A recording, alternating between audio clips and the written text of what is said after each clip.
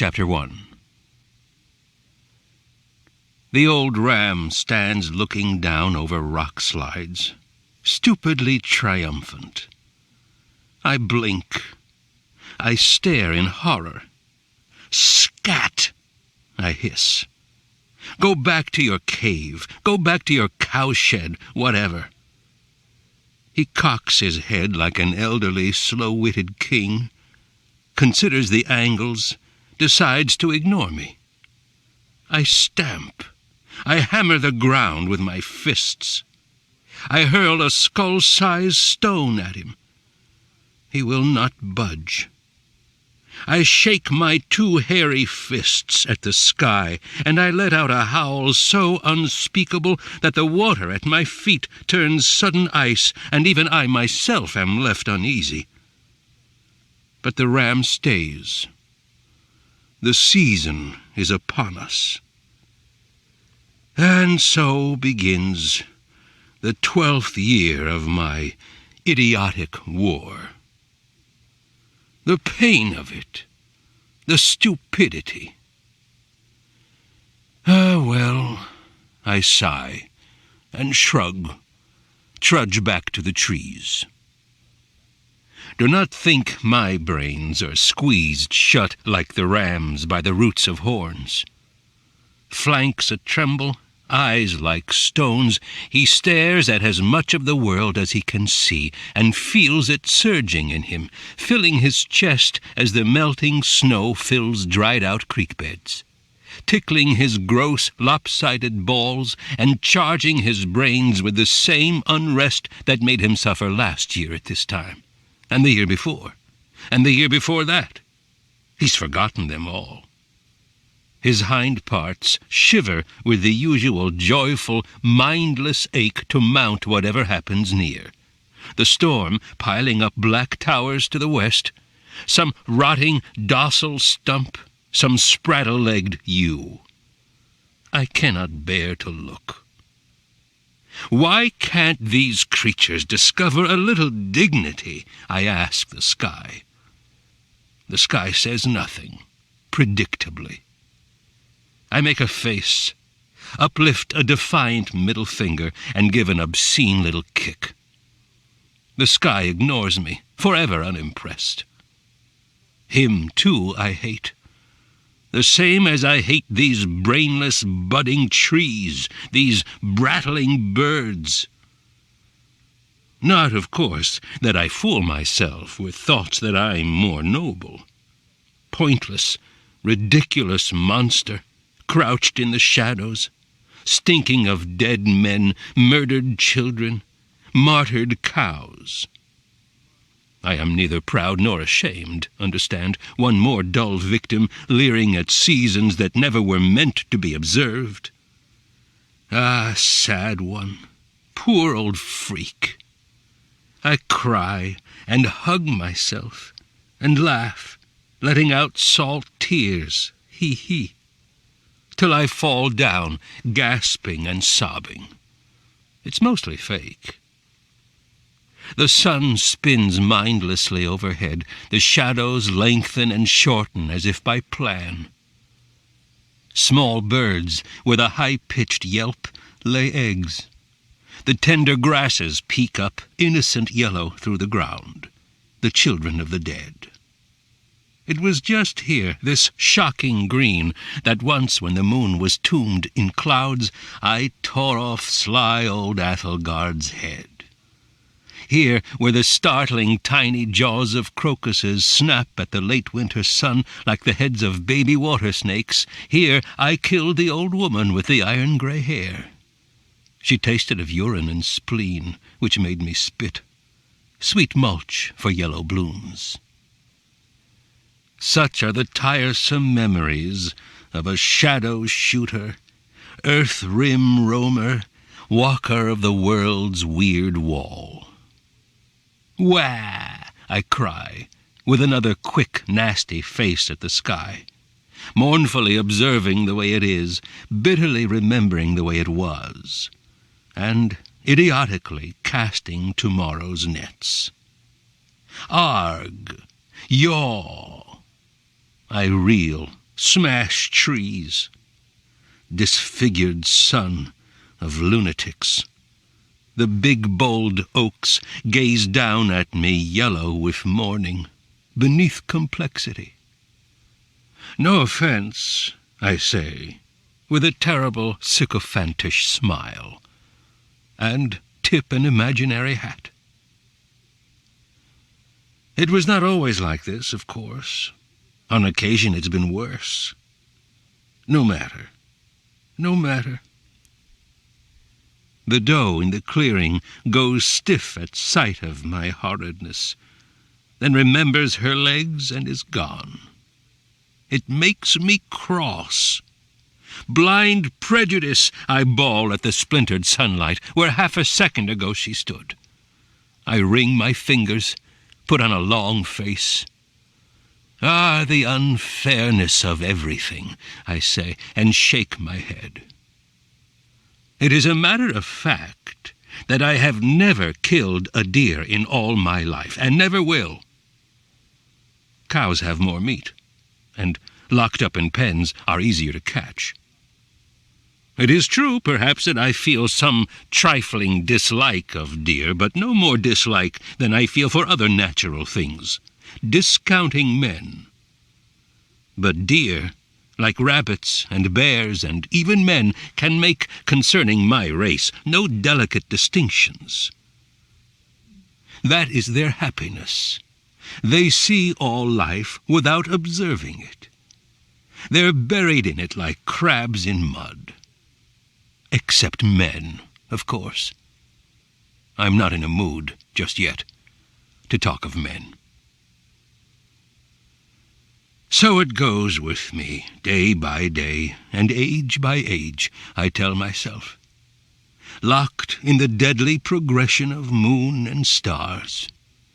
I shake my head, muttering darkly on shaded paths, holding conversation with the only friend and comfort this world affords, my shadow. Wild pigs clatter away through brush. A baby bird falls feet up in my path, squeaking. With a crabby laugh I let him lie, kind heaven's merciful bounty to some sick fox. So it goes with me, age by age, talking, spinning a web of words, pale walls of dreams, between myself and all I see. The first grim stirrings of springtime come, as I knew they must, having seen the ram. And even under the ground where I live, where no light breaks but the red of my fires, and nothing stirs but the flickering shadows on my wet rock walls, or scampering rats on my piles of bones, or my mother's fat, foul bulk rolling over, restless again, molested by nightmares, old memories. I am aware, in my chest, of tuber stirrings in the black, sweet duff of the forest overhead. I feel my anger coming back, building up like invisible fire. And at last, when my soul can no longer resist, I go up, as mechanical as anything else, fists clenched against my lack of will, my belly growling, mindless as wind, for blood. I swim up through the fire snakes, hot, dark whale-cocks prowling the luminous green of the mere, and I surface with a gulp among churning waves and smoke. I crawl up onto the bank and catch my breath. It's good at first to be out in the night, naked to the cold mechanics of the stars. Space hurls outward, falcon swift, mounting like an irreversible injustice, a final disease. The cold night air is reality at last, indifferent to me as a stone face carved on a high cliff wall to show that the world is abandoned. So childhood, too, feels good at first.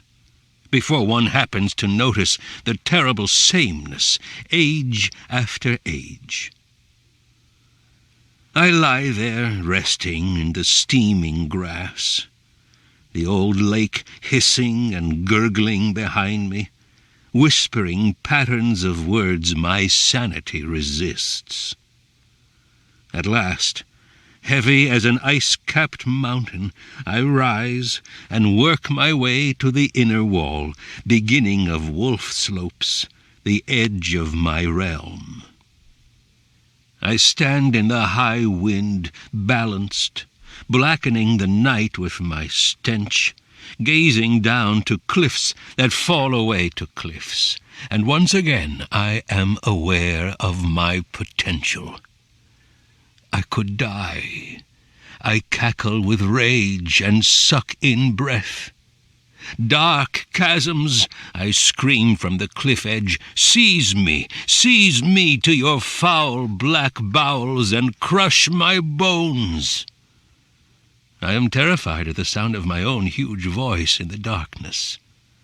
I stand there shaking from head to foot, moved to the deep-sea depths of my being, like a creature thrown into audience with thunder. At the same time, I am secretly unfooled. The uproar is only my own shriek, and chasms are, like all things vast, inanimate. They will not snatch me in 1,000 years, unless, in a lunatic fit of religion, I jump. I sigh, depressed, and grind my teeth. I toy with shouting some tidbit more, some terrifying, unthinkable threat, some blackly fuliginous, riddling hex. But my heart's not in it.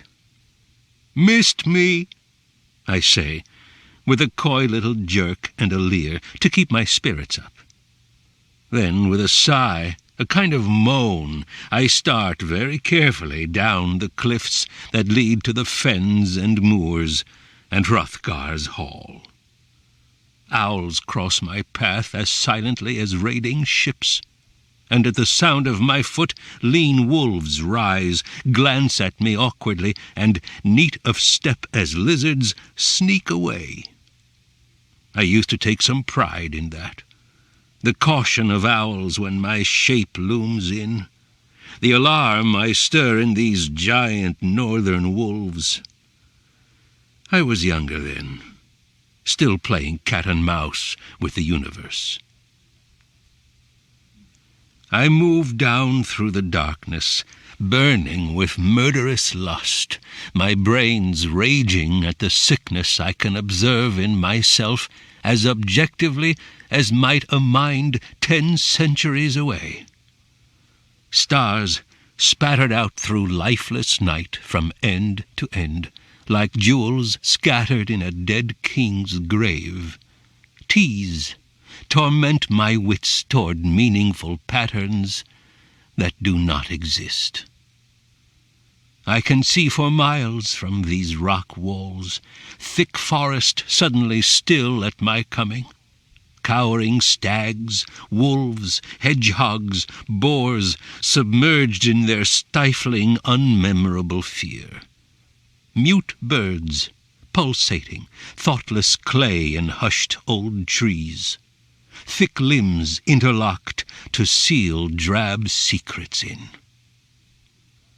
I sigh, sink into the silence, and cross it like wind. Behind my back, at the world's end, my pale, slightly glowing, fat mother sleeps on, old, sick at heart, in our dingy underground room. Life bloated, baffled, long-suffering hag.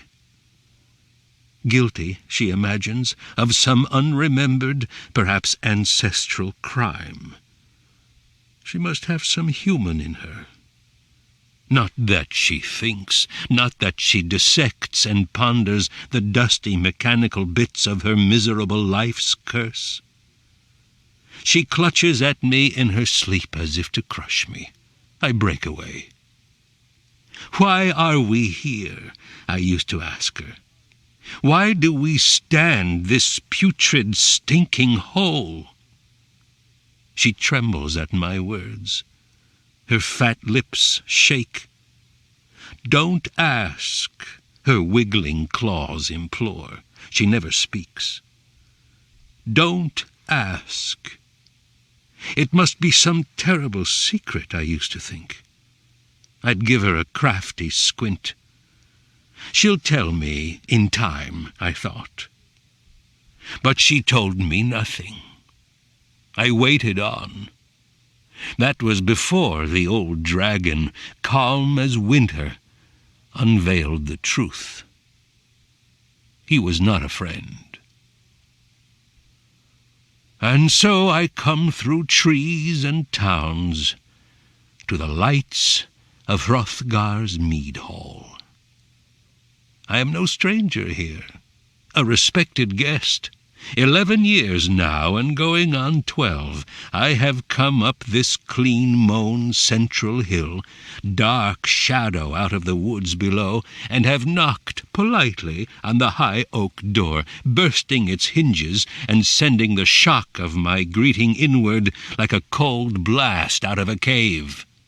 "Grendel!" they squeak, and I smile like exploding spring.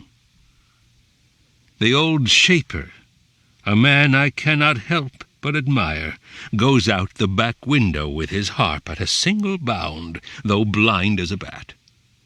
The drunkest of Hrothgar's thanes come reeling and clanking down from their wall-hung beds, all shouting their meaty, outrageous boasts, their heavy swords a-swirl like eagles' wings. "Woe! Woe! Woe!" cries Hrothgar, hoary with winters, peeking in, wide-eyed, from his bedroom in back. His wife, looking in behind him, makes a scene. The thanes in the mead hall blow out the lights and cover the wide stone fireplace with shields. I laugh, crumple over. I can't help myself. In the darkness I alone see clear as day. While they squeal and screech and bump into each other, I silently sack up my dead and withdraw to the woods. I eat and laugh and eat, until I can barely walk, my chest hair matted with dribbled blood.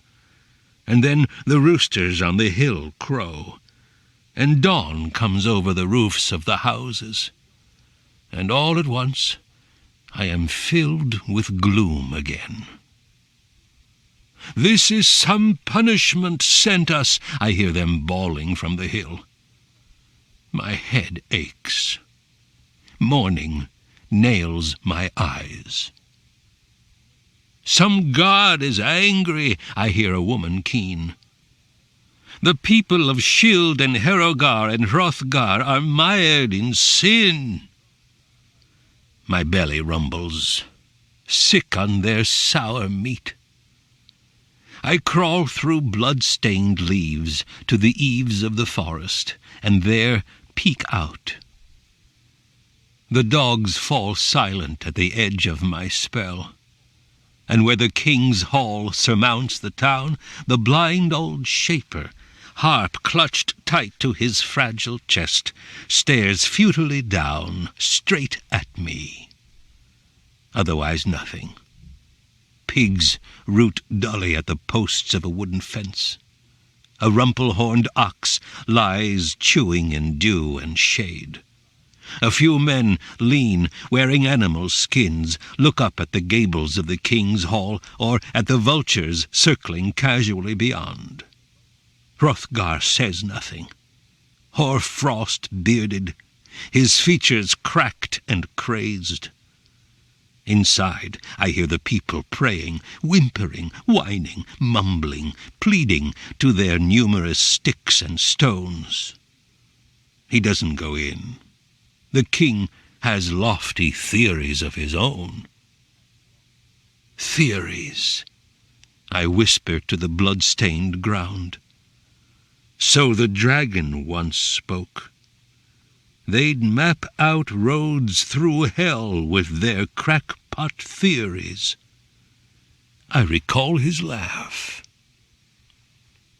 Then the groaning and praying stop, and on the side of the hill the dirge slow shoveling begins. They throw up a mound for the funeral pyre, for whatever arms or legs or heads my haste has left behind. Meanwhile, up in the shattered hall, the builders are hammering, replacing the door for it must be the 50th or 60th time, industrious and witless as worker ants, except that they make small foolish changes, adding a few more iron pegs, more iron bands, with tireless dogmatism. Now, fire. A few little lizard tongues, then healthy flames reaching up through the tangled nest of sticks. A feeble-minded crow could have fashioned a neater nest. A severed leg swells up and bursts, then an arm, then another, and the red fire turns on the blackening flesh and makes it sizzle, and it reaches higher, up and up into greasy smoke, turning like falcons at war play, rushing like circling wolves up into the swallowing, indifferent sky. And now, by some lunatic theory, they throw on golden rings, old swords, and braided helmets. They wail, the whole crowd, women and men, a kind of song, like a single quavering voice.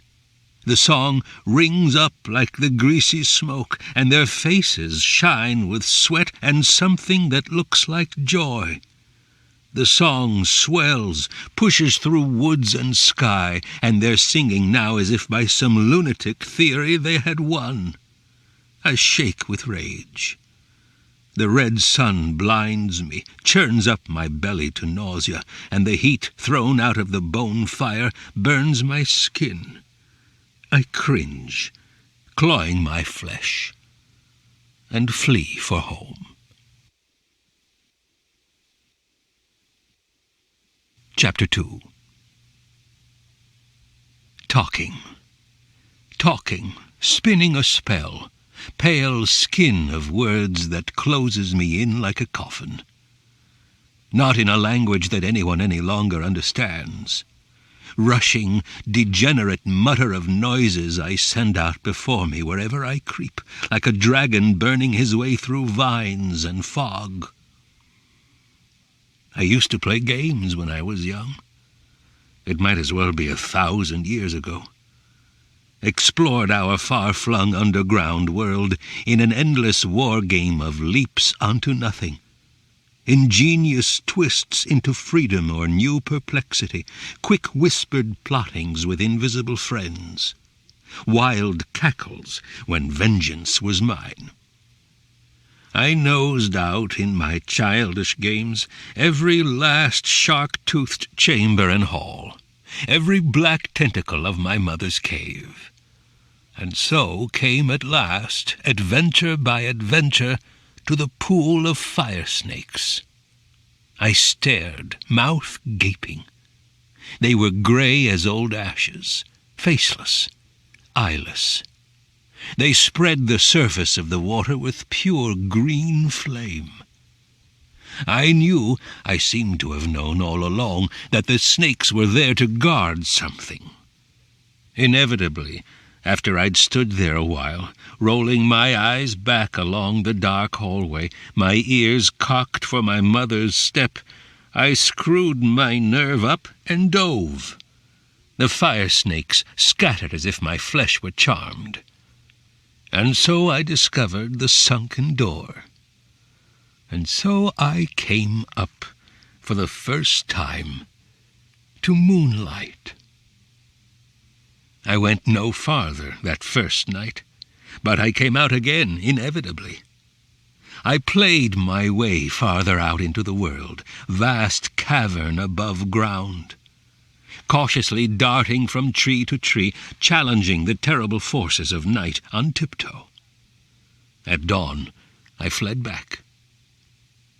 I lived those years, as do all young things, in a spell. Like a puppy nipping, playfully growling, preparing for battle with wolves. At times the spell would be broken suddenly. On shelves or in hallways of my mother's cave, large old shapes with smouldering eyes sat watching me. A continuous grumble came out of their mouths. Their backs were humped. Then, little by little, it dawned on me that the eyes that seemed to bore into my body were in fact gazing through it, wearily indifferent to my slight obstruction of the darkness. Of all the creatures I knew in those days, only my mother really looked at me, stared at me as if to consume me like a troll. She loved me, in some mysterious sense I understood without her speaking it. I was her creation. We were one thing, like the wall and the rock growing out from it. Or so I ardently, desperately affirmed. When her strange eyes burned into me, it did not seem quite sure. I was intensely aware of where I sat, the volume of darkness I displaced, the shiny, smooth span of packed dirt between us, and the shocking separateness from me in my mamma's eyes. I would feel, all at once, alone and ugly, almost as if I'd dirtied myself, obscene. The cavern river rumbled far below us.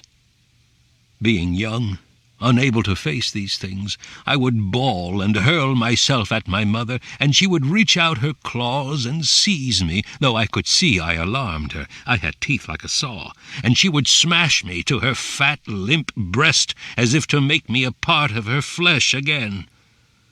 After that, comforted, I would gradually ease back out into my games. Crafty-eyed, wicked as an elderly wolf, I would scheme with or stalk my imaginary friends, projecting the self I meant to become into every dark corner of the cave and the woods above. Then, all at once, there they'd be again, the indifferent, burning eyes of the strangers, or my mother's eyes. Again, my world would be suddenly transformed, fixed like a rose with a nail through it, space hurtling coldly out from me in all directions. But I didn't understand.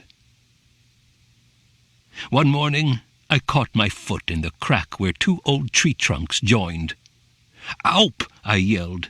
"Mama, wah!" I was out much later than I'd meant to be. As a rule, I was back in the cave by dawn, but that day I'd been lured out farther than usual by the heavenly scent of newborn calf. Ah, sweeter than flowers, as sweet as my mamma's milk. I looked at the foot in anger and disbelief. It was wedged deep, as if the two oak trees were eating it. Black sawdust, squirrel dust, was spattered up the leg almost to the thigh. I'm not sure now how the accident happened. I must have pushed the two boles apart as I stepped up into the place where they joined. And then, when I stupidly let go again, they closed on my foot like a trap. Blood gushed from my ankle and shin, and pain flew up through me like fire up the flue of a mountain. I lost my head. I bellowed for help so loudly it made the ground shake. "Mama, wah, wah!" I bellowed to the sky, the forest, the cliffs, until I was so weak from loss of blood I could barely wave my arms. "I'm going to die," I wailed. "Poor Grendel, poor old Mama." I wept and sobbed. "Poor Grendel will hang here and starve to death," I told myself, "and no one will ever even miss him." The thought enraged me. I hooted. I thought of my mother's foreign eyes staring at me from across the room. I thought of the cool, indifferent eyes of the others. I shrieked in fear. Still no one came. The sun was up now, and even filtered as it was through the lacy young leaves, it made my head hurt. I twisted around as far as I could, hunting wildly for her shape on the cliffs, but there was nothing, or rather there was everything but my mother. Thing after thing tried, cynical and cruel, to foist itself off as my mamma's shape, a black rock balanced at the edge of the cliff, a dead tree casting a long-armed shadow, a running stag, a cave entrance, each thing trying to detach itself, lift itself out of the general meaningless scramble of objects, but falling back, melting to the blank, infuriating clutter of not my mother. My heart began to race. I seemed to see the whole universe, even the sun and sky, leaping forward, then sinking away again, decomposing. Everything was wreckage, putrefaction. If she were there, the cliffs, the brightening sky, the trees, the stag, the waterfall would suddenly snap into position around her, sane again, well organized. But she was not, and the morning was crazy. Its green brilliance jabbed at me, live needles. "Please, Mama," I sobbed as if heartbroken. Then, some 30 feet away, there was a bull. He stood looking at me with his head lowered, and the world snapped into position around him, as if in league with him.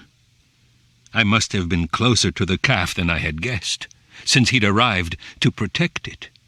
Bulls do such things, though they don't even know that the calves they defend are theirs. He shook his horns at me, as if scornful. I trembled. On the ground, on 2 good feet, I would have been more than a match for the bull, or if not, I could have outrun him. But I was 4 or 5 feet up in the air, trapped and weak. He could slam me right out of the tree with one blow of that boned square head, maybe tearing the foot off, and then he could gore me to death at his leisure in the grass. He pawed the ground, looking at me up from under, murderous. "Go away," I said. "Hist!" It had no effect. I bellowed at him. He jerked his head as if the sound were a boulder I'd thrown at him. But then he merely stood considering, and after a minute he pawed the ground again. Again I bellowed. This time he hardly noticed it. He snorted through his nose and pawed more deeply, spattering grass and black earth at his sharp rear hooves. As if time had slowed down, as it does for the dying, I watched him loll his weight forward, sliding into an easy lope, head tilted, coming toward me in a casual arc. He picked up speed, throwing his weight onto his huge front shoulders, crooked tail lifted behind him like a flag.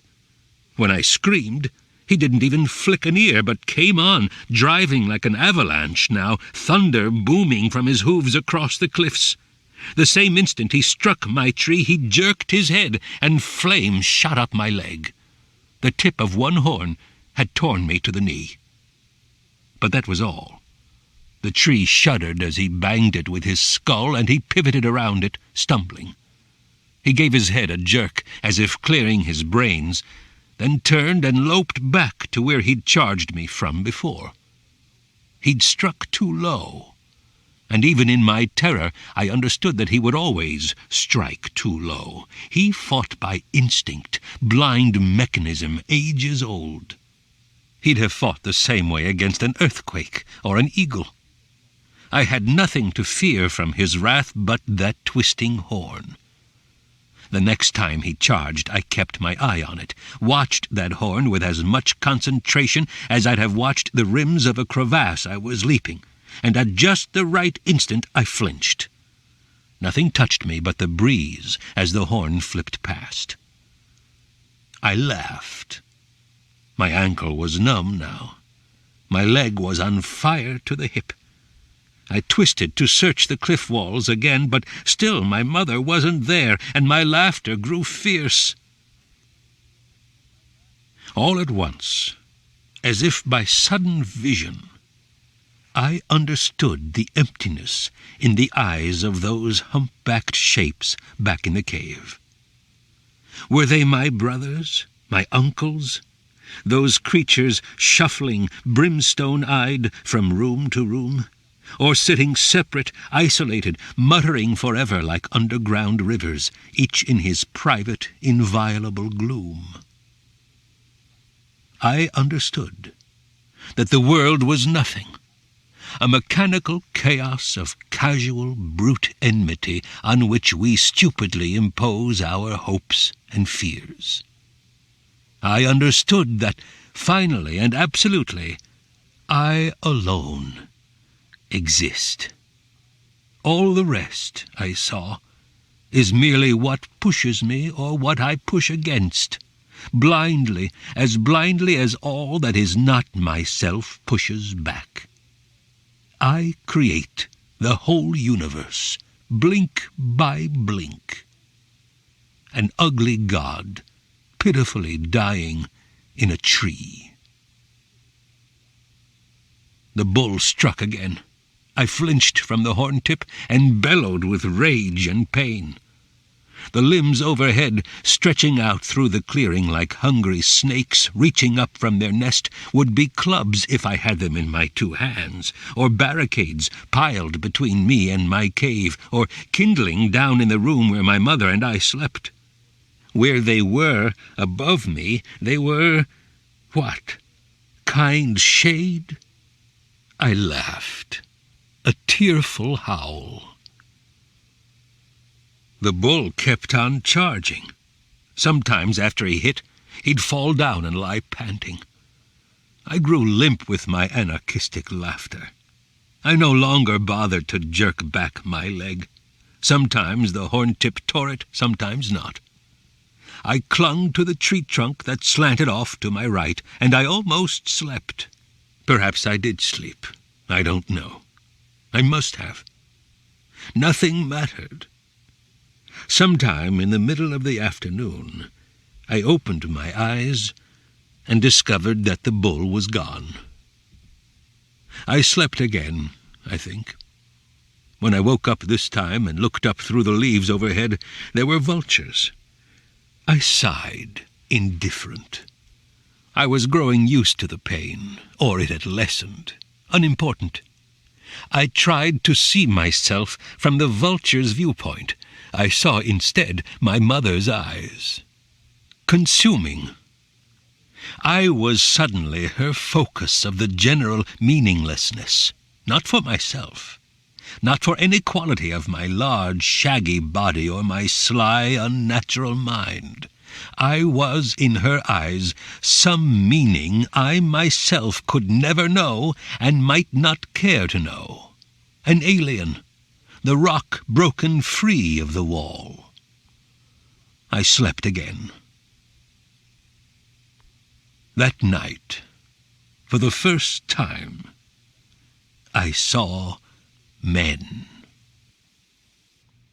It was dark when I awakened, or when I came to, if it was that. I was aware at once that there was something wrong. There was no sound, not even the honk of a frog or the chirp of a cricket. There was a smell, a fire very different from ours, pungent, painful as thistles to the nose. I opened my eyes, and everything was blurry as though under water. There were lights all around me, like some weird creature's eyes. They jerked back as I looked. Then voices, speaking words. The sounds were foreign at first, but when I calmed myself, concentrating, I found I understood them. It was my own language, but spoken in a strange way, as if the sounds were made by brittle sticks, dried spindles, flaking bits of shale. My vision cleared, and I saw them, mounted on horses, holding torches up. Some of them had shiny domes, as it seemed to me then, with horns coming out like the bull's.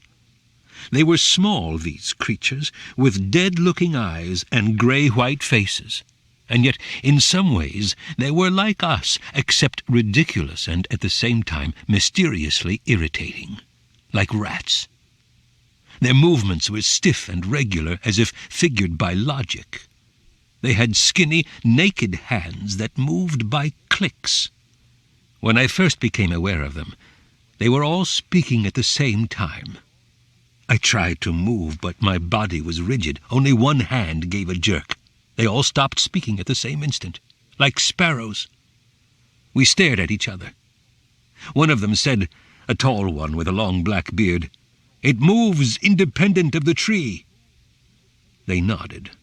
The tall one said, "It's a growth of some kind. That's my opinion, some beast-like fungus."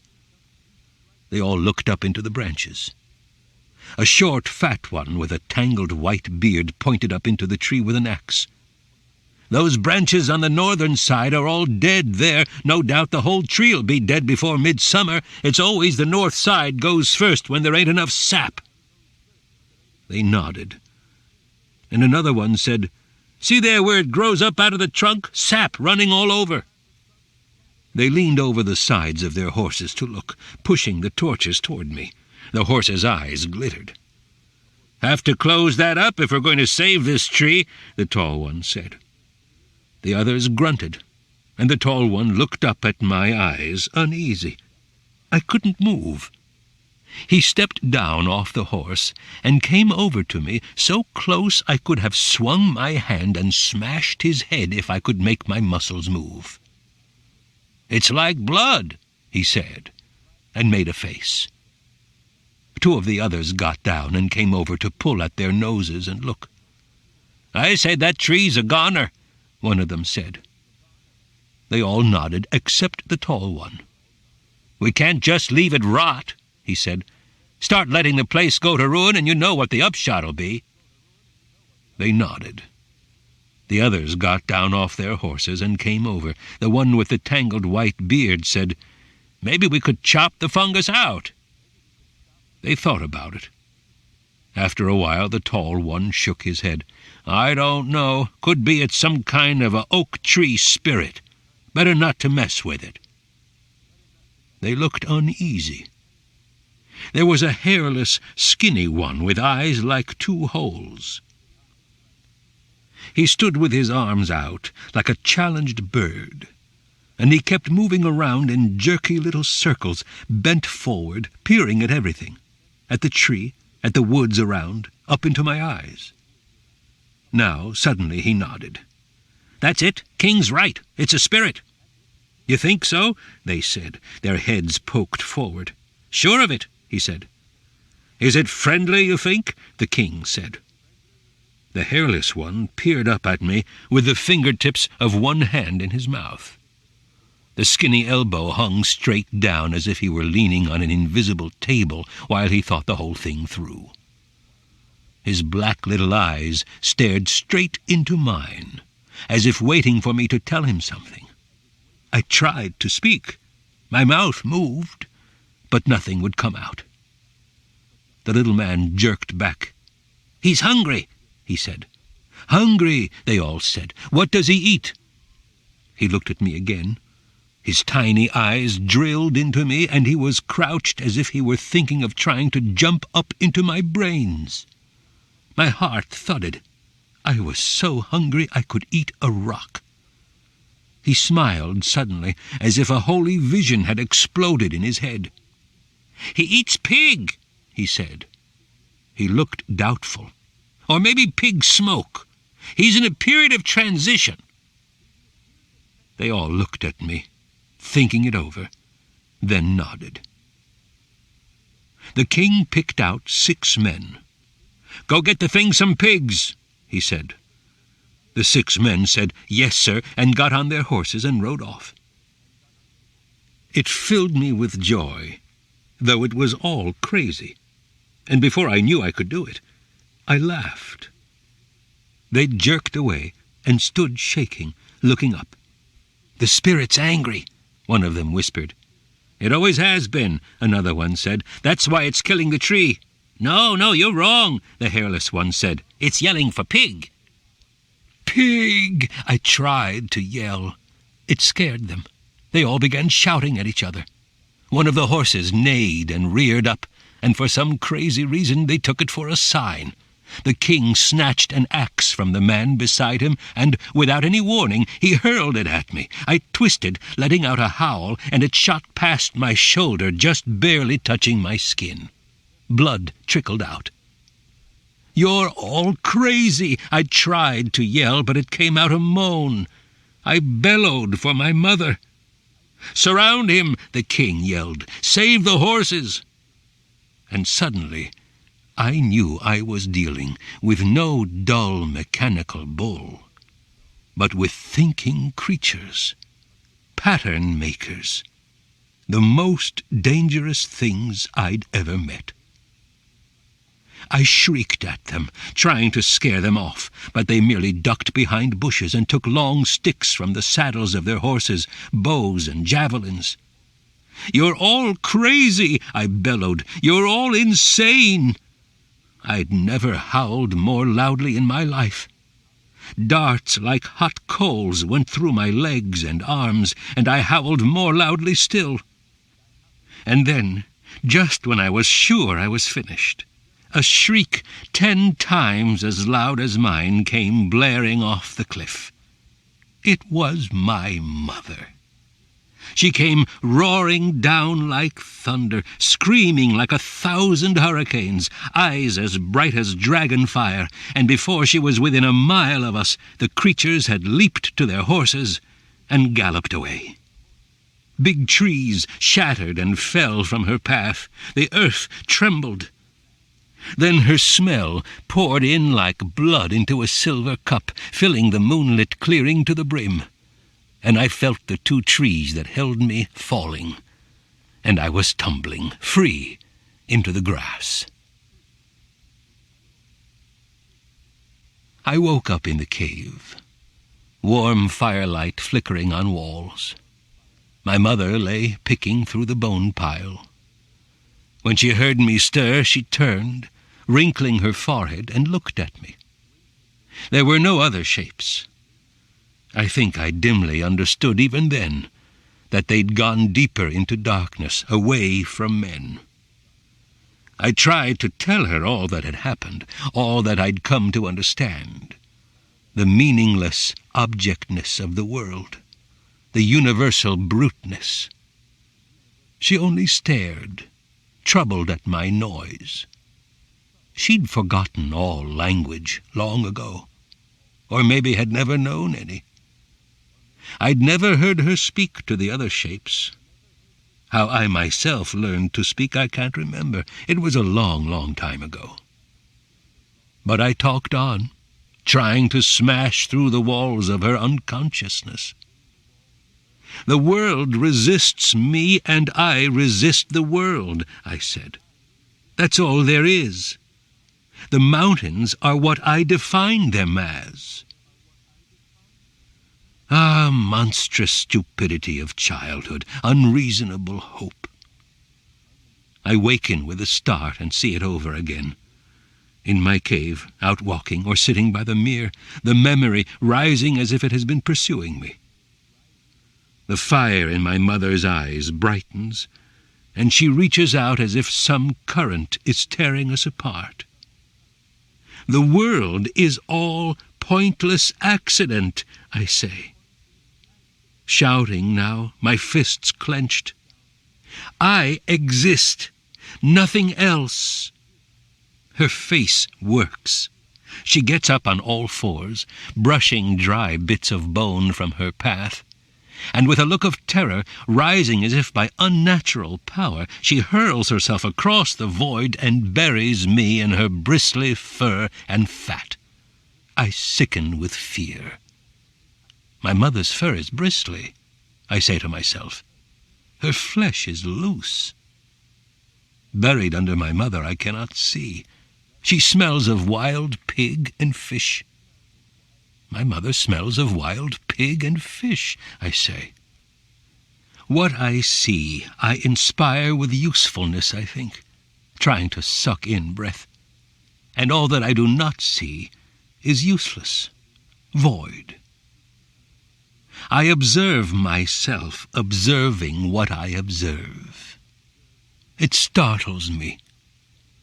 Then I am not that which observes. I am lack. A lack. No thread, no frailest hair between myself and the universal clutter. I listen to the underground river. I have never seen it. Talking, spinning a skin. A skin. I can't breathe, and I claw to get free. She struggles. I smell my mamma's blood, and, alarmed, I hear from the walls and floor of the cave the booming of her heart. Chapter 3.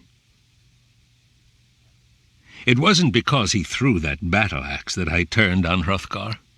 That was mere midnight foolishness. I dismissed it, thought of it afterward only as you remember a tree that fell on you, or an adder you stepped on by accident, except, of course, that Hrothgar was more to be feared than a tree or snake. It wasn't until later, when I was full grown, and Hrothgar was an old man, that I settled my soul on destroying him, slowly and cruelly. Except for his thane's occasional stories of seeing my footprints, he'd probably forgotten by then that I existed. He'd been busy. I'd watched it all from the eaves of the forest, mostly from up off the ground in the branches. In the beginning there were various groups of them, ragged little bands that roamed the forest on foot or horseback.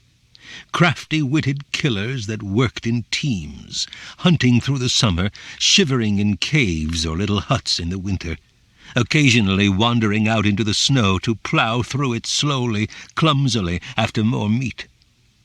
Ice clung to their eyebrows and beards and eyelashes, and I'd hear them whining and groaning as they walked. When two hunters from different bands came together in the woods, they would fight until the snow was slushy with blood, then crawl back, gasping and crying, to their separate camps, to tell wild tales of what happened. As the bands grew larger, they would seize and clear a hill, and with the trees they'd cut would set up shacks, and on the crown of the hill a large, shaggy house with a steeply pitched roof and a wide stone hearth, where they'd all go at night for protection from other bands of men. The inside walls would be beautifully painted and hung with tapestries, and every cross timber or falcon's perch was carved and gewgawed with toads, snakes, dragon shapes, deer, cows, pigs, trees, trolls. At the first sign of spring they would set out their shrines and scatter seeds on the sides of the hill below the shacks, and would put up wooden fences to pen their pigs and cows. The women worked the ground and milked and fed the animals, while the men hunted. And when the men came in from the wolf roads at dusk, the women would cook the game they'd caught, while the men went inside and drank mead. Then they'd all eat, the men first, then the women and children, the men still drinking, getting louder and braver, talking about what they were going to do to the bands on the other hills. I would huddle, listening to their noise in the darkness, my eyebrows lifted, my lips pursed, the hair on the back of my neck standing up like pig's bristles. All the bands did the same thing. In time, I began to be more amused than revolted by what they threatened. It didn't matter to me what they did to each other. It was slightly ominous because of its strangeness. No wolf was so vicious to other wolves, but I half believed they weren't serious. They would listen to each other at the mead hall tables, their pinched, cunning rats' faces picking like needles at the boasters' words, the war-falcons gazing down, black from the rafters. And when one of them finished his raving threats, another would stand up and lift up his ram's horn, or draw his sword, or sometimes both if he was very drunk, and he'd tell them what he'd planned to do.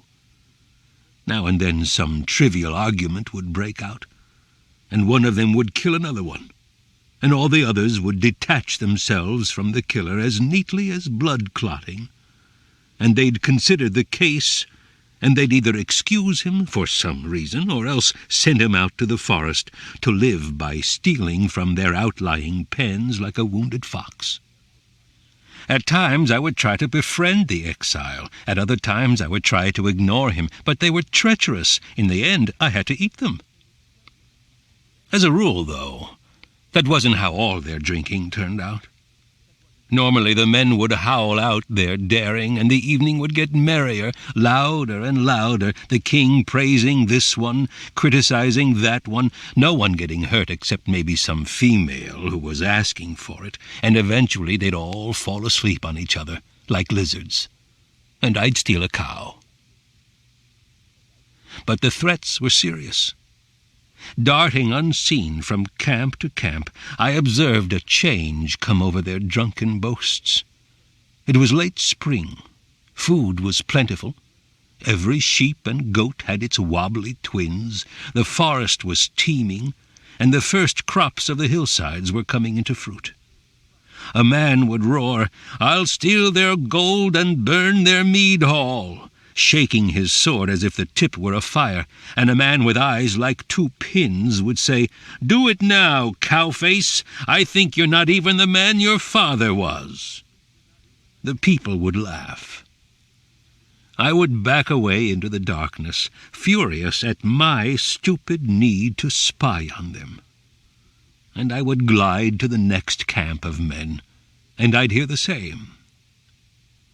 Then, once, around midnight, I came to a hall in ruins. The cows in their pens lay burbling blood through their nostrils, with javelin holes in their necks. None had been eaten. The watchdogs lay like dark, wet stones, with their heads cut off, teeth bared. The fallen hall was a square of flames and acrid smoke, and the people inside, none of them had been eaten either, were burned black, small, like dwarfs turned dark and crisp. The sky opened like a hole where the gables had loomed before, and the wooden benches, the trestle tables, the beds that had hung on the mead hall walls were scattered to the edge of the forest, shining charcoal. There was no sign of the gold they'd kept, not so much as a melted hilt. Then the wars began, and the war songs, and the weapon-making. If the songs were true, as I suppose at least one or two of them were, there had always been wars, and what I'd seen was merely a period of mutual exhaustion. I'd be watching a mead hall from high in a tree, night birds singing in the limbs below me, the moon's face hidden in a tower of clouds, and nothing would be stirring except leaves moving in the light spring breeze, and down by the pig pens 2 men walking with their battle-axes and their dogs. Inside the hall I would hear the shaper telling of the glorious deeds of dead kings, how they'd split certain heads, snuck away with certain precious swords and necklaces, his harp mimicking the rush of swords, clanging boldly with the noble speeches, sighing behind the hero's dying words. Whenever he stopped, thinking up formulas for what to say next, the people would all shout and thump each other and drink to the shaper's long life. In the shadow of the hall and by the outbuildings, men sat whistling or humming to themselves, repairing weapons, winding bronze bands around grey ash spears, treating their sword blades with snake's venom, watching the gold worker decorate the handles of battle-axes. The gold workers had an honored place. I remember one of them especially, a lean, aloof superior man of middle age, He never spoke to the others except to laugh sometimes. Nyeh-heh-heh. Then, suddenly, the birds below me in the tree would fall silent, and beyond the mead-hall clearing I'd hear the creak of harness leather. The watchmen and their dogs would stand stock still as if lightning struck. Then the dogs would bark, and the next instant the door would bang open, and men would come tumbling, looking crazy, from the mead-hall. The enemy's horses would thunder up into the clearing, leaping the pig fences, sending the cows and the pigs away mooing and squealing, and the two bands of men would charge. 20 feet apart they would slide to a stop and stand screaming at each other with raised swords. The leaders on both sides held their javelins high in both hands and shook them, howling their lungs out. Terrible threats from the few words I could catch. Things about their fathers and their fathers' fathers. Things about justice and honor and lawful revenge, their throats swollen, their eyes rolling like a newborn colt's, sweat running down their shoulders. Then they would fight, spears flying, swords wonking, arrows raining from the windows and doors of the mead-hall and the edge of the woods. Horses reared and fell over screaming. Ravens flew crazy as bats in a fire. Men staggered, gesturing wildly, making speeches, dying or sometimes pretending to be dying, sneaking off. Sometimes the attackers would be driven back. Sometimes they'd win and burn the mead-hall down. Sometimes they'd capture the king of the mead-hall and make his people give weapons and gold rings and cows. It was confusing and frightening, not in a way I could untangle. I was safe in my tree, and the men who fought were nothing to me, except, of course, that they talked in something akin to my language, which meant that we were incredibly related. I was sickened, if only at the waste of it. All they killed, cows, horses, men, they left to rot or burn. I sacked all I could and tried to store it, but my mother would growl and make faces because of the stink. The fighting went on all that summer, and began again the next, and again the next.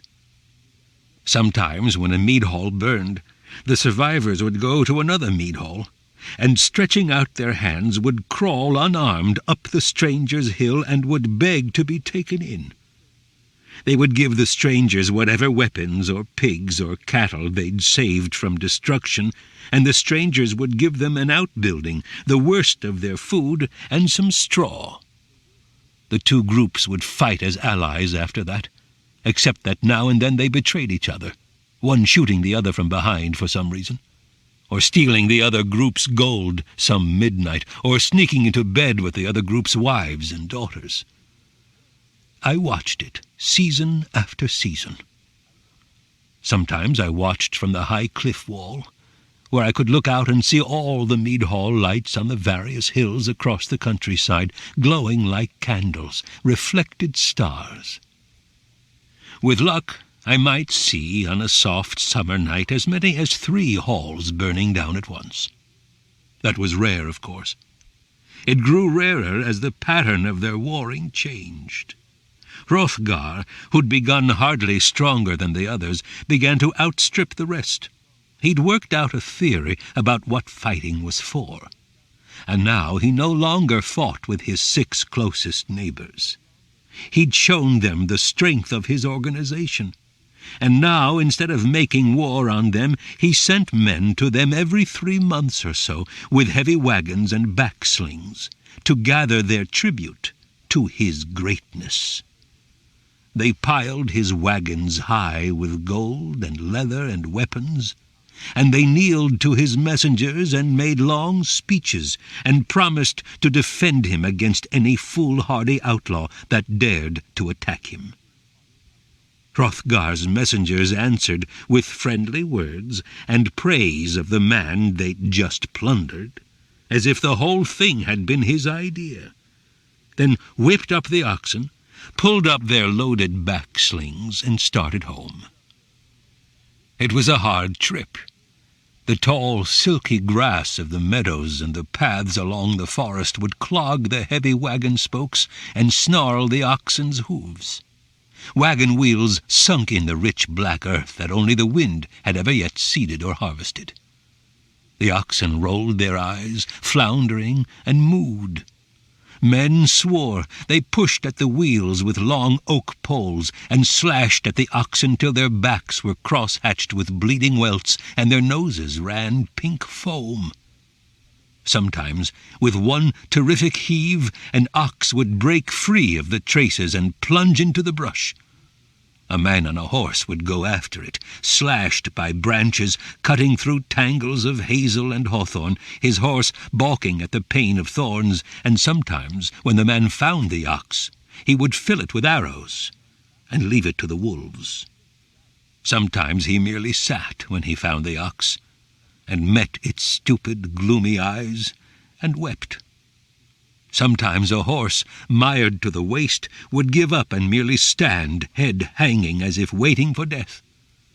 And the men would howl at it and cut it with whips, or throw stones or club it with heavy limbs, until finally one of them came to his senses and calmed the others, and they would winch out the horse with ropes and wagon wheels if they could, or else abandon the horse or kill it, first stripping off the saddle and bridle and the handsomely decorated harness.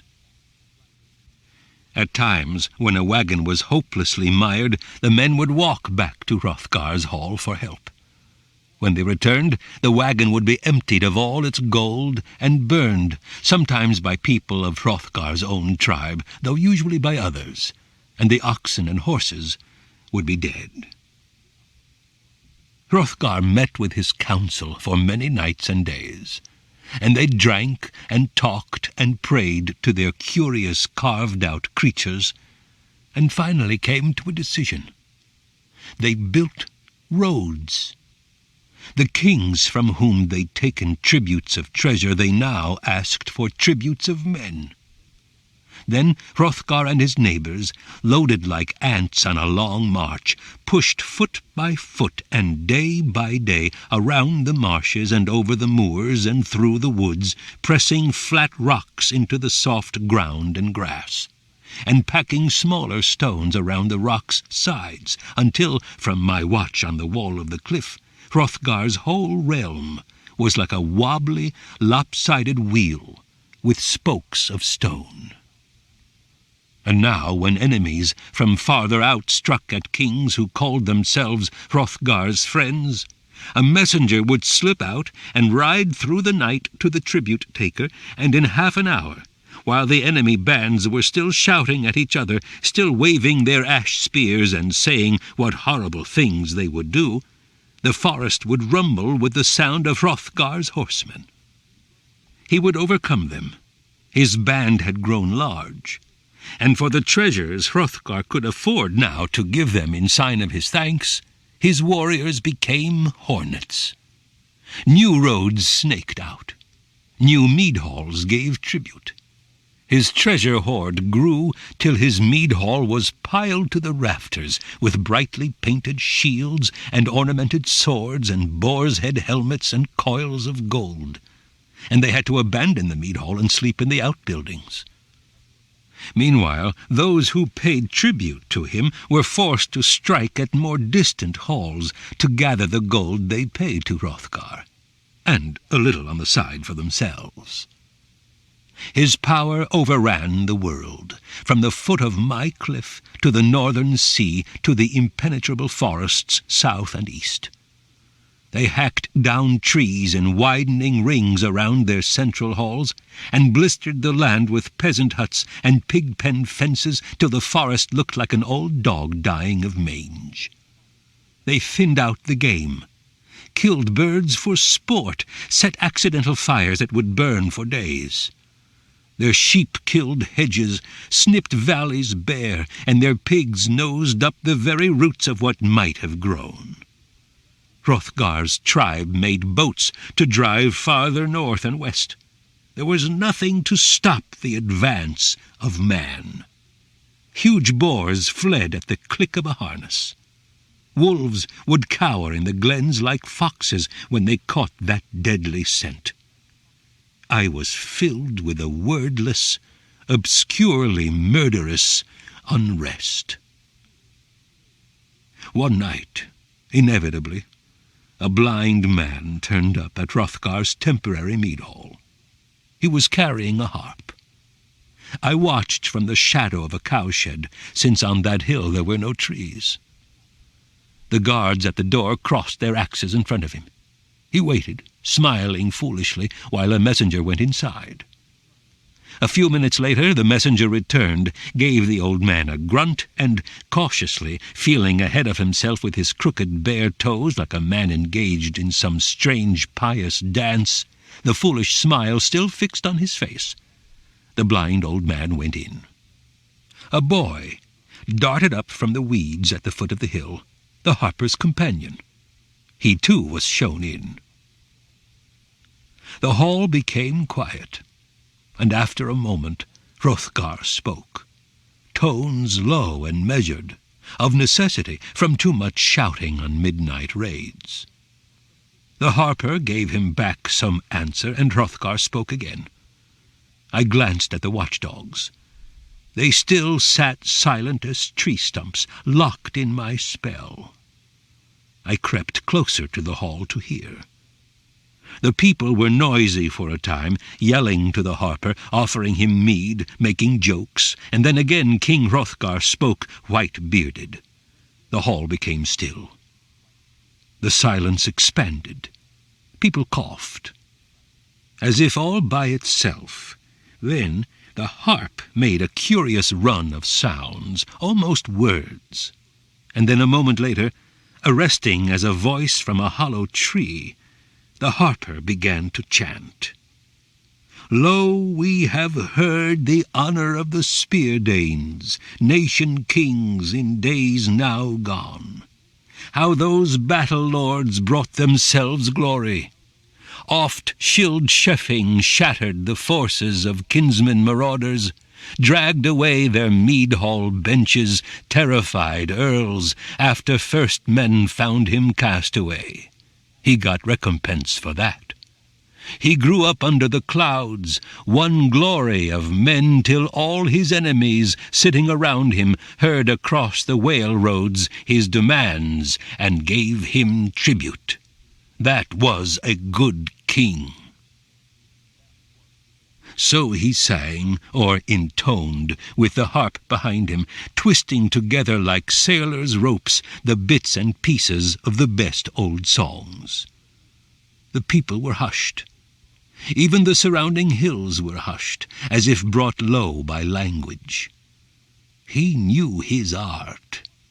He was king of the shapers, harp-string scratchers, oak-moss bearded, inspired by winds. That was what had brought him over wilderness, down blind man's alleys of time and space, to Hrothgar's famous hall. He would sing the glory of Hrothgar's line, and gild his wisdom, and stir up his men to more daring deeds. For a price. He told how Scyld, by the cunning of arms, had rebuilt the old Danish kingdom from ashes, lordless a long time before he came, and the prey of every passing band, and how Scyld's son, by the strength of his wits, had increased their power, a man who fully understood men's need, from lust to love, and knew how to use it to fashion a mile-wide fist of chain-locked steel. He sang of battles and marriages, of funerals and hangings, the whimperings of beaten enemies, of splendid hunts and harvests. He sang of Hrothgar, hoar-frost white, magnificent of mind. When he finished, the hall was as quiet as a mound. I too was silent, my ear pressed tight against the timbers. Even to me, incredibly, he had made it all seem true and very fine. Now a little, now more, a great roar began, an exhalation of breath that swelled to a rumble of voices, and then to the howling and clapping and stomping of men gone mad on art. They would seize the oceans, the farthest stars, the deepest secret rivers in Hrothgar's name. Men wept like children. Children sat stunned. It went on and on, a fire more dread than any visible fire. Only one man in the kingdom seemed cast down. The man who'd been Hrothgar's harper before the blind man came to make his bid. The former harper crept out into the darkness, unnoticed by the rest. He slipped away through fields and forests, his precious old instrument under his arm, to seek out refuge in the hall of some lesser marauder. I too crept away, my mind aswim in ringing phrases, magnificent, golden, and all of them, incredibly, lies. What was he? The man had changed the world, had torn up the past by its thick, gnarled roots, and had transmuted it. And they, who knew the truth, remembered it his way. And so did I. I crossed the moors in a queer panic, like a creature half insane. I knew the truth. It was late spring. Every sheep and goat had its wobbly twins. A man said, "I'll steal their gold and burn their mead hall," and another man said, "Do it now." I remembered the ragged men fighting each other till the snow was red slush, whining in winter, the shriek of people and animals burning, the whip-slashed oxen in the mire, the scattered battle leavings, wolf-torn corpses, falcons fat with blood. Yet I also remembered, as if it had happened, great Shield, of whose kingdom no trace remained, and his far-sighted son, of whose greater kingdom no trace remained. And the stars overhead were alive with the promise of Hrothgar's vast power, his universal peace. The moors their axes had stripped of trees glowed silver in the moonlight, and the yellow lights of peasant huts were like scattered jewels on the raven-dark cloak of a king. I was so filled with sorrow and tenderness, I could hardly have found it in my heart to snatch a pig.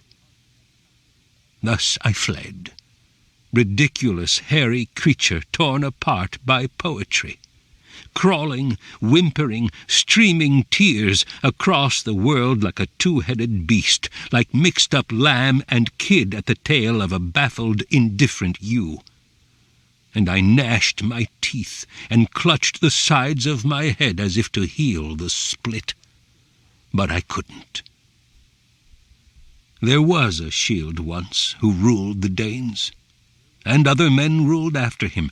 That much was true. And the rest? At the top of the cliff wall I turned and looked down, and I saw all the lights of Hrothgar's realm, and the realms beyond that would soon be his. And to clear my mind I sucked in wind and screamed. The sound went out, violent, to the rims of the world. And after a moment it bounced back up at me, harsh and ungodly against the sigh of the remembered harp, like 1,000 tortured rat squeals crying, "Lost!" I clamped my palms to my ears, and stretched up my lips, and shrieked again, a stab at truth, a snatch at apocalyptic glee. Then I ran on all fours, chest pounding, to the smoky mere. Chapter 4. He sings to a heavier harp song now, old heartstring scratcher, memory scraper, of the richest of kings made sick of soul by the scattered bones of thanes. By late afternoon the fire dies down, and the column of smoke is white, no longer greasy. There will be others this year, they know, yet they hang on. The sun backs away from the world like a crab, and the days grow shorter, the nights grow longer, more dark and dangerous. I smile, angry in the thickening dusk, and feast my eyes on the greatest of mead halls, unsatisfied. His pride, the torch of kingdoms, heart. The shaper remains, though now there are nobler courts where he might sing, the pride of creation. He built this hall by the power of his songs, created with casual words its grave morality, mortality. The boy observes him, tall and solemn, 12 years older than the night he first crept in with his stone-eyed master. He knows no art but tragedy, a moving singer. The credit is wholly mine. Inspired by winds, or whatever you please, the old man sang of a glorious mead hall whose light would shine to the ends of the ragged world. The thought took seed in Hrothgar's mind. It grew. He called all his people together and told them his daring scheme. He would build a magnificent mead hall high on a hill with a view of the western sea, a victory seat near the giant's work, old ruined fortress from the world's first war, to stand forever as a sign of the glory and justice of Hrothgar's Danes. There he would sit and give treasures out, all wealth, but the lives of men and the people's land. And so his sons would do after him, and his sons' sons to the final generation. I listened, huddled in the darkness, tormented, mistrustful. I knew them, had watched them, yet the things he said seemed true. He sent to far kingdoms for woodsmen, carpenters, metalsmiths, goldsmiths, also carters, victuallers, clothiers to attend to the workmen, and for weeks their uproar filled the days and nights. I watched from the vines and boulders of the giant's ruin 2 miles off. Then word went out to the races of men that Hrothgar's hall was finished. He gave it its name. From neighboring realms and from across the sea came men to the great celebration. The harper sang. I listened, felt myself swept up. I knew very well that all he said was ridiculous. Not light for their darkness, but flattery, illusion. A vortex pulling them from sunlight to heat, a kind of midsummer burgeoning waltz to the sickle. Yet I was swept up. Ridiculous, I hissed in the black of the forest. I snatched up a snake from beside my foot and whispered to it, I knew him when. But I couldn't bring out a wicked cackle as I'd meant to do. My heart was light with Hrothgar's goodness, and leaden with grief at my own bloodthirsty ways. I backed away, crab-like, further into darkness, like a crab retreating in pain when you strike 2 stones at the mouth of his underwater den. I backed away till the honey-sweet lure of the harp no longer mocked me. Yet even now my mind was tormented by images. Thanes filled the hall, and a great silent crowd of them spilled out over the surrounding hill, smiling, peaceable, hearing the harper, as if not a man in all that lot had ever twisted a knife in his neighbour's chest. "Well, then, he's changed them," I said, and stumbled and fell on the root of a tree. "Why not?" "Why not?" the forest whispered back. Yet not the forest, something deeper, an impression from another mind, some live thing, old and terrible. I listened, tensed. Not a sound. "He reshapes the world," I whispered, belligerent. "So his name implies. He stares strange-eyed at the mindless world and turns dry sticks to gold." A little poetic, I would readily admit. His manner of speaking was infecting me, making me pompous. "Nevertheless," I whispered crossly, but I couldn't go on, too conscious all at once of my whispering, my eternal posturing, always transforming the world with words, changing nothing. I still had the snake in my fist. I set it down. It fled. "He takes what he finds," I said stubbornly, trying again. "And by changing men's minds, he makes the best of it. Why not?" But it sounded petulant. And it wasn't true, I knew. He sang for pay, for the praise of women, one in particular, and for the honor of a famous king's hand on his arm. If the ideas of art were beautiful, that was art's fault, not the shaper's. A blind selector, almost mindless, a bird. Did they murder each other more gently because in the woods sweet songbirds sang? Yet I wasn't satisfied.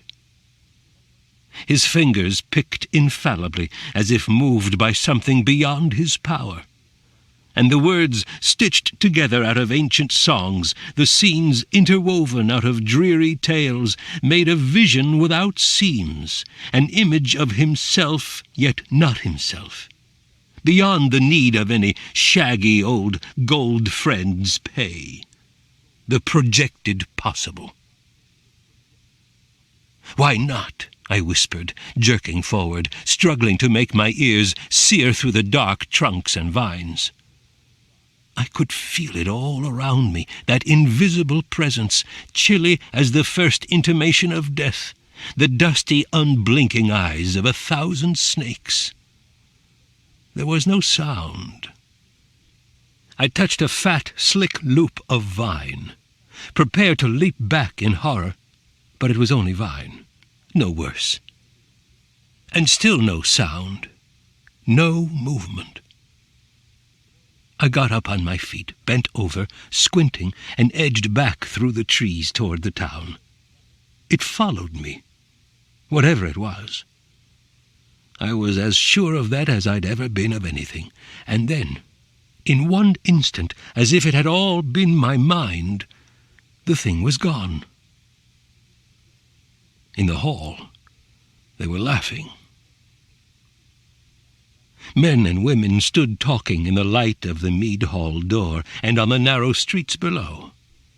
On the lower hillside, boys and girls played near the sheep pens, shyly holding hands. A few lay touching each other in the forest eaves. I thought how they'd shriek if I suddenly showed my face, and it made me smile. But I held myself back. They talked nothing. Stupidities. Their soft voices groping like hands.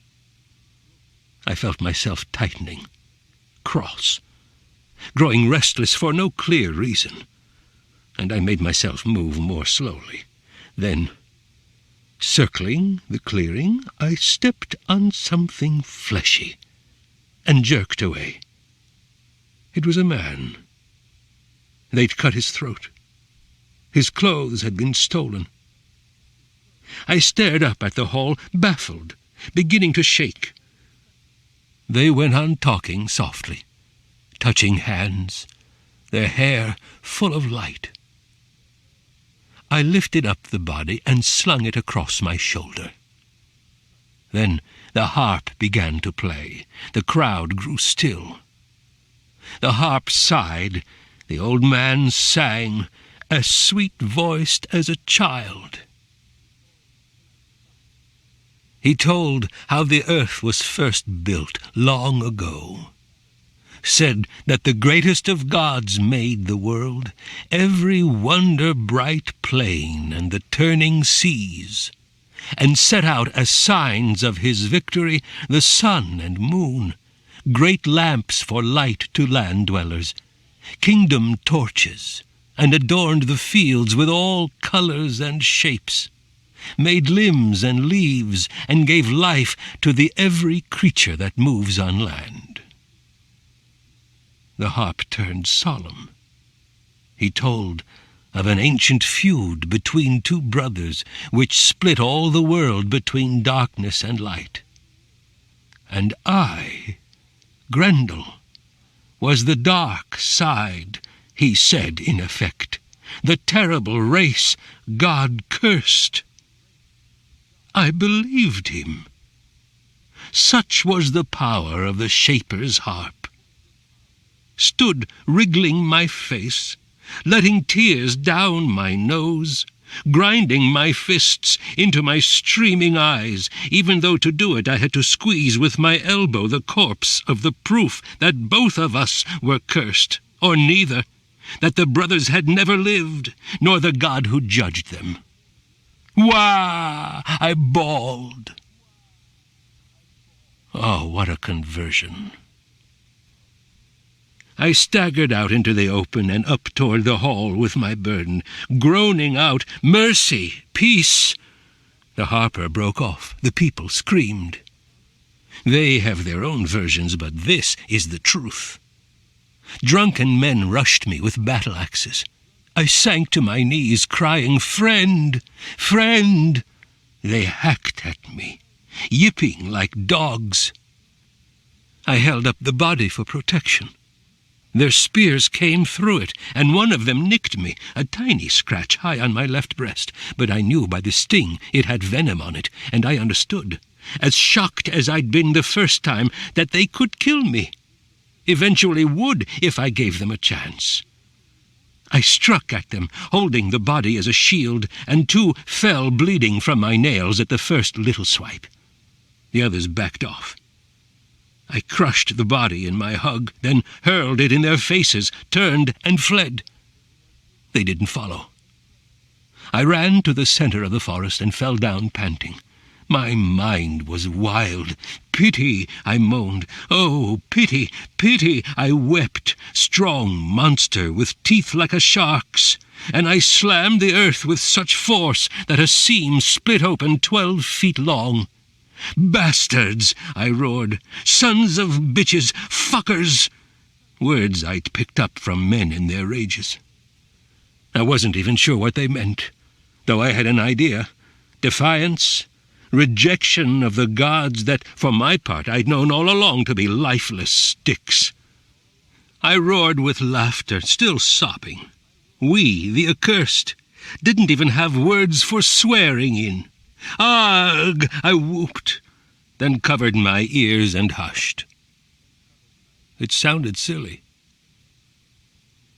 My sudden awareness of my foolishness made me calm. I looked up through the treetops, ludicrously hopeful. I think I was half prepared in my dark, demented state to see God, bearded and grey as geometry, scowling down at me, shaking his bloodless finger. "Why can't I have someone to talk to?" I said. The stars said nothing, but I pretended to ignore the rudeness. "The Shaper has people to talk to," I said. I wrung my fingers. "Hrothgar has people to talk to." I thought about it. Perhaps it wasn't true. As a matter of fact, if the Shaper's vision of goodness and peace was a part of himself, not idle rhymes, then no one understood him at all, not even Hrothgar. And as for Hrothgar, if he was serious about his idea of glory, sons and sons' sons giving out treasure, I had news for him. If he had sons, they wouldn't hear his words. They would weigh his silver and gold in their minds. I've watched the generations. I've seen their weasel eyes. I've fought down my smile. That could change, I said, shaking my finger as if at an audience. The Shaper may yet improve men's minds, bring peace to the miserable Danes. But they were doomed, I knew, and I was glad, no denying it. Let them wander the fog roads of hell. 2 nights later, I went back. I was addicted. The Shaper was singing the glorious deeds of the dead men, praising war. He sang how they'd fought me. It was all lies. The sly harp rasped like snakes in cattails, glorifying death. I snatched a guard and smashed him on a tree, but my stomach turned at the thought of eating him. Woe to the man, the Shaper sang, who shall through wicked hostilities shove his soul down into the fire's hug. Let him hope for no change, he can never turn away. But lucky the man who, after his death day, shall seek the prince, find peace in his father's embrace. Bullshit, I whispered through clenched teeth. How was it that he could enrage me so? Why not? The darkness hissed around me. Why not? Why not? Teasing, tormenting, as cold as a dead hand closing on my wrist. Imagination, I knew. Some evil inside myself pushed out into the trees. I knew what I knew. The mindless, mechanical bruteness of things. And when the harper's lure drew my mind away to hopeful dreams, the dark of what was and always was reached out and snatched my feet. And yet I'd be surprised, I had to admit, if anything in myself could be as cold, as dark, as centuries old as the presence I felt around me. I touched a vine to reassure myself. It was a snake. I snapped back in terror. Then I calmed myself again. The fangs hadn't hit. It came to me that the presence was still there, somewhere deeper, much deeper in the night. I had a feeling that if I let myself, I could fall toward it, that it was pulling me, pulling the whole world in like a whirlpool. Craziness, of course. I got up, though the feeling was as strong as ever, and felt my way back through the forest and over to the cliff wall, and back to the mere and to my cave. I lay there listening to the indistinct memory of the Shaper's songs. My mother picked through the bone pile, sullen. I'd brought no food. Ridiculous, I whispered. She looked at me. It was a cold-blooded lie that a god had lovingly made the world and set out the sun and moon as lights to land-dwellers, that brothers had fought, that one of the races was saved, the other cursed. Yet he, the old Shaper, might make it true by the sweetness of his harp, his cunning trickery. It came to me with a fierce jolt that I wanted it, as they did too, though vicious animals, cunning, cracked with theories. I wanted it, yes, even if I must be the outcast, cursed by the rules of his hideous fable. She whimpered, scratched at the nipple I had not sucked in years. She was pitiful, foul, her smile a jagged white tear in the firelight. Waste. She whimpered one sound, dul-dul, dul-dul, scratching at her bosom, a ghastly attempt to climb back up to speech. I clamped my eyes shut, listened to the river, and after a time I slept. I sat up with a jerk. The thing was all around me now, like a thunder charge. "Who is it?" I said. No answer. Darkness. My mother was asleep. She was as dead-looking as a red-grey old sea-elephant stretched on the shore of a summer day. I got up and silently left the cave. I went to the cliff wall, then down to the moor. Still nothing. I made my mind a blank, and fell, sank away like a stone through earth and sea, toward the dragon.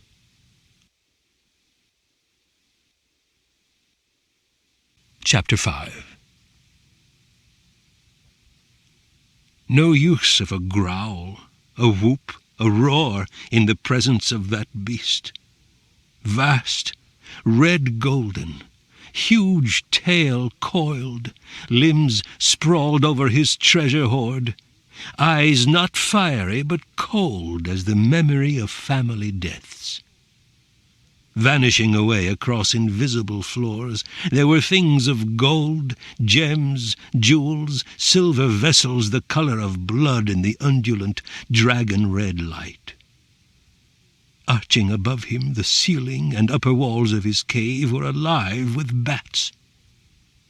The color of his sharp scales darkened and brightened as the dragon inhaled and exhaled slowly, drawing new air across his vast internal furnace.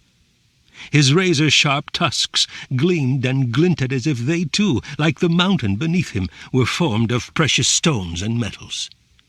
My heart shook. His eyes stared straight at me. My knees and insides were so weak I had to drop down on all fours. His mouth opened slightly. Bits of flame escaped. "Ah, Grendel," he said, "you've come." The voice was startling, no rolling boom as I would have expected, but a voice that might have come from an old, old man. Louder, of course, but not much louder. "We've been expecting you," he said. He gave a nervous laugh, like a miser caught at his counting. His eyes were heavy-lidded, minutely veined, wrinkled like an elderly mead-drinker's. "Stand around the side, if you don't mind, boy," he said. "I get a cough sometimes, and it's terrible straight out front." The high, dead eyelids wrinkled more. The corners of his mouth snaked up as he chuckled, sly, hardly hiding his malice. I quickly ducked around to the side. "Good boy," he said. He tipped his head, lowering an eye toward me. "Smart boy. He, he, he."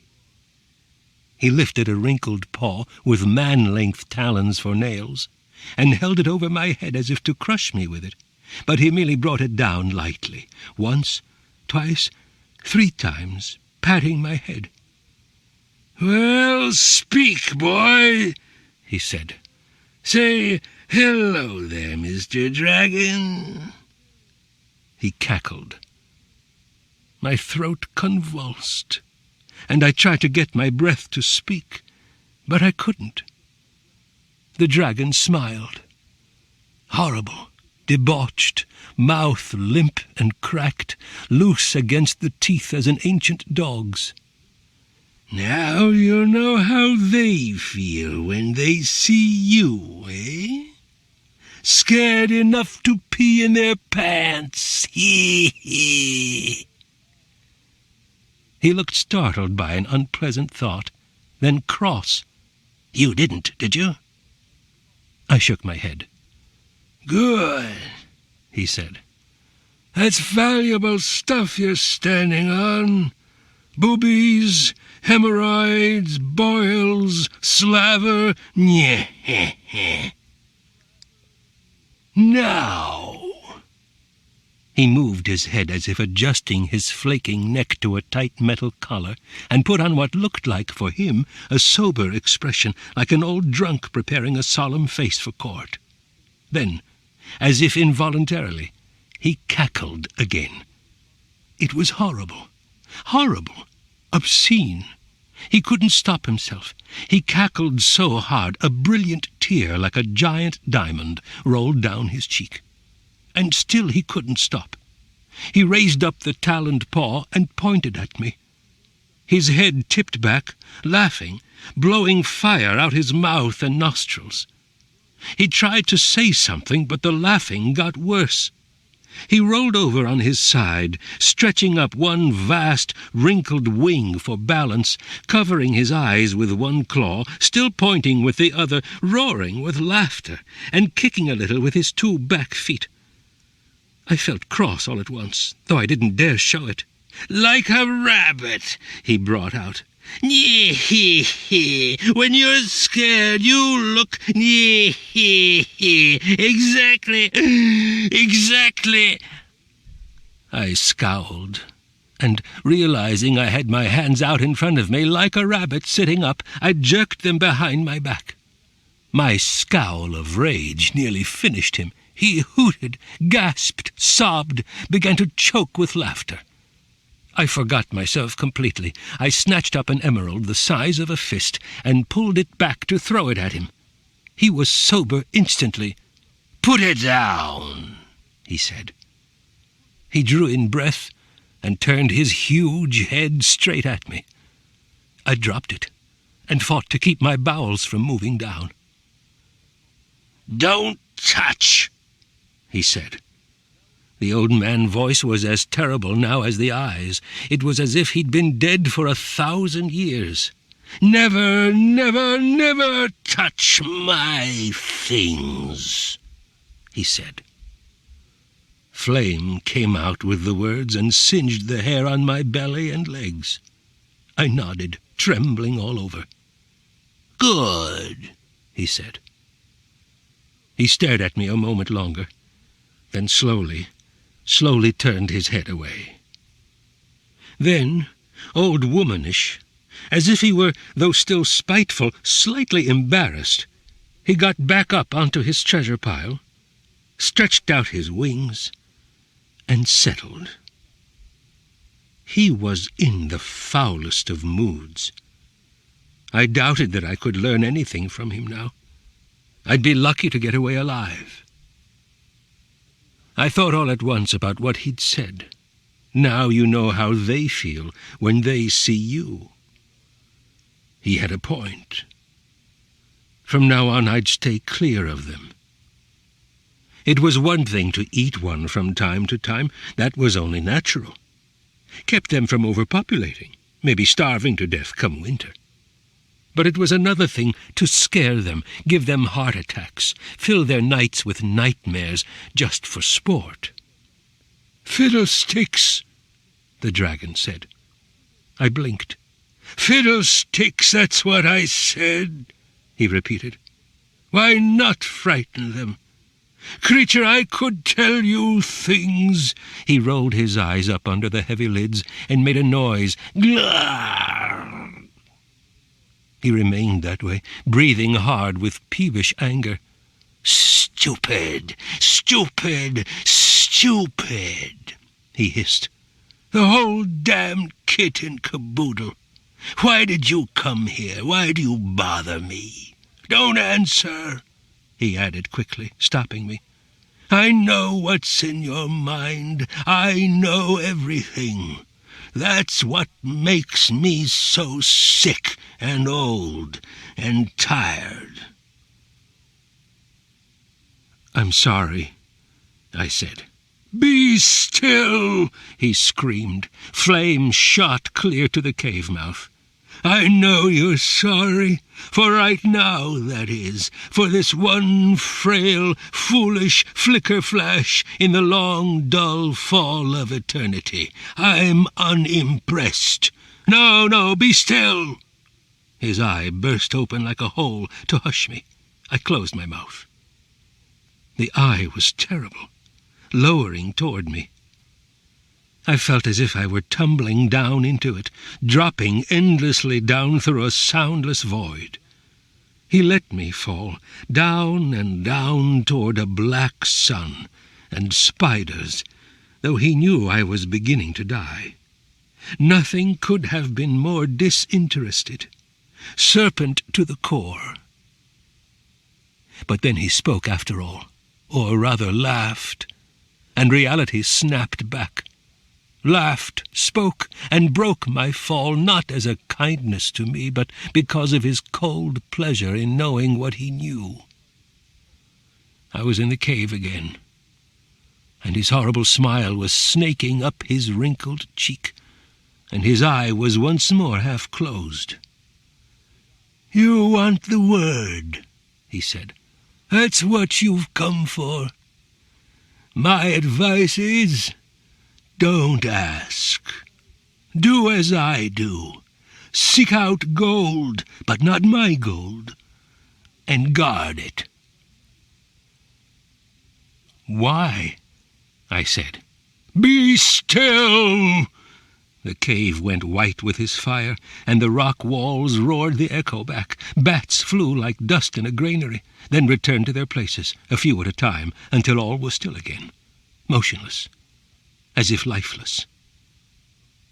His wings, which had stretched out slightly, relaxed and settled. I waited for what seemed hours, huddling, my fingers protecting my head. Then, "You want to know about the Shaper?" I nodded. "Illusion," he said. He half smiled, then let it go as if infinitely weary, sick of time. "I know everything, you see," the old voice wheedled. "The beginning, the present, the end. Everything. You now, you see the past and the present, like other low creatures. No higher faculties than memory and perception. But dragons, my boy, have a whole different kind of mind." He stretched his mouth in a kind of smile, no trace of pleasure in it. "We see from the mountain top all time, all space. We see in one instant the passionate vision and the blowout. Not that we cause things to fail, you understand." He was testy all at once, as if answering an argument that had been put to him so often he was sick of it. "Dragons don't mess with your piddling free will. Pah! Listen to me, boy." The dead eye brightened. "If you, with your knowledge of present and past, recall that a certain man slipped on, say, a banana peel, or fell off his chair, or drowned in a river, that recollection does not mean that you caused him to slip, or fall, or drown, correct? Of course it's correct. It happened and you know it. But knowledge is not cause. Of course, anyone who argues otherwise is a stupid ignoramus. Well, so with me. My knowledge of the future does not cause the future, it merely sees it, exactly as creatures at your low level recall things past. And even if, say, I interfere, burn up somebody's mead hall, for instance, whether because I just feel like it or because some supplicant asked me to, even then I do not change the future. I merely do what I saw from the beginning. That's obvious, surely. Let's say it's settled, then. So much for free will and intercession. The dragon's eye closed to a slit. "Grendel!" I jumped. "Don't look so bored," he said. He scowled, black as midnight. "Think how I must feel," he said. I almost said, "I'm sorry," but caught myself. "Man," he said, then left a long pause, letting scorn build up in the cave like the venom in his breath. "I can see you understand them. Counters, measurers, theory makers. All pigs eat cheese. Old Snaggle is a pig. If Snaggle is sick and refuses to eat, try cheese. Games, games, games!" He snorted fire. "They only think they think. No total vision, total system. Merely schemes with a vague family resemblance. No more identity than bridges and, say, spiderwebs. But they rush across chasms on spiderwebs, and sometimes they make it, and that, they think, settles that. I could tell you 1,000 tiresome stories of their absurdity. They'd map out roads through hell with their crackpot theories, their here-to-the-moon-and-back lists of paltry facts. Insanity. The simplest insanity ever devised. Simple facts in isolation, and facts to connect them, ands and buts, are the sine qua non of all their glorious achievement. But there are no such facts. Connectedness is the essence of everything. It doesn't stop them, of course. They build the whole world out of teeth deprived of bodies to chew or be chewed on. They sense that, of course, from time to time, have uneasy feelings that all they live by is nonsense.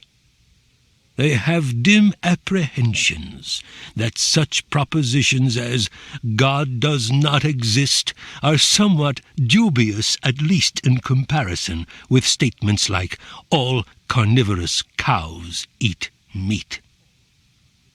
That's where the Shaper saves them, provides an illusion of reality, puts together all their facts with a gluey wine of connectedness. Mere tripe, believe me, mere sleight of wits. He knows no more than they do about total reality, less, if anything. Works with the same old clutter of atoms, the givens of his time and place and tongue.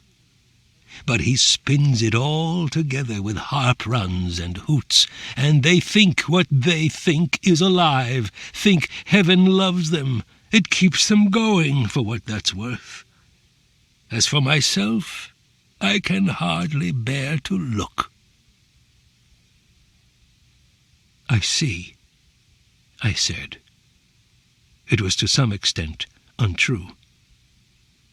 The dragon smiled, seemed almost friendly for an instant.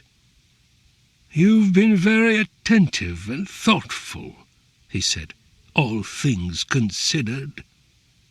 So I will tell you about time and space." "Thank you," I said, as heartily as I could manage. I had more than enough to think about, it seemed to me. He scowled, and I said no more. He took a deep breath, shifted his forelegs to a position more comfortable, and after a moment's thought, began. In all discussions of nature, we must try to remember the differences of scale, and in particular the differences of time span. We, by which I mean you, not us, are apt to take modes of observable functioning in our own bodies as setting an absolute scale. But as a matter of fact, it's extremely rash to extend conclusions derived from observation far beyond the scale of magnitude to which the observation was confined.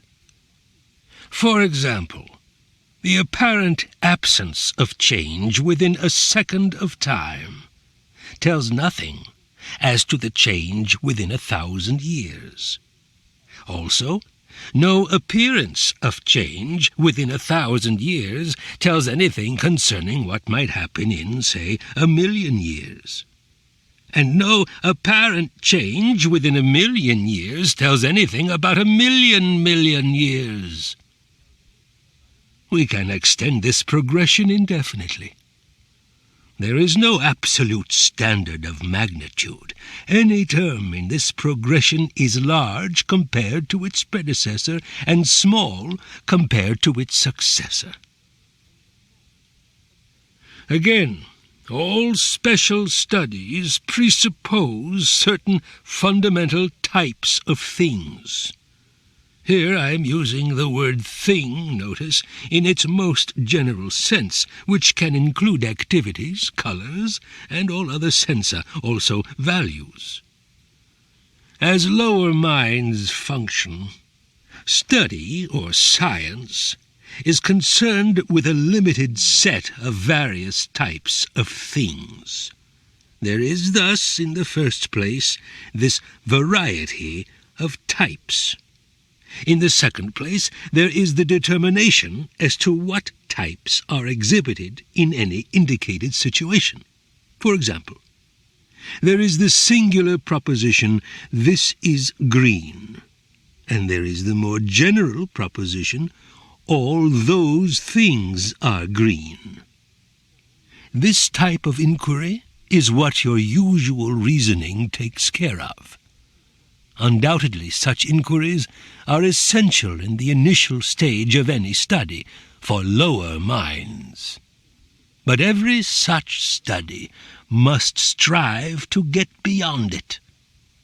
Unfortunately,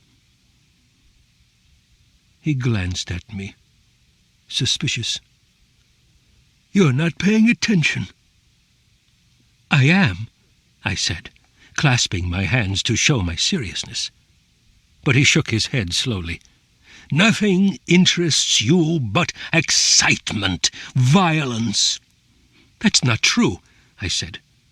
His eye opened wider. His body brightened from end to end.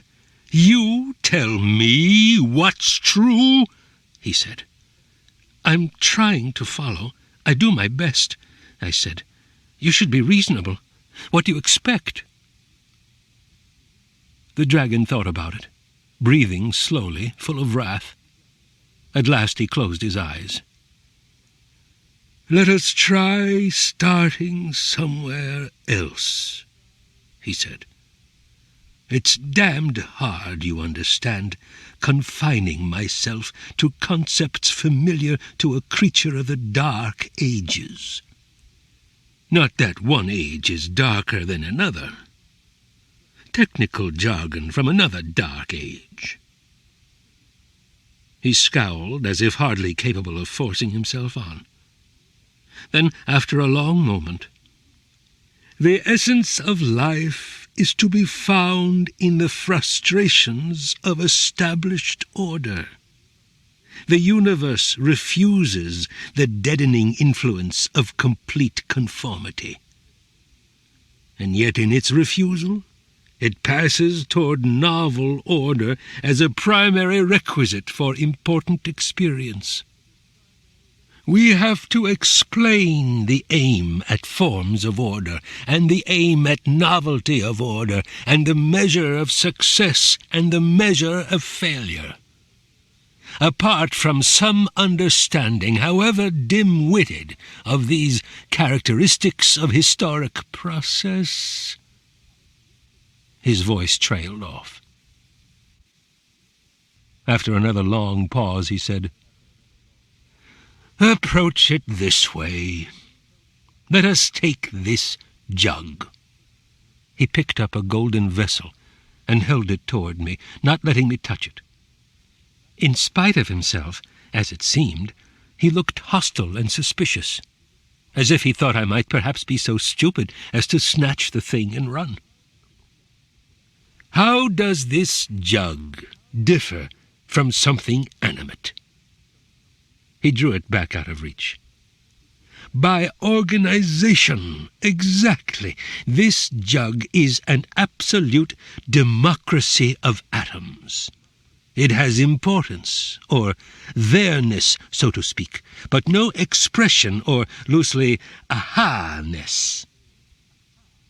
Importance is primarily monistic in its reference to the universe.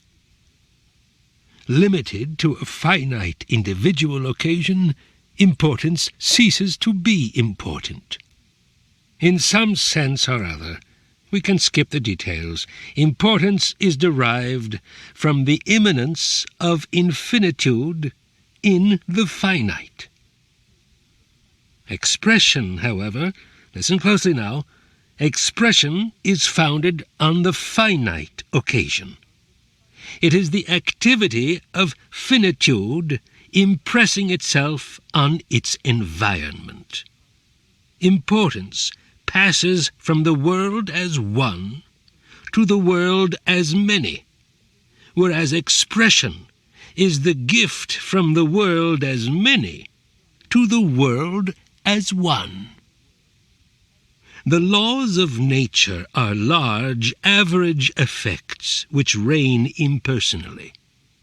But there is nothing average about expression. It is essentially individual. Consider one definite molecule. "A what?" I said. The closed eyes squeezed tight. He let out a long, cross sigh of red-orange fire. "Put it this way," he said. His voice had grown feeble, as if he were losing hope.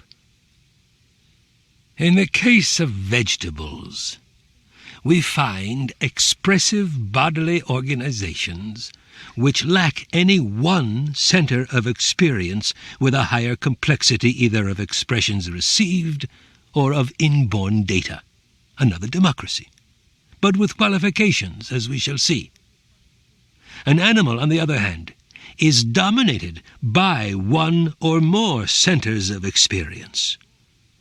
If the dominant activity be severed from the rest of the body, if, for example, we cut off the head, the whole coordination collapses and the animal dies, whereas in the case of the vegetable, the democracy can be subdivided into minor democracies which easily survive without much apparent loss of functional expression." He paused. "You at least follow that?" "I think so." He sighed. "Listen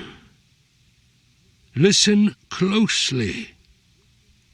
An angry man does not usually shake his fist at the universe in general. He makes a selection and knocks his neighbor down. A piece of rock, on the other hand, impartially attracts the universe according to the law of gravitation. You grant there's a difference?" He waited, furious with impatience. I met his eye as long as I could, then shook my head. It was unfair. For all I knew, he might be telling me gibberish on purpose. I sat down. Let him babble. Let him burn me alive. The hell with it. After a long, long time, he said, "It was stupid of you to come." I nodded, sulking. He stretched his wings. It was like a huge, irascible yawn, then settled again. "Things come and go," he said. "That's the gist of it. In a billion years, everything will have come and gone several times, in various forms. Even I will be gone. A certain man will absurdly kill me. A terrible pity. Loss of a remarkable form of life. Conservationists will howl." He chuckled.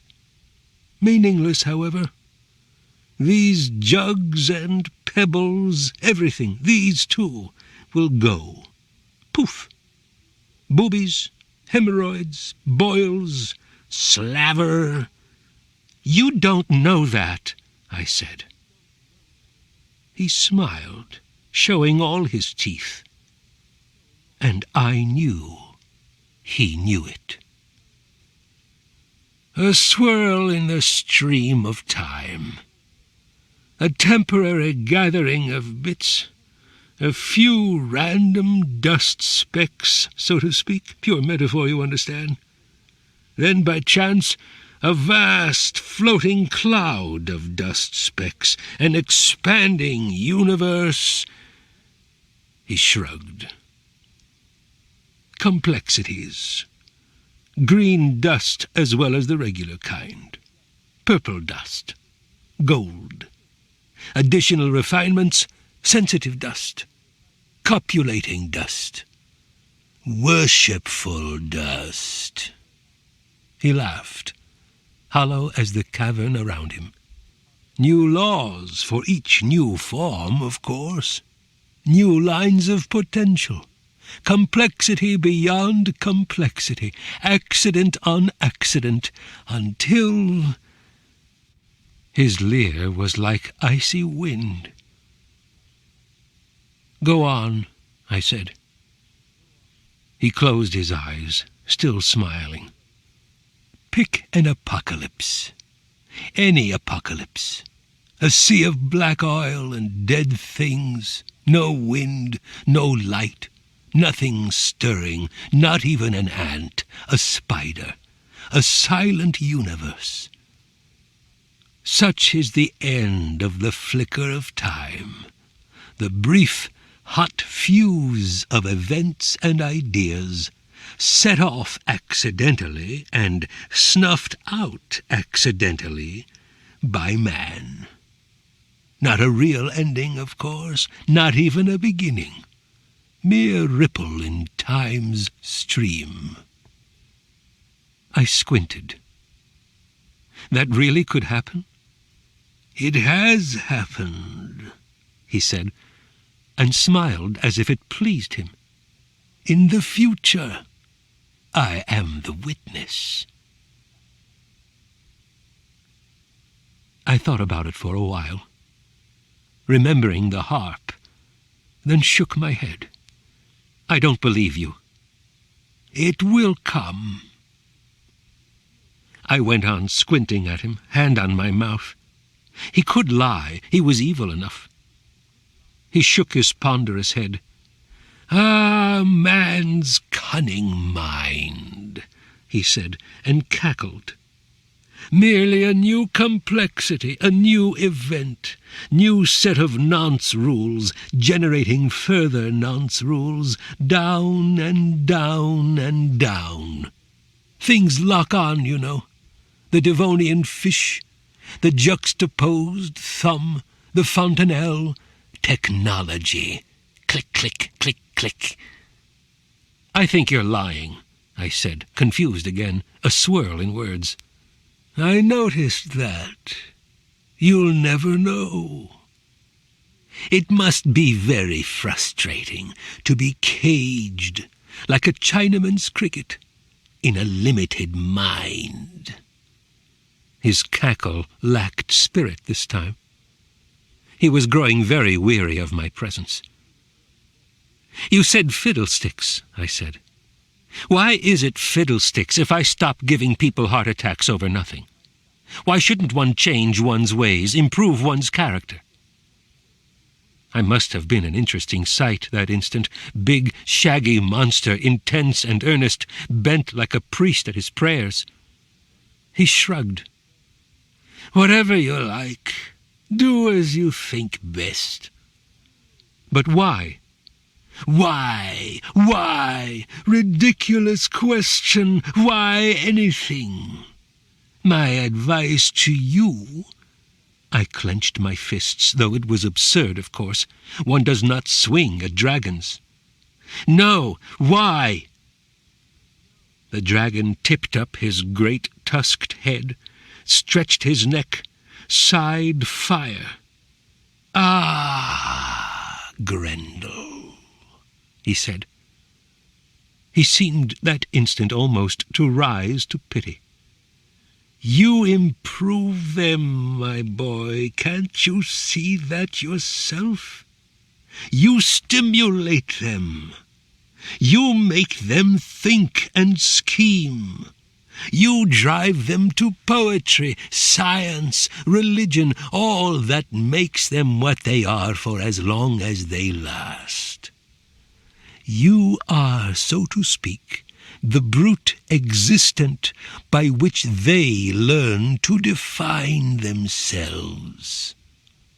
The exile, captivity, death they shrink from, the blunt facts of their mortality, their abandonment, that's what you make them recognize, embrace.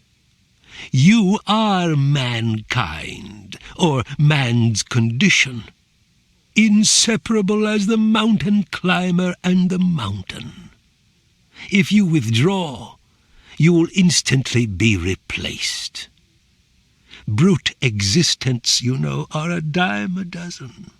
No sentimental trash, then.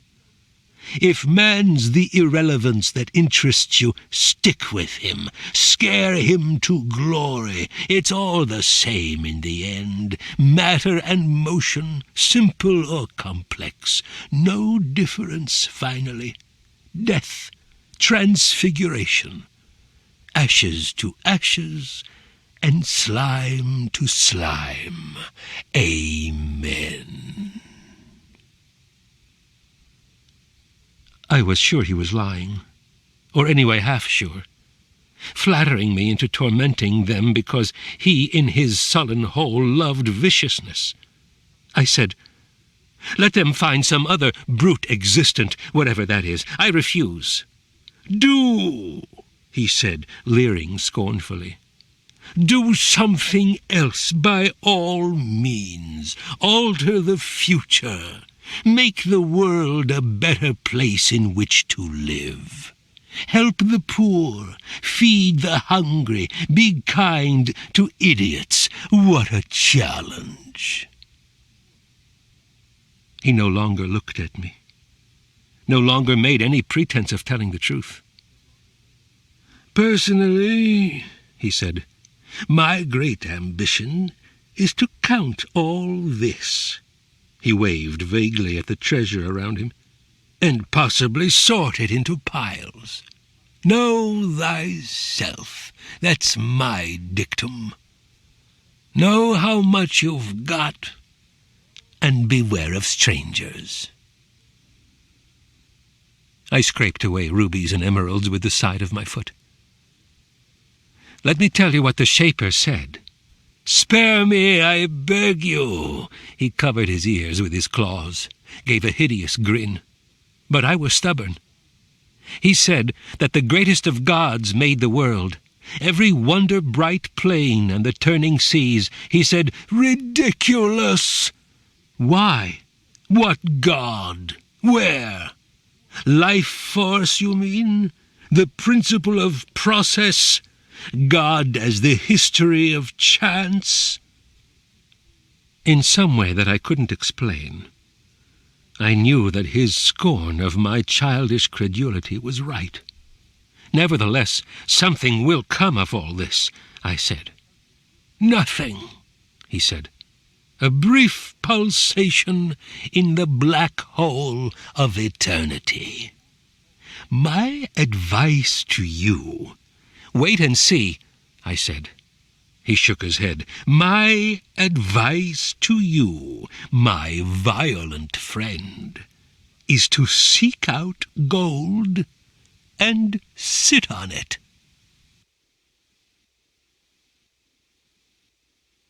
Chapter 6. Nothing was changed. Everything was changed by my having seen the dragon. It's one thing to listen full of scorn and doubt to poets' versions of time past and visions of time to come.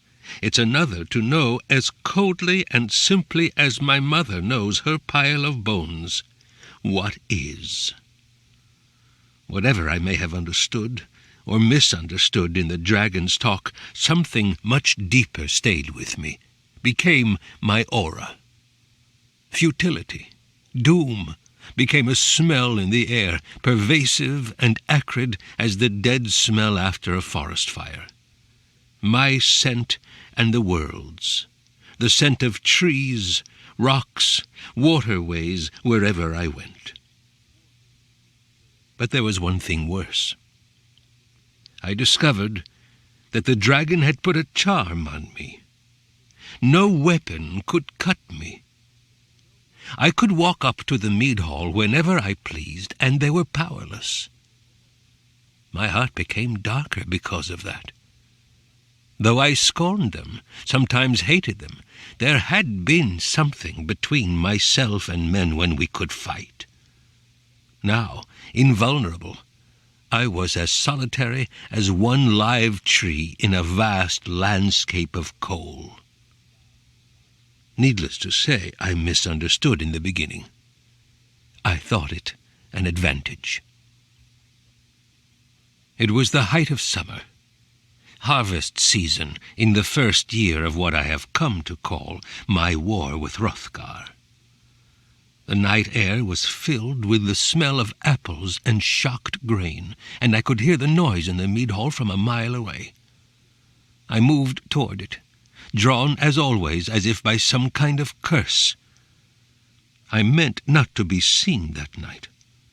For all the dragon's talk, I had no intention of terrifying Hrothgar's thanes for nothing.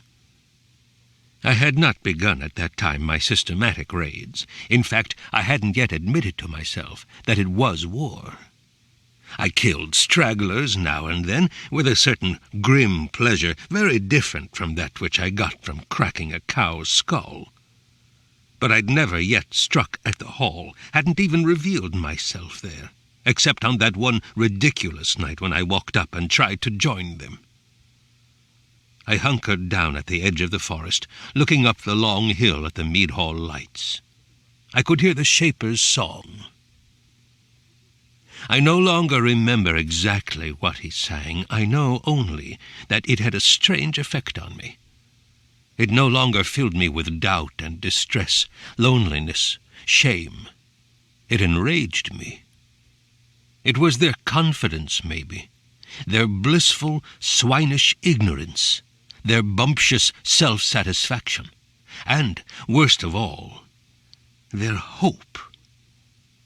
I went closer, darting from cowshed to cowshed, and finally up to the wall.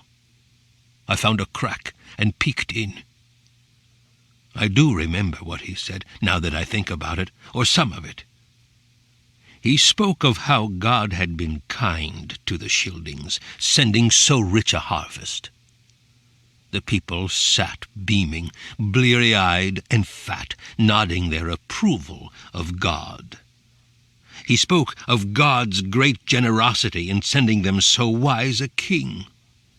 They all raised their cups to God and Hrothgar smiled, bits of food in his beard. The Shaper talked of how God had vanquished their enemies and filled up their houses with precious treasure, how they were the richest, most powerful people on earth, how here and here alone in all the world men were free, and heroes were brave, and virgins were virgins. He ended the song, and people clapped and shouted their praise and filled their golden cups. All around their bubble of stupidity, I could feel the broom of the dragon. Then a stick snapped behind me, and the same instant a dog barked. A helmeted, chain-mailed guard leaped out at me, sword in 2 hands above his head, prepared to split me. I jerked back, but there was something in the way, and I fell. I tried to roll, and then, out of the corner of my eye, I saw the sword coming, and I knew I couldn't escape it. I went limp, the way animals sometimes do at the moment of the predator's leap. Nothing happened. I was as surprised as the guard. We both stared, I sprawling helpless on my back, the sword across my belly, the guard leaning forward, still holding the hilt as if afraid to let it go. His beard and nose stuck out through the cheek plates, and his eyes, in the shadowed recess of the helmet, were like 2 dark holes in a tree. My heart was pounding, filling my chest with pain. Still, neither of us moved. Then, almost the same instant, the guard screamed, and I roared like a bull gone mad to drive him off. He let go of the sword and tried to retreat, walking backward, but he tripped on the dog and fell. I laughed, a little wild, and reached out, fast as a striking snake, for his leg. In a second I was up on my feet again. He screamed, dangling, and then there were others all around me. They threw javelins and axes, and one of the men caught the guard's thrashing arms and tried to yank him free. I held on, but except for that I couldn't act.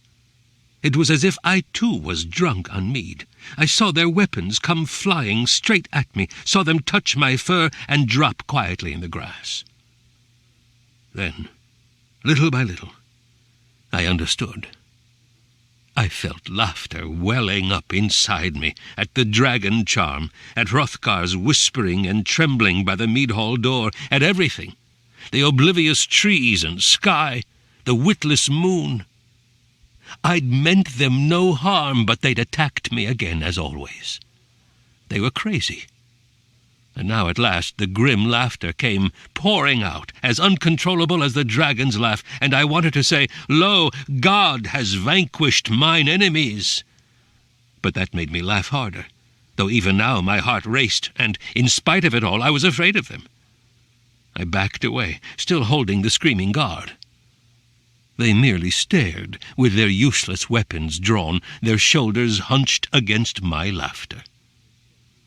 When I'd reached a safe distance, I held up the guard to taunt them, then held him still higher and leered into his face. He went silent, looking at me upside down in horror, suddenly knowing what I planned. As if casually, in plain sight of them all, I bit his head off, crunched through the helmet and skull with my teeth, and, holding the jerking, blood-slippery body in 2 hands, sucked the blood that sprayed like a hot, thick geyser from his neck. It got all over me. Women fainted. Men backed toward the hall. I fled with the body to the woods, heart churning, boiling like a flooded ditch, with glee. Some 3 or 4 nights later, I launched my first raid. I burst in when they were all asleep, snatched 7 from their beds, and slit them open and devoured them on the spot. I felt a strange, unearthly joy. It was as if I'd made some incredible discovery, like my discovery long ago of the moonlit world beyond the mere. I was transformed. I was a new focus for the clutter of space I stood in. If the world had once imploded on the tree where I waited, trapped and full of pain, it now blasted outward, away from me, screeching terror.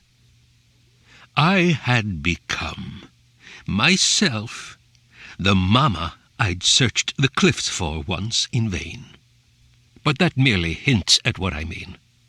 I had become something, as if born again.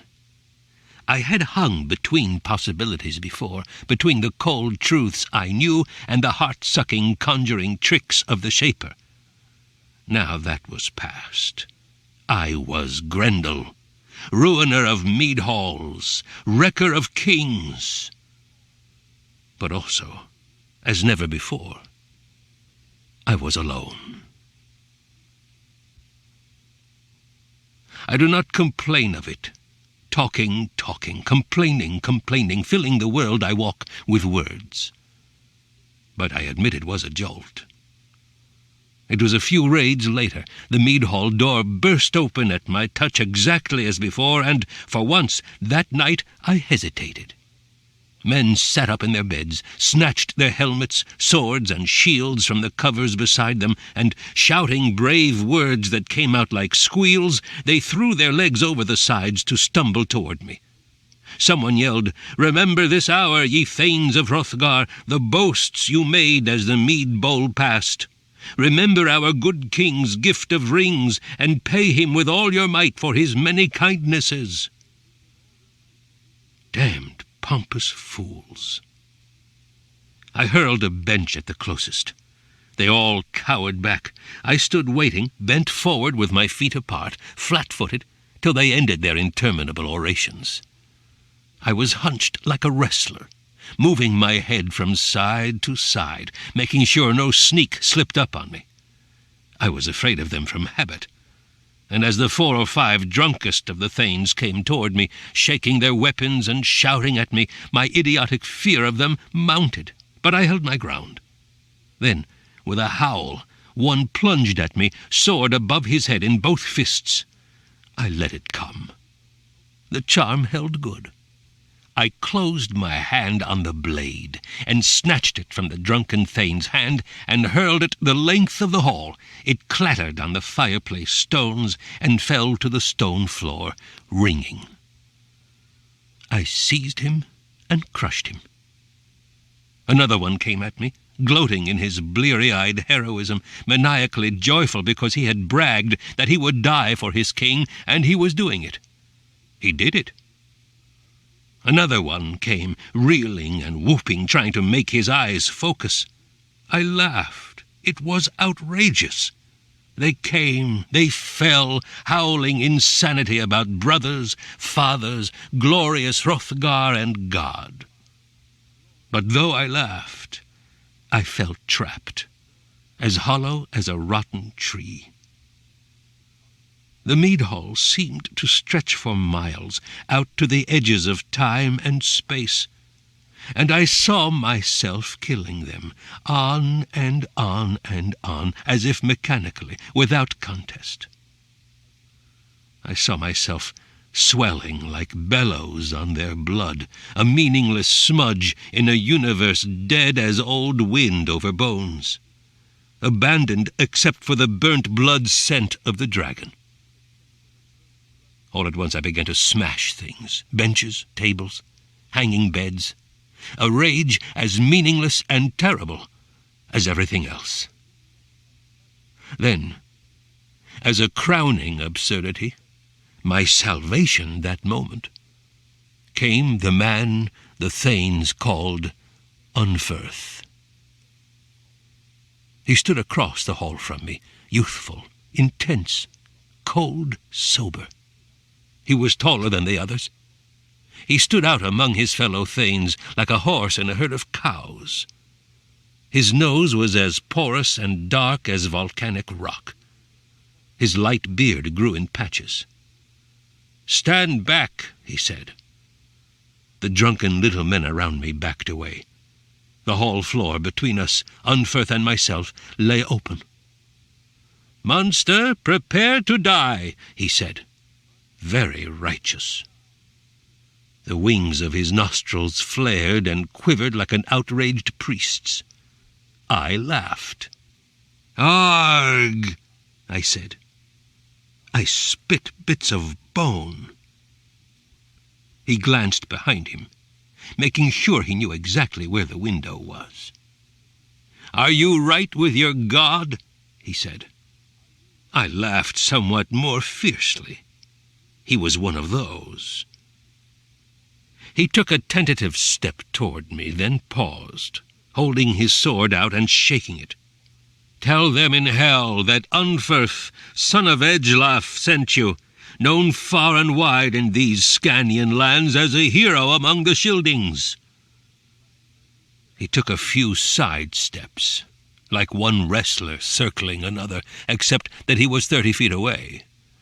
The maneuver was ridiculous. "Come, come," I said. "Let me tell them I was sent by Sideways Walker."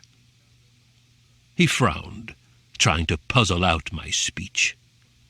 I said it again, louder and slower, and a startled look came over him. Even now he didn't know what I was saying, but it was clear to him, I think, that I was speaking words.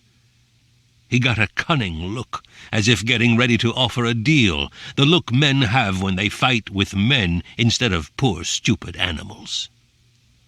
He was shaken, and to get back his nerve he spoke some more. "For many months, unsightly monster, you've murdered men as you pleased in Hrothgar's hall. Unless you can murder me as you've murdered lesser men, I give you my word those days are done forever. The king has given me splendid gifts. He will see tonight that his gifts have not gone for nothing. Prepare to fall, foul thing. This one red hour makes your reputation or mine." I shook my head at him, wickedly smiling. "Reputation," I said, pretending to be much impressed. His eyebrows shot up. He'd understood me. No doubt of it now. "You can talk," he said. He backed away a step. I nodded, moving in on him. Near the center of the room, there was a trestle table, piled high with glossy apples. An evil idea came over me, so evil it made me shiver as I smiled, and I sidled across to the table. "So, you're a hero," I said. He didn't get it, and I said it twice more before I gave up in disgust. I talked on anyway, let him get what he could, come try for reputation when he pleased. "I'm impressed," I said. "I've never seen a live hero before. I thought they were only in poetry." It must be a terrible burden, though, being a hero, glory reaper, harvester of monsters.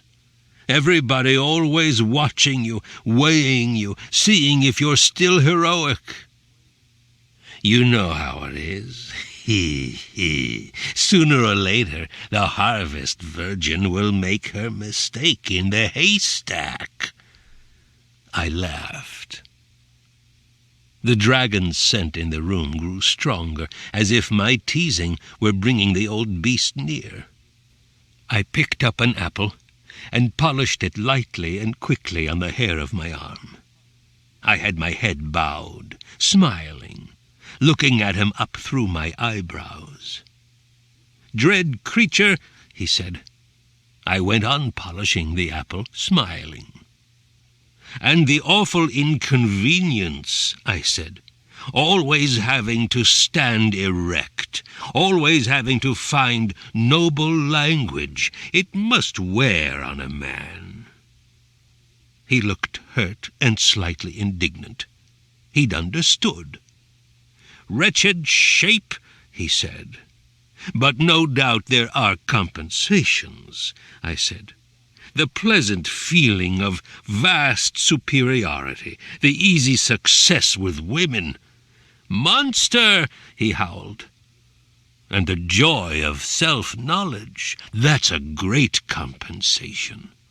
The easy and absolute certainty that whatever the danger, however terrible the odds, you'll stand firm, behave with the dignity of a hero, yea, even to the grave. "No more talk," he yelled. His voice broke. He lifted his sword to make a run at me, and I laughed, howled, and threw an apple at him. He dodged, and then his mouth dropped open. I laughed harder, threw another. He dodged again. "Hey!" he yelled. A forgivable lapse. And now I was raining apples at him and laughing myself weak. He covered his head, roaring at me. He tried to charge through the barrage, but he couldn't make 3 feet. I slammed one straight into his pock-marked nose, and blood spurted out like joining rivers. It made the floor slippery, and he went down. Clang! I bent double with laughter. Poor jangler. Unferth tried to take advantage of it, charging at me on all fours, snatching at my ankles, but I jumped back and tipped over the table on him, half burying him in apples as red and innocent as smiles. He screamed and thrashed, trying to get at me, and at the same time trying to see if the others were watching. He was crying. Only a boy, famous hero or not, a poor, miserable virgin. "Such is life," I said, and mocked a sigh. "Such is dignity." Then I left him. I got more pleasure from that apple fight than from any other battle in my life. I was sure, going back to my cave, it was nearly dawn, that he wouldn't follow. They never did. But I was wrong. He was a new kind of shielding. He must have started tracking me that same morning. A driven man, a maniac. He arrived at the cave 3 nights later. I was asleep. I woke up with a start, not sure what it was that had awakened me. I saw my mother moving slowly and silently past me, blue murder in her eyes. I understood instantly, not with my mind, but with something quicker, and I darted around in front to block her way. I pushed her back. There he lay, gasping on his belly like a half-drowned rat. His face and throat and arms were a crosshatch of festering cuts, the leavings of the fire snakes. His hair and beard hung straight down like seaweed. He panted for a long time, then rolled his eyes up, vaguely in my direction. In the darkness he couldn't see me, though I could see him. He closed his hand on the sword hilt and jiggled the sword a little, too weak to raise it off the floor. "Unferth has come," he said. I smiled. My mother moved back and forth like a bear behind me, stirred up by the smell. He crawled toward me, the sword noisily scraping on the cave's rock floor. Then he gave out again. "It will be sung," he whispered, then paused again to get wind. "It will be sung year on year, and age on age, that Unferth went down through the burning lake." He paused to pant, "and gave his life in battle with the world-rim monster." He let his cheek fall to the floor, and lay panting for a long time, saying nothing. It dawned on me that he was waiting for me to kill him. I did nothing. I sat down and put my elbows on my knees and my chin on my fists, and merely watched. He lay with his eyes closed and began to get his breath back. He whispered, "It's all very well to make a fool of me before my fellow thanes. All very well to talk about dignity and noble language and all the rest, as if heroism were a golden trinket, mere outward show and hollow. But such is not the case, monster. That is to say—" He paused, seemed to grope. He'd lost his train of thought. I said nothing, merely waited, blocking my mother by stretching out an arm when she came near. "Even now you mock me," Unferth whispered. I had an uneasy feeling. He was close to tears. If he wept, I was not sure I could control myself. His pretensions to uncommon glory were one thing. If for even an instant he pretended to misery like mine— "You think me a witless fool," he whispered. "Oh, I heard what you said. I caught your nasty insinuations. I thought heroes were only in poetry, you said, implying that what I've made of myself is mere fairy-tale stuff." He raised his head, trying to glare at me, but his blind stare was in the wrong direction, following my mother's pacing.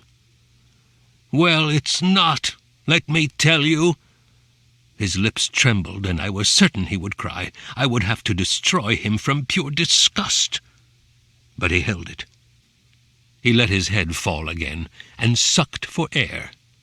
A little of his voice came back, so that he no longer had to whisper, but could bring out his words in a slightly reedy whine. "Poetry is trash, mere clouds of words, comfort to the hopeless, but this is no cloud, no syllabled phantom that stands here shaking its sword at you." I let the slight exaggeration pass. But Unferth didn't. "Or lies here," he said. "A hero is not afraid to face cruel truth." That reminded him, apparently, of what he'd meant to say before. "You talk of heroism as noble language, dignity. It's more than that, as my coming here has proved. No man above us will ever know whether Unferth died here or fled to the hills like a coward. Only you and I and God will know the truth. That's inner heroism." I said. It was not unusual, of course, to hear them contradict themselves, but I would have liked it if he'd stuck to one single version, either that they would know and sing his tragedy, or that they wouldn't. So it would have been, in a poem, surely, if Unferth were a character, good or evil, heroic or not. But reality, alas, is essentially shoddy. I let out a sigh. He jerked his head up, shocked. "Does nothing have value in your horrible ruin of a brain?" I waited. The whole shit-ass scene was his idea, not mine. I saw the light dawning in his eyes. "I understand," he said. I thought he would laugh at the bottomless stupidity of my cynicism, but while the laugh was still starting at the corners of his eyes, another look came, close to fright. "You think me deluded, tricked by my own walking fairy tale. You think I came without a hope of winning, came to escape indignity by suicide." He did laugh now, not amused, sorrowful and angry. The laugh died quickly. "I didn't know how deep the pool was," he said. "I had a chance. I knew I had no more than that. It's all a hero asks for." I sighed. The word hero was beginning to grate. He was an idiot. I could crush him like a fly. But I held back. "Go ahead, scoff," he said, petulant. "Except in the life of a hero, the whole world's meaningless. The hero sees values beyond what's possible. That's the nature of a hero. It kills him, of course, ultimately, but it makes the whole struggle of humanity worthwhile. I nodded in the darkness. And breaks up the boredom, I said. He raised up on his elbows, and the effort of it made his shoulders shake. One of us is going to die tonight. Does that break up your boredom?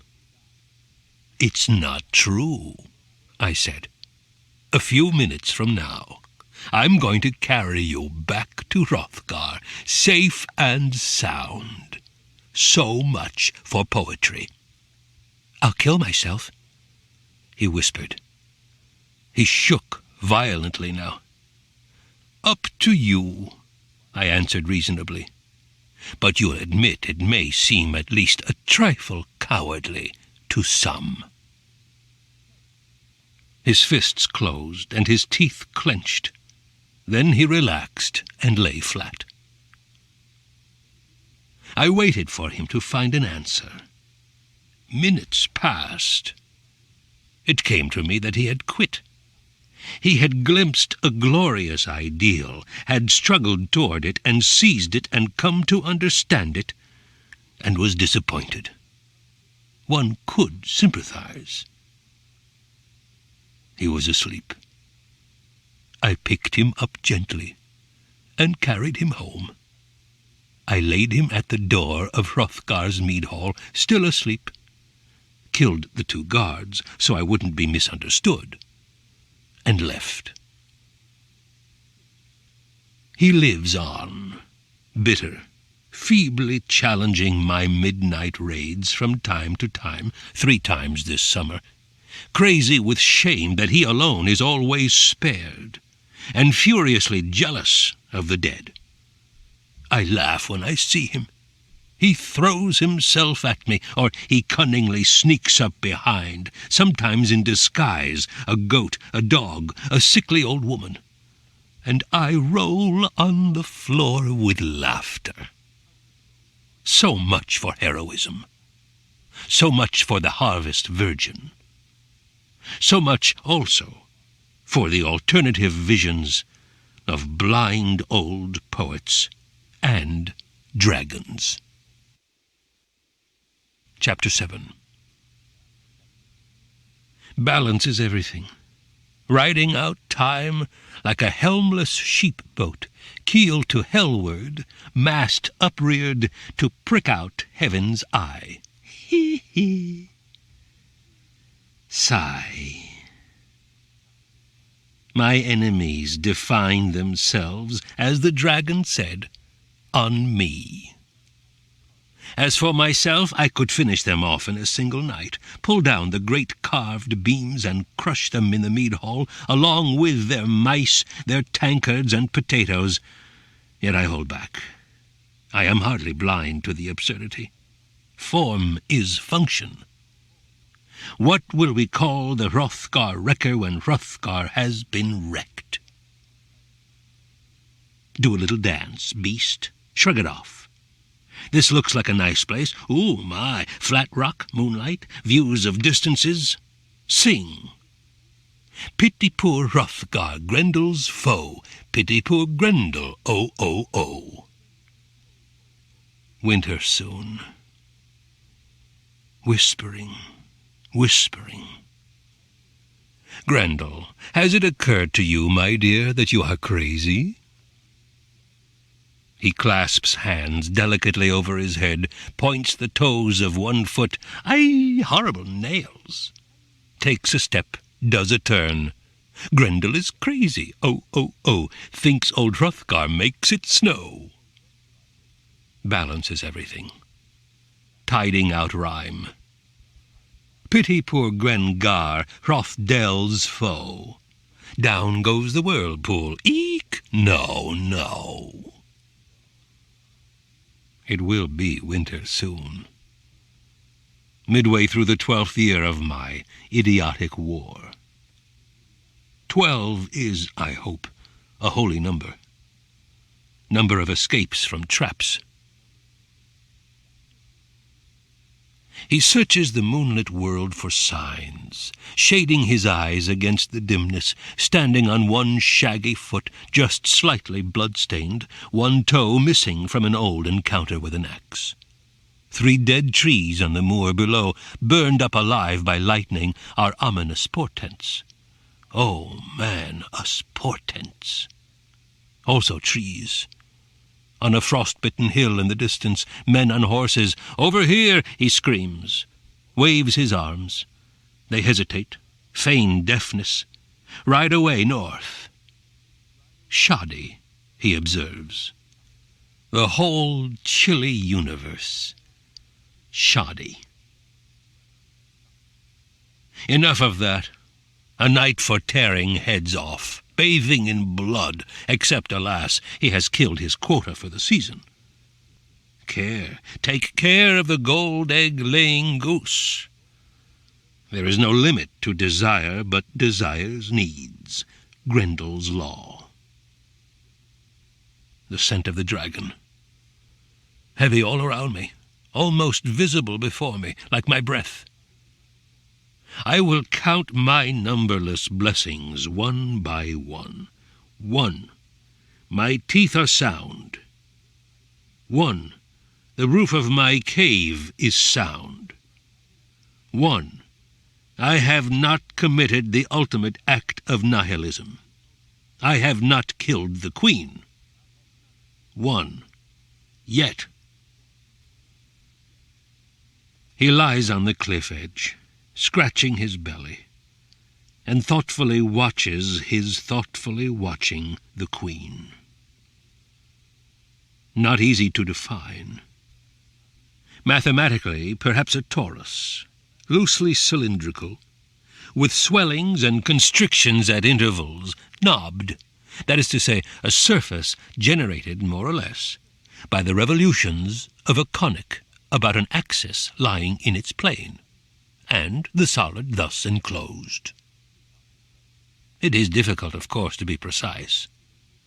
For one thing, the problem of determining how much is queen and how much queenly radiation. The monster laughs. Time-space cross-section. Wealthio. Cut A. It was the 2nd year of my raiding. The army of the Scyldings was weakened, decimated.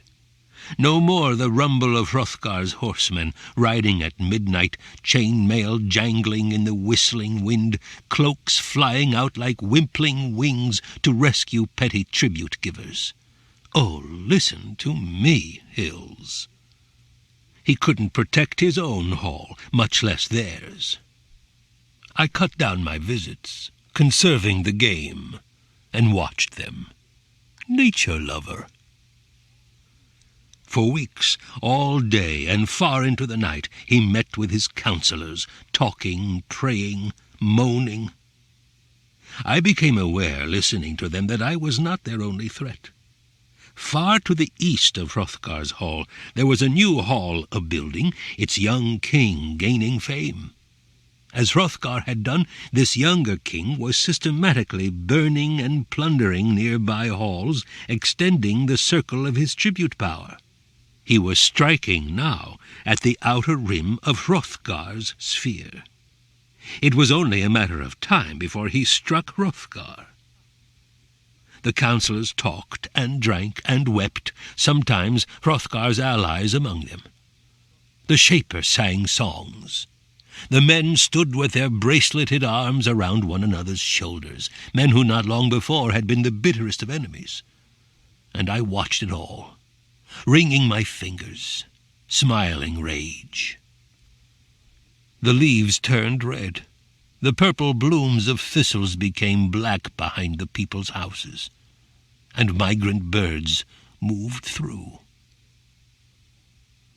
Then, from all corners of Hrothgar's sphere of influence, and from towns beyond, the vassals' vassals, an army began to form.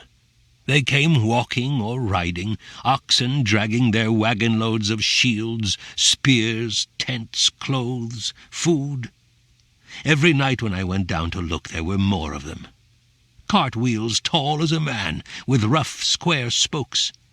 Big-hoofed grey horses, speckled like wolves, that rolled their eyes and whinnied at my footfall, leagued with men as if strapped to their business by harness I could not see. Horns cracked out in the darkening stillness. Grindstones screeched. The crisp air reeked with the after-smell of their cooking. They made camp in a sloping pasture, rimmed by enormous oak trees and pines and nut trees, a stream moving down through the center over steps of rock. Where the forest began there was a lake. Every night there were new groups of campfires to push away the frost, and soon there was hardly a place to stand, there were so many men and animals. The grass, the withering leaves were full of whispering, but the campground was hushed, muffled by their presence as if blighted. I watched from my hiding place. They talked in mumbles or not at all. Message carriers moved from fire to fire, talking softly with the leaders.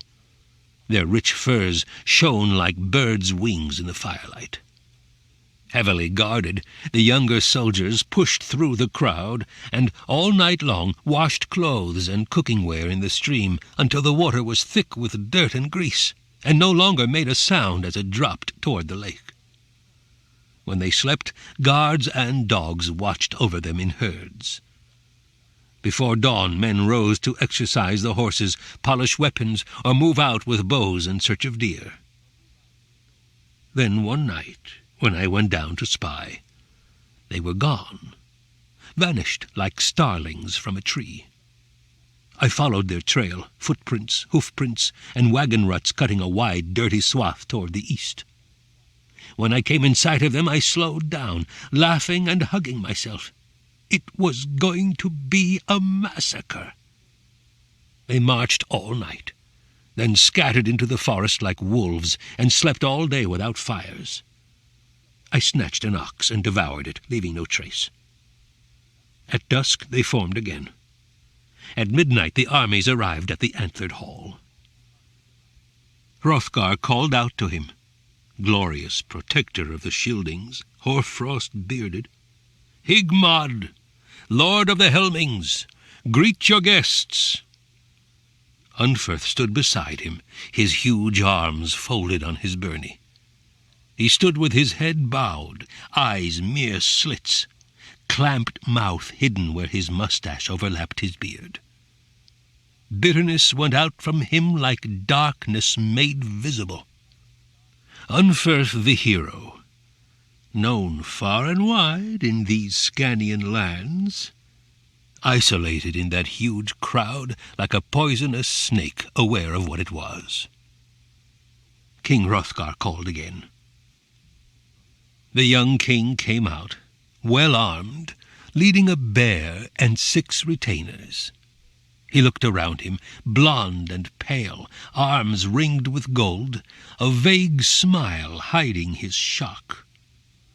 The army of the Scyldings and all their allies stretched off in the darkness as far as the eye could see, down the slopes of the hill, down the stone-paved roadways, away into the trees. Hrothgar made a speech, lifting his ash spear and shaking it. The young man waited like stone, his gloved right hand grasping the chain that led the bear. He had no chance, and he knew it. Everyone knew it but the bear beside him, standing upright, considering the crowd. I smiled. I could smell the blood that would drench the ground before morning came. There was a light breeze, a scent of winter in it. It stirred the fur on the men's clothes and rattled the leaves around me. The bear dropped down on all fours and grunted. The king jerked the chain. Then an old man came out of the mead hall, went to the young king, just clear of the bear, and spoke to him. Hrothgar and all his allies were silent, waiting. The young king and the old man talked. The retainers at the mead-hall door joined in, their voices low. I waited. Hrothgar's whole army was silent. Then the young king moved toward Hrothgar. A rumble went through the crowd, then fell away like a wave retreating, drawing pebbles out from shore. At last, very slowly, the young king drew out his sword, with his left hand a sign of truce, and dropped it, as if casually, in front of Hrothgar's horse. "We will give you gifts," the young king said, "splendid tribute in sign of our great respect for the honorable Scyldings." His voice and smile were gracious.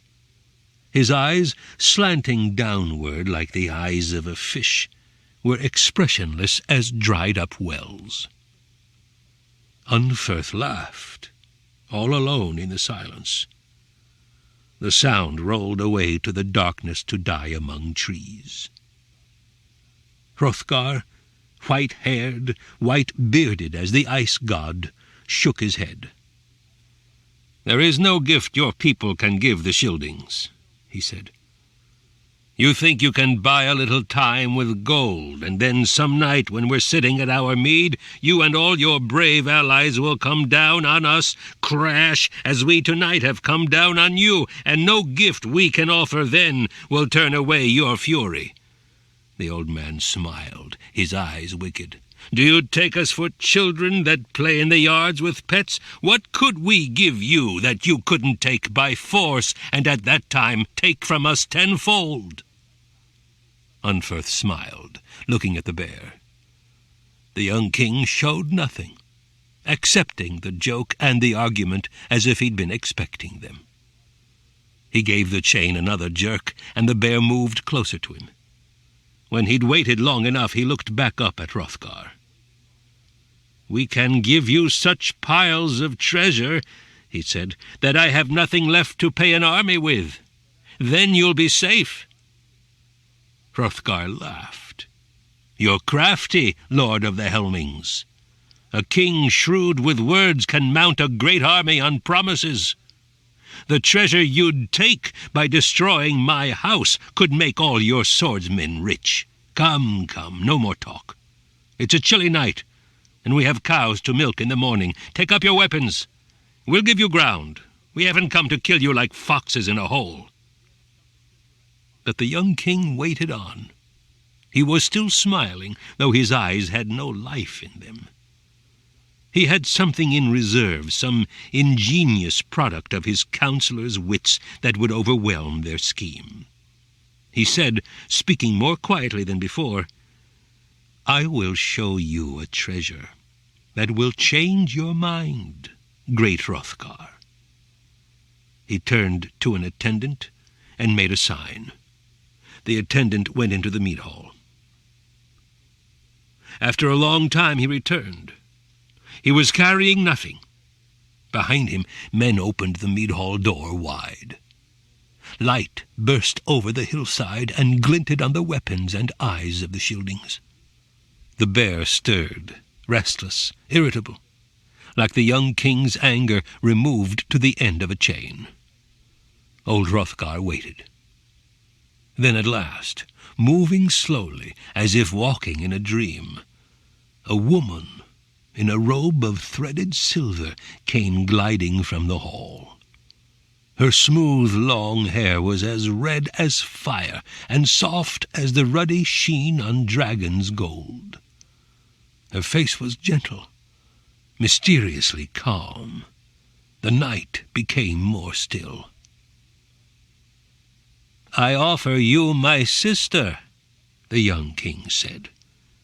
"Let her name from now on be Wealthio, or Holy Servant of Common Good." I leered in the rattling darkness of my tree. The name was ridiculous. "Pompous, pompous ass," I hissed. But she was beautiful, and she surrendered herself with the dignity of a sacrificial virgin. My chest was full of pain. My eyes smarted, and I was afraid. Oh, monstrous trick against reason! I was afraid I was about to sob. I wanted to smash things, bring down the night with my howl of rage, but I kept still.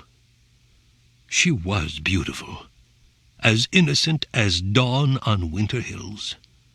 She tore me apart as once the Shaper's song had done.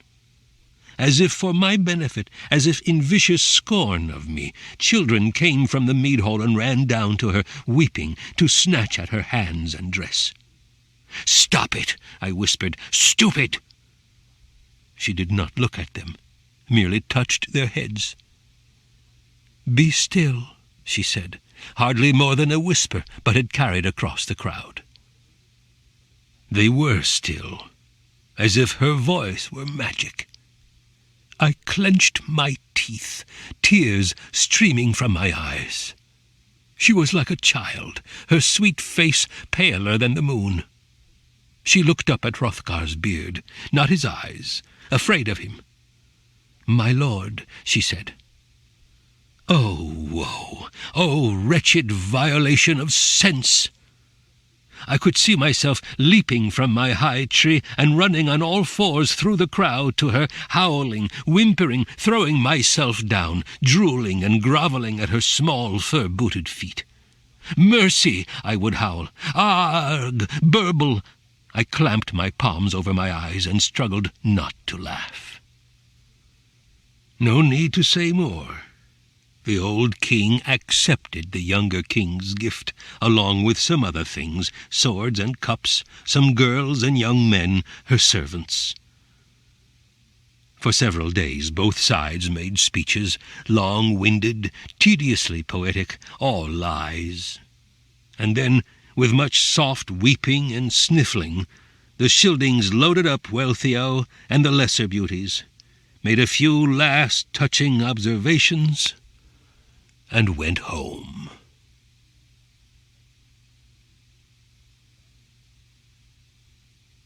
A bad winter. I couldn't lay a hand on them, prevented as if by a charm. I huddled in my cave, grinding my teeth, beating my forehead with my fists, and cursing nature. Sometimes I went up to the frozen cliff wall and looked down at where the lights lay blue, like the threads running out from a star, patterning the snow. My fists struck out at the cliff's ice-crusted rock. It was no satisfaction. In the cave again I listened to my mother move back and forth, a pale shape driven by restlessness and rage at the restlessness and rage she felt in me and could not cure. She would gladly have given her life to end my suffering. Horrible, hump-backed, carp-toothed creature, eyes on fire with useless, mindless love. Who could miss the grim parallel? So the lady below had given her life for those she loved. So would any simpering, eyelash-batting female in her court, given the proper setup, the minimal conditions. The smell of the dragon lay around me like sulphurous smoke. At times I would wake up in panic, unable to breathe. At times I went down. She carried the meal bowl from table to table, smiling quietly, as if the people she served, her husband's people, were her own. The old king watched with thoughtful eyes, moved as he'd have been by the Shaper's music, except that it was different. Not visions of glorious things that might be, or sly revisions of the bloody past, but present beauty that made time's flow seem illusory. Some lower law that now had been suspended.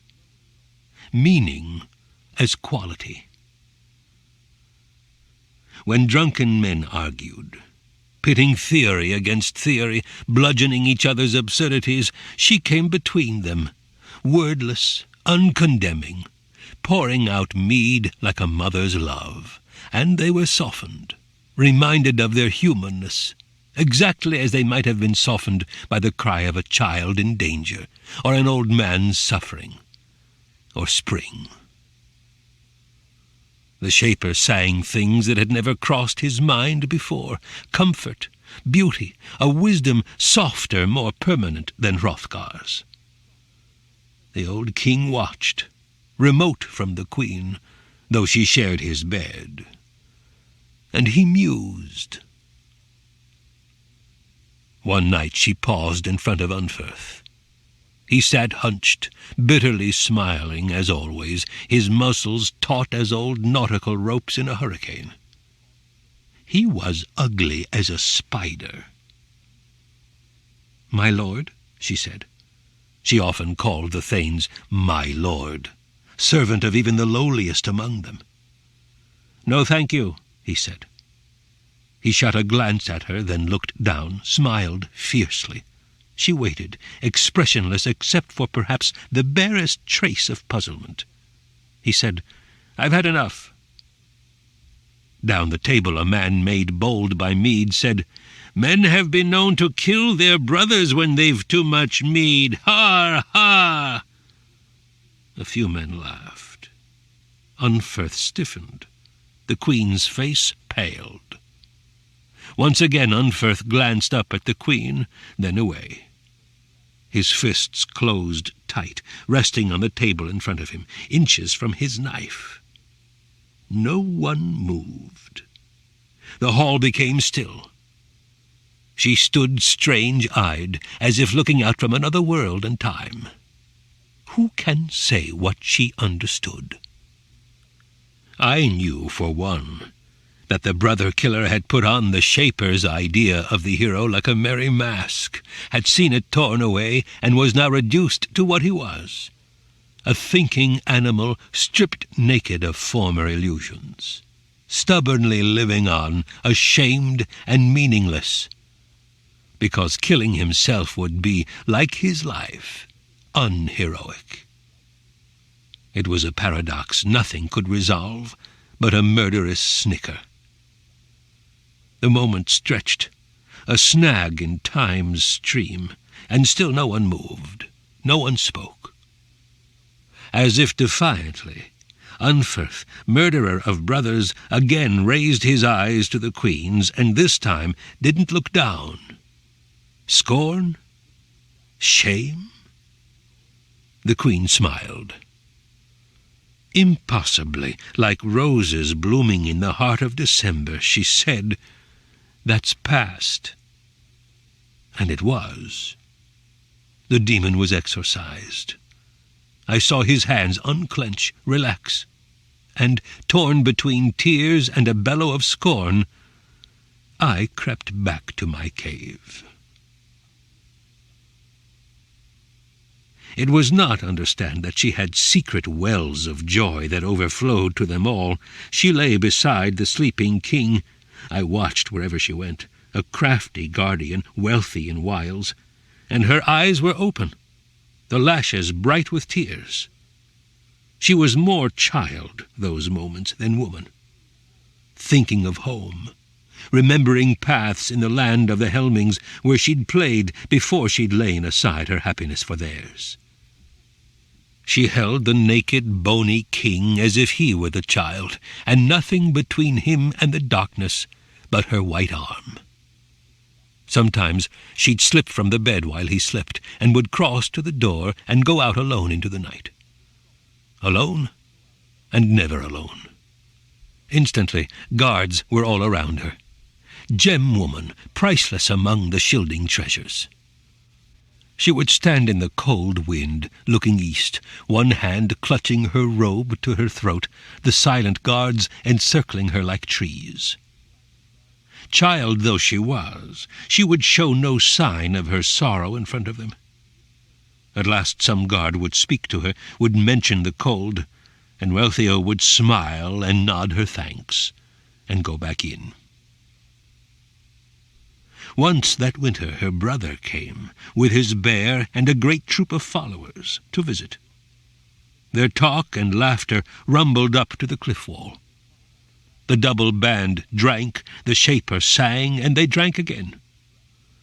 I listened from a distance for as long as I could stand it, clenching my mind on the words of the dragon, then helpless as always, I went down.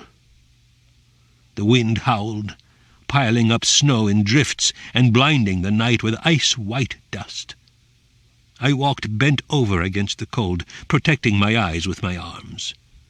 Trees, posts, cowsheds loomed into my vision, then vanished, swallowed in white. When I came near Hart, I could smell the guards of the hall all around me, but I couldn't see them. Nor, of course, could they see me. I went straight to the wall, plunging through drifts to my knees, and pressed up against it for its warmth. It trembled and shook from the noise inside. I bent down to the crack I'd used before, and watched. She was brighter than the hearth fire, talking again with her family and friends, observing the antics of the bear. It was the king, old Hrothgar, who carried the mead bowl from table to table tonight. He walked, dignified, from group to group, smiling and filling the drinking cups, and you'd have sworn from his look that never until tonight had the old man been absolutely happy. He would glance at his queen from time to time as he moved among his people and hers, the Danes and Helmings, and with each glance his smile would grow warmer for a moment, and a thoughtful look would come over his eyes. Then it would pass. Some gesture or word from a guest or one of his shielding thanes, and he would be hearty, merry, not false exactly, but less than what he was at the moment of the glance. As for the queen, she seemed not to know he was there. She sat beside her brother, her hand on his arm, the other hand on the arm of a shriveled old woman, precious relative. The bear sat with his feet stuck out, playing with his penis, and surveying the hall with a crotchety look, as if dimly aware that there was something about him that humans could not approve.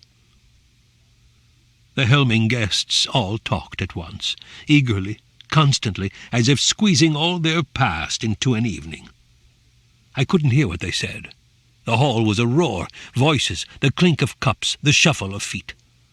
Sometimes Wealthio would tip back her head, letting her copper red hair fall free, and laugh. Sometimes she listened, head cocked, now smiling, now soberly pursing her lips, only offering a nod. Hrothgar went back to his high carved chair, relinquishing the bowl to the noblest of his thanes, and sat like an old man listening inside his mind to the voices of his childhood. Once for a long moment, the queen looked at him while listening to her brother, her eyes as thoughtful as Hrothgar's. Then she laughed and talked again, and the king conversed with the man on his left. It was as if their minds had not met. Later that night they passed a harp, not the old shaper's instrument, no one touched that. And the queen's brother sang. He was no artist, with either his fingers or his throat, but all the hall was silent, listening.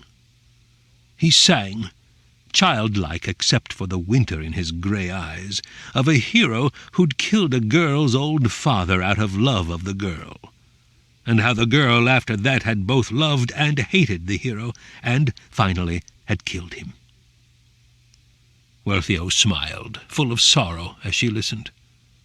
The bear irritably watched the dogs. Then others sang. Old Hrothgar watched and listened, brooding on dangers. The queen's brother had straw-yellow hair and eyes as grey as slate. Sometimes, when he stole a glance at Hrothgar, his face was a knife. Toward morning they all went to bed. Half buried in snow, the deadly cold coming up through my feet, I kept watch. The queen put her hand on Hrothgar's bare shoulder as he slept, and looked at him thoughtfully, exactly as Hrothgar had looked at her and at his people. She moved a strand of hair from his face. After a long, long time, she closed her eyes. But even now, I wasn't sure she was asleep.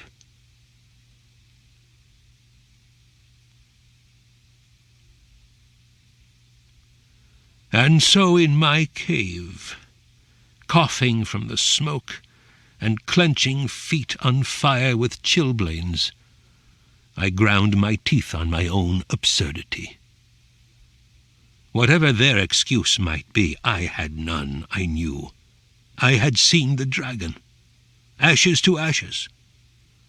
And yet I was teased, tortured by the red of her hair and the set of her chin and the white of her shoulders, teased toward disbelief in the dragon's truths. A glorious moment was coming, my chest insisted, and even the fact that I myself would have no part in it. A member of the race God cursed, according to the Shaper's tale, was trifling. In my mind I watched her freckled hand move on the old man's arm, as once I'd listened to the sigh of the Shaper's harp. Ah, woe, woe, how many times must a creature be dragged down the same ridiculous road? The Shaper's lies, the hero's self-delusion. Now this, the idea of a queen. My mother, breathing hard, scraping through her hair with her crooked nails, watched me, and sometimes moaned. And so, the next night, it was dark as pitch. I burst the mead-hall door, killed men, and stormed directly to the door behind which lay the sleeping queen. Glorious Unferth slept beside it. He rose to fight me. I slapped him aside like a troublesome colt. The queen's brother rose, unleashed the bear. I accepted its hug in my own and broke its back. I slammed into the bedroom. She sat up screaming, and I laughed. I snatched her foot, and now her unqueenly shrieks were deafening, exactly like the squeals of a pig. No one would defend her, not even suicidal Unferth at the door, screaming his rage, self-hatred. Old Hrothgar shook and made lunatic noises and drooled. I could have jerked her from the bed and stove in her golden-haired head against the wall. They watched in horror, helmings on one side, Schildings on the other. Balance is anything. And I caught the other foot and pulled her naked legs apart as if to split her. "Gods! Gods!" she screamed. I waited to see if the gods would come, but not a sign of them. I laughed. She called to her brother, then Unferth. They hung back. I decided to kill her. I firmly committed myself to killing her, slowly, horribly. I would begin by holding her over the fire and cooking the ugly hole between her legs.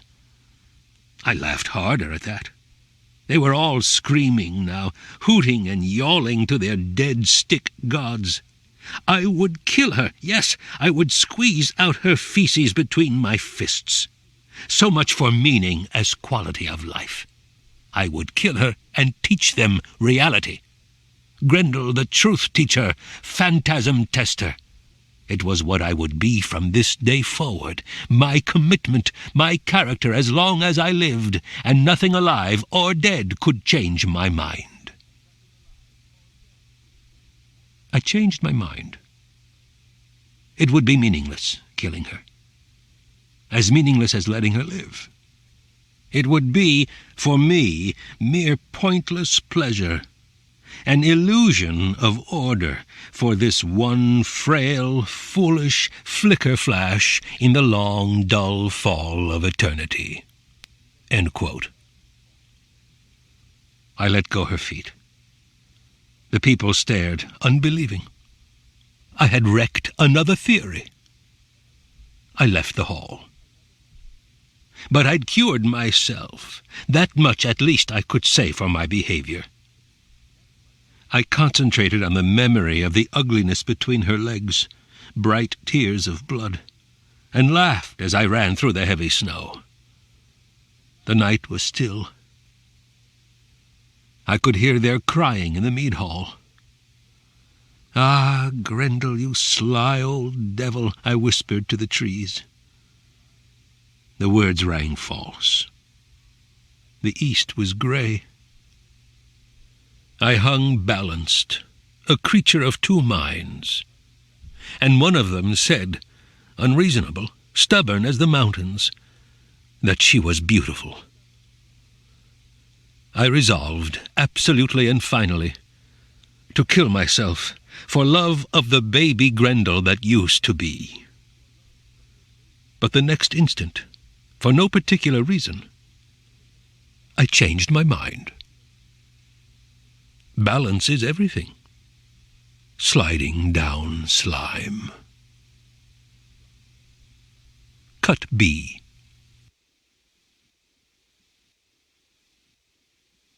Chapter 8.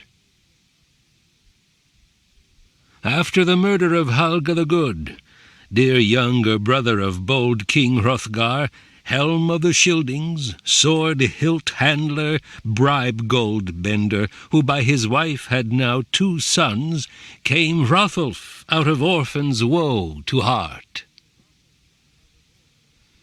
Oh, hear me, rocks and trees, loud waterfalls. You imagine I tell you these things just to hear myself speak? A little respect there, brothers and sisters. Thus poor Grendel, anger's child, red eyes hidden in the dark of verbs, brachiating with a hoot from rhyme to rhyme. Scene: the arrival of Hrothulf at Hart. "Hrothulf, come to Aunt Wealthyau, you poor, poor dear boy." "It is very kind of you, madam, to take me in." "Nonsense, dearest, you're Hrothgar's flesh and blood." "So I'm told." A mumble, trace of smile. The old king frowns in his carved chair. The boy has the manners, he broods, of a half-tamed wolf. 14 years old, and already a goddamned pretender. Age, old chain of victories, where is your comfort? He clears his throat. No, I jump to conclusions. The boy has been through a bad time, naturally. Father funeral and all the rest. And gifted, of course, with a proud heart, like all his line. Oft shield chefing.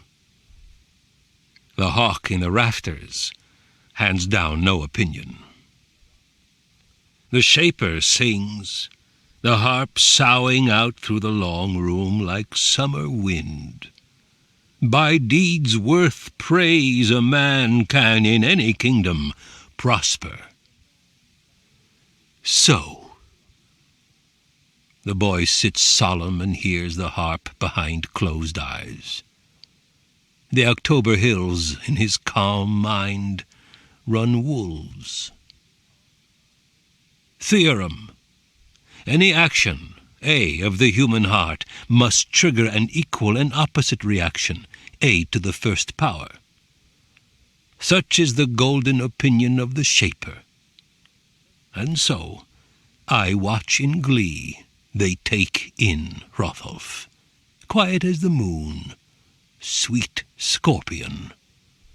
He sits between their 2 and cleans his knife. Scene: Hrothulf in the yard. Hrothulf speaks. In ratty furs the peasants hoe their fields, fat with stupidity, if not with flesh. Their food smells foul the doorways, dungeon dark, where cow-eyed girls give tit to the next generation's mindless hoe. Old men with ringworm in their beards limp dusty lanes to gather like bony dogs at the god-lined square where the king's justice is dispensed. To nod like crows at slips of the tongue by which a horse is lost, or delicate mistakes of venue through which murderers run free.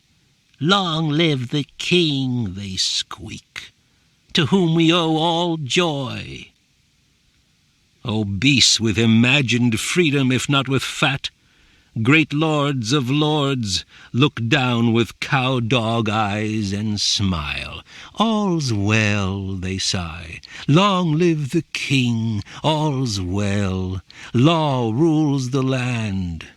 Men's violence is chained to good, i.e. to the king. Legitimate force that chops the bread thief's neck and wipes its axe. Death by book. Think, sweating beast, look up and think. Whence came these furs on the backs of your kind protectors? Why does the bread thief die and the murdering thane escape by a slight by the costliest of advocates? Think, squeeze up your wrinkled face and seize the hangnail tip of a searing thought. Violence hacked this shack-filled hole in the woods where you play freedom games. Violence no more legitimate than a wolf's. And now by violence they lock us in, you and me, old man. Subdue our vile, unkingly violence. Come into the shade. I would have a word with you and your wart-hog son. Scene: Hrothulf in the woods. The nut tree, wide above my head, stretching its cool black limbs to take the sun, sends darkness down my chest. Its dappled, high-crowned roadways make safe homes for birds. Quick squirrels run the veins of its treasure-giving hand, but the ground below is dead. Strange providence! Shall I call the tree tyrannical, since where it stands nothing survives but itself and its high-born guests? Condemn it because it sends down stifling darkness, sucks the life from grass, and whitens the sapling leaf for trifling, fluttering friends? The law of the world is a winter law, and casual. I too can be grim, snatch my daylight by violent will, and be glorified for the deed like him. Drain my soil of considerations, grip my desires like underground stones, let old things sicken and fail. She touches my hair and smiles, kind, trusting the rhetoric of love, give and get. But the thought flits through my mind, there have got to be stabler things than love. The blurred tree towering overhead consumes the sun. The ground is dead. I gasp for rain and wind. Scene: the queen beside Hrothulf's bed. Wealhtheow speaks.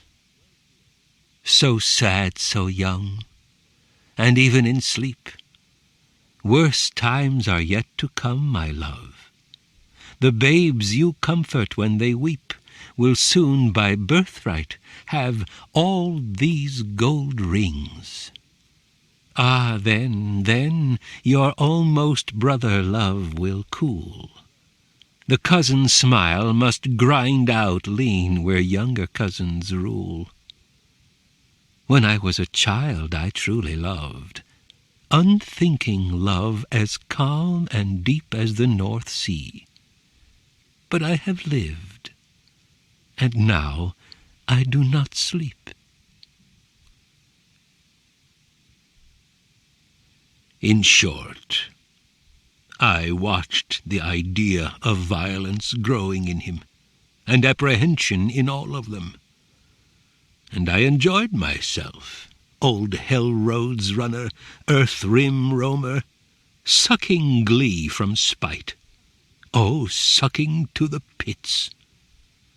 He hardly spoke when he first came, skinny, pimply, beardless, except for the baby hair on his upper lip and chin.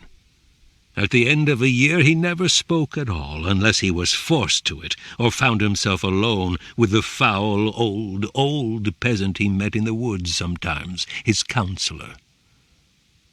Hrothgar had hair as black as coal, and hazel eyes that never blinked. He stood always with his head slung forward and his lips in a pout, like a man straining to remember something. The old man, he was nicknamed Red Horse, had a perpetually startled look, round red eyes and mouth, white hair that flared around his high empty dome like the beams of the sun. The look of a man who has suddenly remembered something. I followed the 2 down-shaded paths, skull-lined, since I had used them often, but our travellers did not see the skulls. Hrothgar stumbling over roots and stones, the old man swinging along on one stiff leg. He spit when he talked, his eyes bugged. He stunk. To step out of the region of legality requires an extraordinary push of circumstance, the old man yelled. He was deaf, and shouted as if everyone else were, too. The incitement to violence depends upon total transvaluation of the ordinary values. By a single stroke, the most criminal acts must be converted to heroic and meritorious deeds. If the revolution comes to grief, it will be because you and those you lead have become alarmed at your own brutality. Hrothgar fell down. The old man went on swinging along the path, oblivious, waving his fists. Hrothgar looked around him in slight surprise, understood that he had fallen, and got up. He almost fell again as he ran to catch his adviser. "Make no mistake, my beloved prince," the old man was yelling. "The total ruin of institutions and morals is an act of creation, a religious act. Murder and mayhem are the life and soul of revolution. I imagine you won't laugh when I tell you that. There are plenty of fools who would." "Oh, no, sir," said Hrothgar. "The very soul. What does a kingdom pretend to do? Save the values of the community, regulate compromise, improve the quality of the commonwealth. In other words, protect the power of the people in power and keep the others down. By common agreement, of course, so the fiction goes. And they do pretty well. We'll give them that." Hrothgar nodded. "We have to give them that." "Rewards to people who fit the system best, you know. King's immediate thanes, the thane's top servants, and so on till you come to the people who don't fit at all. No problem. Drive them to the darkest corners of the kingdom, starve them, throw them in jail, or put them out to war. That's how it works. But satisfy the greed of the majority, and the rest will do you no harm. That's it. You've still got your fiction of consent. If the lowest of the workers start grumbling, claim that the power of the state stands above society, regulating it, moderating it, keeping it within the bounds of order, an impersonal and higher authority of justice. And what if the workers are beyond your reconciliation? Cry law, cry common good, and put on the pressure. Arrest and execute a few. "A stinking fraud," Hrothgar said, and bit his lip. There were tears in his eyes. The old serf laughed. "Exactly, my boy. What is the state in a time of domestic or foreign crisis? What is the state when the chips are down? The answer is obvious and clear. Oh, yes. If a few men quit work, the police move in. If the borders are threatened, the army rolls out. Public force is the life and soul of every state, not merely army and police, but prisons, judges, tax collectors, every conceivable trick of coercive repression. The state is an organization of violence, a monopoly in what it is pleased to call legitimate violence. Revolution, my dear prince, is not the substitution of immoral for moral, or of illegitimate for legitimate violence. It is simply the pitting of power against power, where the issue is freedom for the winners and enslavement of the rest. Hrothulf stopped. "That's not at all what I intend," he said. "There can be more freedom or less freedom in different states." The old man stopped, too, several steps ahead of him on the forest path, and looked back, polite by an effort. "Well, that may be," he said. He shrugged. Hrothulf, though clumsy, was no fool. He said angrily, unaware of the irony that he, a prince, had a right to anger, and the old man, a peasant, did not. "Nobody in his right mind would praise violence for its own sake, regardless of its ends." The old man shrugged and put on a childish smile. "But I'm a simple man, you see," he said, "and that's exactly what I do. All systems are evil. All governments are evil. Not just a trifle evil, monstrously evil." Though he still smiled, he was shaking, only half controlling it. "If you want me to help you destroy a government, I'm here to serve. But as for universal justice—" He laughed.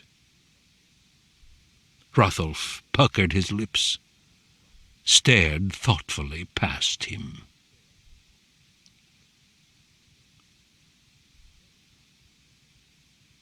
Hrothgar's nephew was kind, for all that, to the cousins he half intended to displace.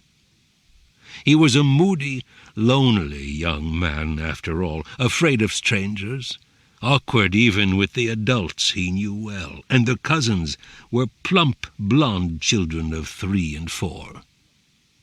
There was one other cousin, Freawaru, Hrothgar's daughter by a woman who had died. Whenever Freawaru spoke to him, Hrothulf blushed. He sat between the 2 boys at the table and helped them with their food, smiling when they talked, but rarely answering. The queen would glance at the 3 now and then. So would others, sometimes. They all knew what was coming, though nobody believed it. Who can look into the wet-mouthed smiles of children and see a mead hall burning, or listen past their musical prattle to the midnight roar of fire? Except, of course, old Hrothgar. Violence and shame have lined the old man's face with mysterious calm. I can hardly look at him without a welling of confused, unpleasant emotion. He sits tall and still in his carved chair, stiff arms resting on the chair sides, his clear eyes trained on the mead hall door, where I'll arrive, if I come. When someone speaks to him, he answers politely and gently, his mind far away, on murdered thanes, abandoned hopes. He's a giant. He had in his youth the strength of 7 men, not now. He has nothing left but the power of his mind, and no pleasure there. A case of knives. The civilization he meant to build has transmogrified to a forest thick with traps. Hrothulf, he knows, is a danger to his sons. But he cannot abandon the child of his dead younger brother. Higmod, his brother-in-law, is biding his time while Hrothgar lives because of Wealhtheow. But Higmod, he knows, is no friend. And then there is a man named Ingeld, ruler of the Heathobards, as famous for slaughter as was Hrothgar in his day. The old man intends to deal out Freawaru to him. He has no assurance it will work. And then, too, there's his treasure hoard. Another trap. A man plunders to build up wealth to pay his men and bring peace to the kingdom, but the hoard he builds for his safety becomes the lure of every marauder that happens to hear of it. Hrothgar, keen of mind, is out of schemes. No fault of his. There are no schemes left. And so he waits like a man chained in a cave, staring at the entrance, or sometimes gazing with sad, absent-minded eyes at Wealhtheow, chained beside him. Who is one more trap, the worst. She's young, could have served a more vigorous man, and beautiful. Need not have withered her nights and wasted her body on a bony, shivering wretch. She knows all this, which increases his pain and guilt. She understands the fear for his people that makes a coward of him, so that night when I attacked her, he would not lift a finger to preserve her. And his fear is one he cannot even be sure is generous. Perhaps mere desire that his name and fame live on. She understands, too, his bitterness at growing old. She even understands, more terrible, no doubt, than all the rest, old Hrothgar's knowledge that peace must be searched through ordeal upon ordeal, with no final prospect but failure. Lesson on lesson they've suffered through, recognizing more profoundly each time their indignity, shame, triviality. It will continue. How, if I know all this, you may ask, could I hound him, shatter him again and again, drive him deeper and deeper into woe? I have no answer, except perhaps this. Why should I not? Has he made any move to deserve my kindness? If I give him a truce, will the king invite me in for a kiss on the forehead, a cup of mead? Ha!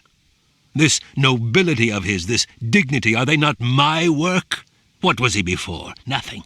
A swollen-headed raider, full of boasts and stupid jokes and mead, no more noble than Redhorse, Hrothulf's friend. No one would have balked at my persecuting him then. I made him what he is. Have I not a right to test my own creation? Enough. Who says I have to defend myself? I'm a machine like you, like all of you. Bloodlust and rage are my character. Why does the lion not wisely settle down and be a horse? In any case, I too am learning, ordeal by ordeal, my indignity. It's all I have, my only weapon for smashing through these stiff coffin walls of the world. So I dance in the moonlight, make foul jokes, or labor to shake the foundations of night with my heaped-up howls of rage. Something is bound to come of all this. I cannot believe such monstrous energy of grief can lead to nothing. I have thought up a horrible dream to impute to Hrothgar. Hrothgar speaks. I have dreamt it again. Standing suddenly still in a thicket among wet trees, stunned, minutely shuddering, hearing a wooden echo escape. A mossy floor, almost colourless, disappears in depths of rain among the tree shapes.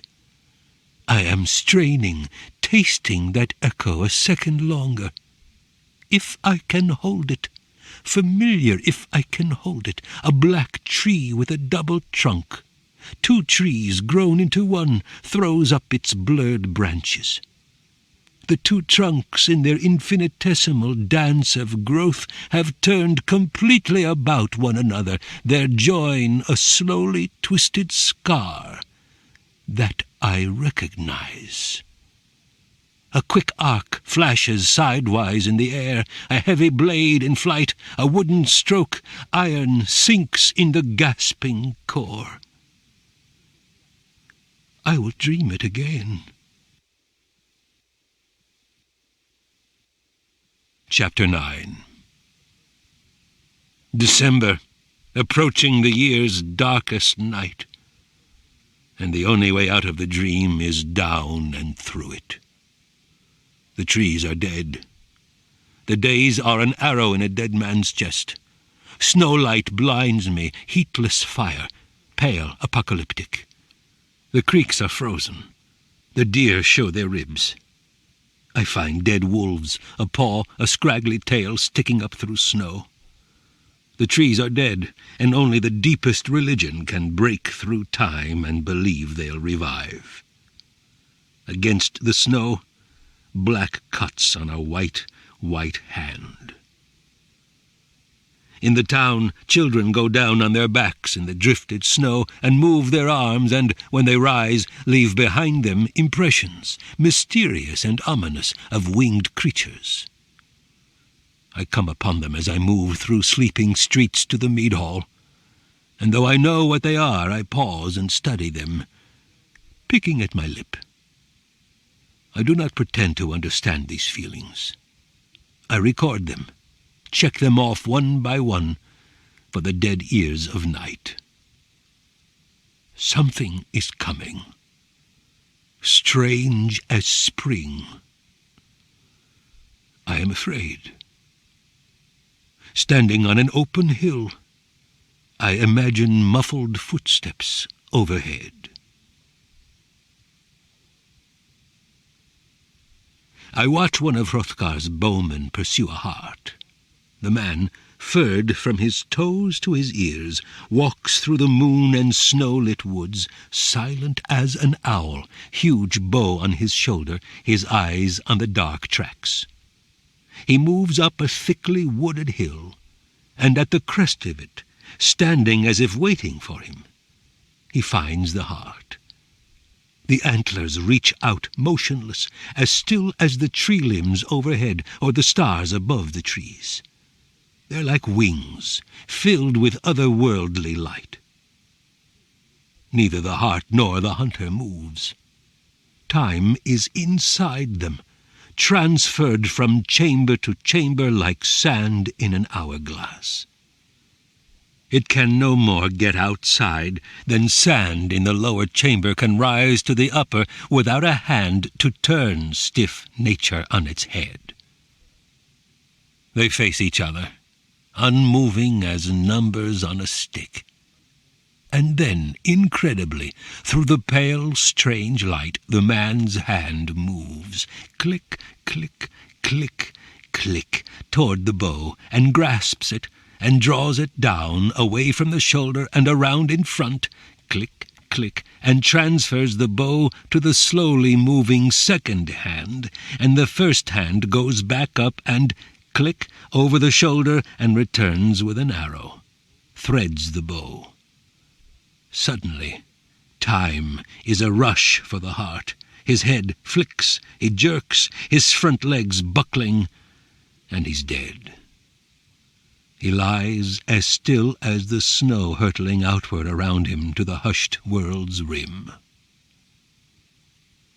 The image clings to my mind like a growth. I sense some riddle in it.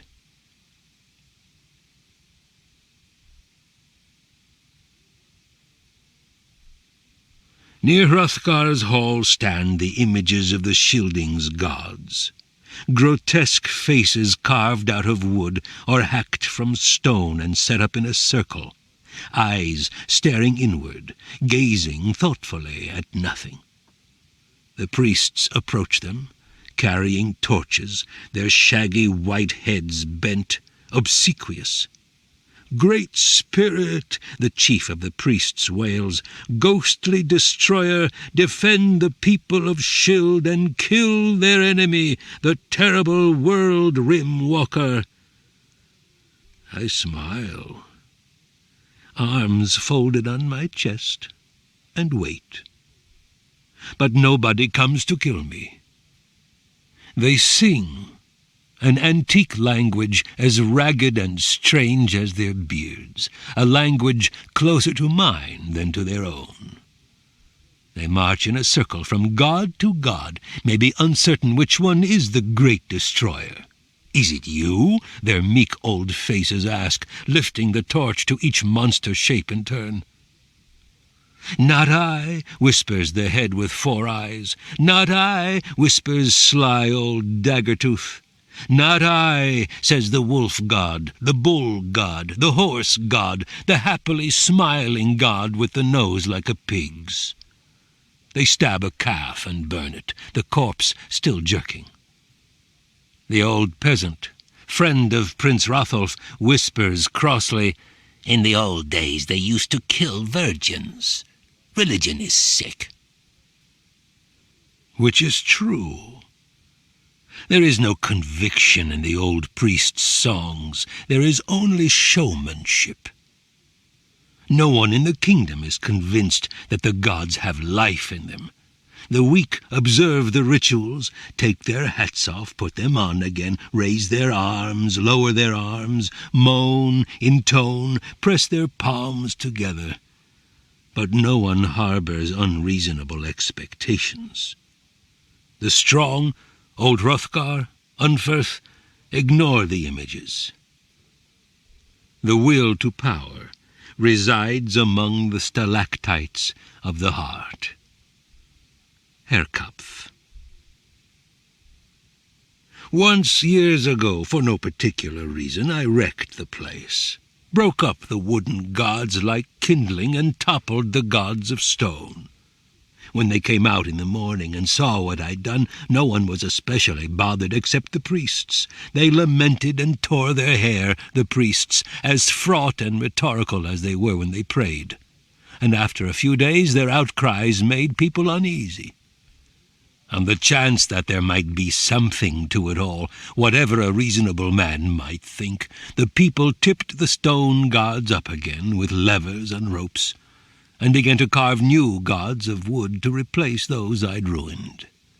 It was dull work, you could see by their faces, but it was for some reason necessary. When the ring was complete, I considered wrecking it again, but the gods were inoffensive, dull. I decided, the hell with it. I have eaten several priests. They sit on the stomach like duck eggs.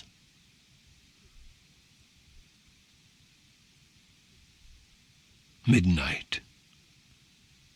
I sit in the center of the ring of gods, musing on them, pursuing some thought that I cannot make come clear. They wait, as quiet as upright bones in the softly falling snow. So Hrothgar waits, lying on his back with his eyes open. Wealhtheow lies on her back beside him, her eyes open, her hand resting lightly in his. Hrothulf's breathing changes. He is having bad dreams. Unferth sleeps fitfully, guarding the mead hall. And the shaper in his big house tosses and turns. He has a fever.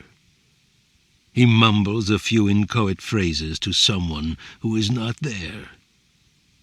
All the gods have hats of snow and snow-crested noses.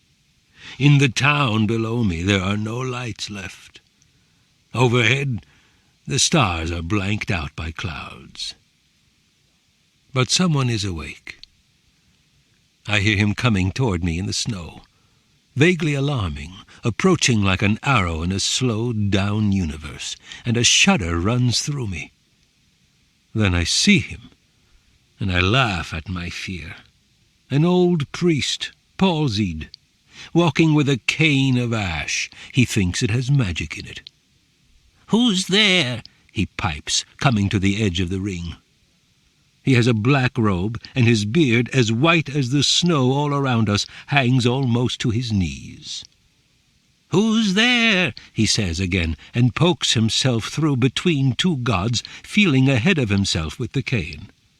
"Is there somebody here?" he whimpers. "It is I say, the destroyer." A violent shock goes through him. He shakes all over, practically falls down. "My lord," he whimpers. He goes down on his knees. "Oh, blessed, blessed Lord!" A look of doubt crosses his face, but he resists it. "I heard someone down here," he says. "I thought it was—" The doubt comes again, mixed with fear this time. He squints, cocks his head, struggling to penetrate his blindness by force of will. "I am Orc," he says uncertainly, "eldest and wisest of the priests." I smile, say nothing. I intend to paint the images with the old man's steaming blood. "I know all mysteries," the priest says. "I am the only man still living who has thought them all out." "We are pleased with you, Orc," I say, voice very solemn. Then, suddenly impish, at times I cannot resist these things, "Tell us what you know of the king of the gods." "The king?" he says. "The king!" I do not giggle. He rolls his blind eyes, figuring the odds, snatching through his mind for doctrines. "Speak to us concerning his unspeakable beauty and danger," I say. And wait. The snow falls softly on the images. The old priest, kneeling, has one knee on his beard and is unable to lift his head. He shakes all over as if the palsy is something outside him, an element like wind. "The king of gods," he whispers and searches his wits. At last he folds his arthritic white hands, raises them before him like a nightmare flower, and speaks. "The king of the gods is the ultimate limitation," he keens. "And his existence is the ultimate irrationality." A tick goes down one cheek, jerks the corner of his mouth.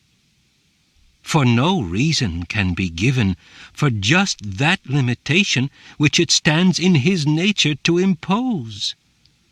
The king of the gods is not concrete, but he is the ground for concrete actuality.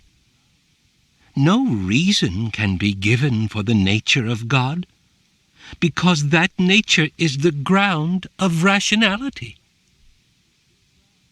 He tips his head, waiting for some response from me that will tell him how he's doing. I say nothing. The old man clears his throat, and his face takes on an expression still more holy. The tick comes again. "The king of the gods is the actual entity in virtue of which the entire multiplicity of eternal objects obtains its graded relevance to each stage of concrescence. Apart from him, there can be no relevant novelty." I notice with surprise that the priest's blind eyes are brimming with tears. They seep down his cheeks into his beard. I raise my fingers to my mouth, baffled. The chief god's purpose in the creative advance is the evocation of novel intensities. He is the lure for our feeling. Orc is now weeping profusely, so moved that his throat constricts. I observe and wonder. His knotted hands shake and sway. He is the eternal urge of desire, establishing the purposes of all creatures. He is an infinite patience, a tender care that nothing in the universe be vain. He begins to moan, shaking violently, and it occurs to me that perhaps he is merely cold. But instead of hugging himself, as I expect him to, he stretches out his arms toward the sky. Huge knuckled fingers gnarled and twisted as if to frighten me. Oh, the ultimate evil in the temporal world is deeper than any specific evil, such as hatred or suffering or death. The ultimate evil is that time is perpetual perishing, and being actual involves elimination. The nature of evil may be epitomized, therefore, in two simple but horrible and holy propositions. Things fade, and alternatives exclude. Such is his mystery, that beauty requires contrast, and that discord is fundamental to the creation of new intensities of feeling. Ultimate wisdom, I have come to perceive, lies in the perception that the solemnity and grandeur of the universe rise through the slow process of unification in which the diversities of existence are utilized, and nothing is lost. The old man falls forward, arms thrown out in front of him, and weeps with gratitude. I have trouble deciding what to do. Before I can make up my mind about him, I become aware that there are others moving toward the place, drawn by the old man's keening. So quietly that even old Orc cannot hear me, I tiptoe out of the ring and hide behind a fat stone image of a god with a skull in his lap and a blacksmith's apron. 3 of his fellow priests arrive. They gather around him, bend over to look at him. The snow falls on them softly. First priest. Orc, what are you doing here? It is written that the old shall keep to the comfort of their beds. Second priest. It's a bad habit, beloved friend, this wandering about at night when monsters prowl. Third priest. Senility. I've been telling you the old fool's gone senile. Orc. Brothers, I've talked with the great destroyer. Third priest. Bosh. First priest. Blasphemy. It is written, ye shall not see my face. Second priest. Think what shape you'll be in for your morning devotions. Orc. He stood as near to me as you are. First priest. Worship is the work of priests. What the gods do is the business of the gods. You know the text. Third priest.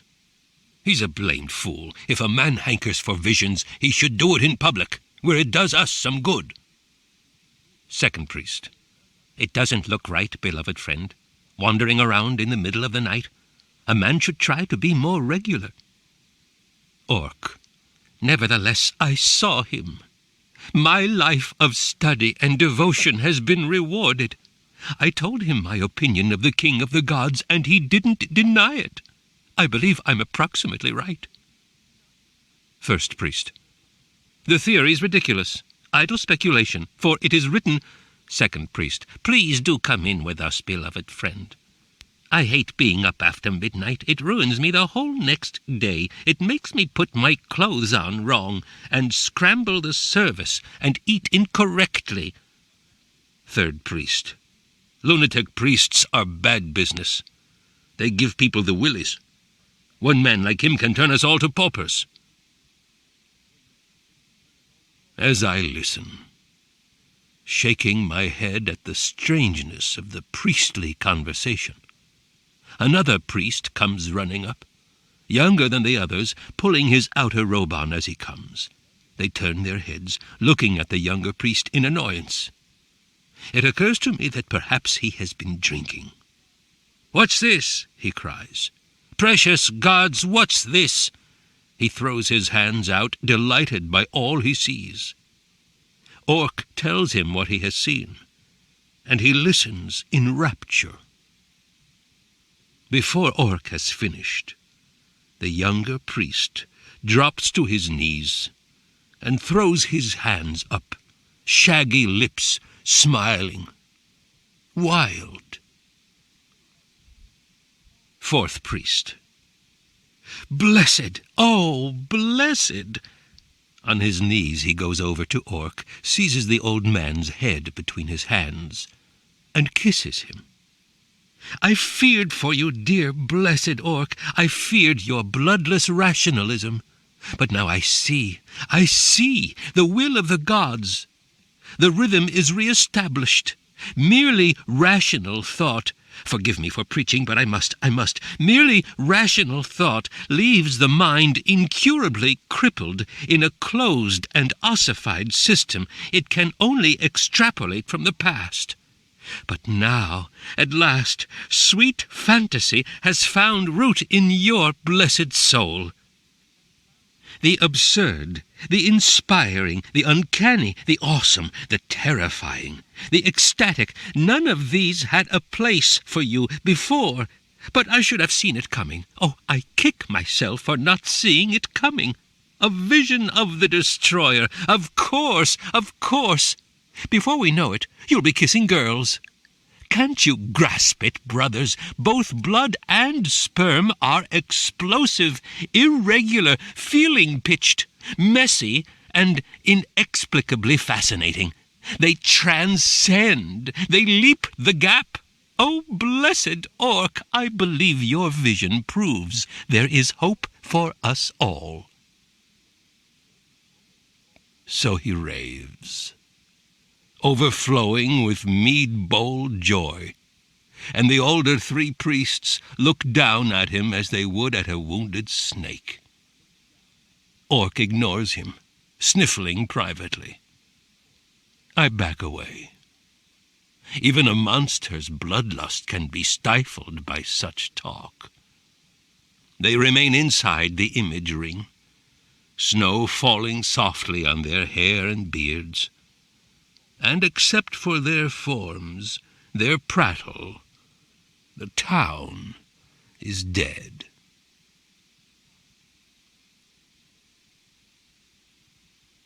Hrothgar is asleep now, resting up for tomorrow's ordeal of waiting. Wealhtheow breathes evenly beside him. Hrothulf and the king's 2 children are asleep. In the main hall, row on row in their wall-hung beds, the guardians snore, except Unferth. Puffy-eyed, he gets up, and in a kind of stupor goes to the mead hall door to piss. A dog barks. Not at me. I have put my spell on them. Unferth hardly hears. He looks out over the snowy rooftops of the town to the snowy moor, the snowy woods, unaware of my presence behind the wall. The snow falls softly through the trees, closing up the foxes' dens, burying the tracks of sleeping deer. A wolf, asleep with his head on his paws, awakens at the sound of my footsteps, and opens his eyes but does not lift his head. He watches me pass, his grey eyes hostile, then sleeps again, his cave half hidden by snow. I do not usually raid in the winter, when the world is a corpse. I would be wiser to be curled up, asleep like a bear in my cave. My heart moves slowly, like freezing water, and I cannot clearly recall the smell of blood. And yet I am restless. I would fall, if I could, through time and space to the dragon. I cannot.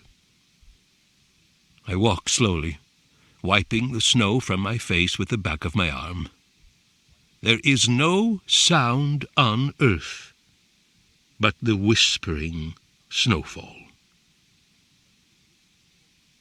I recall something.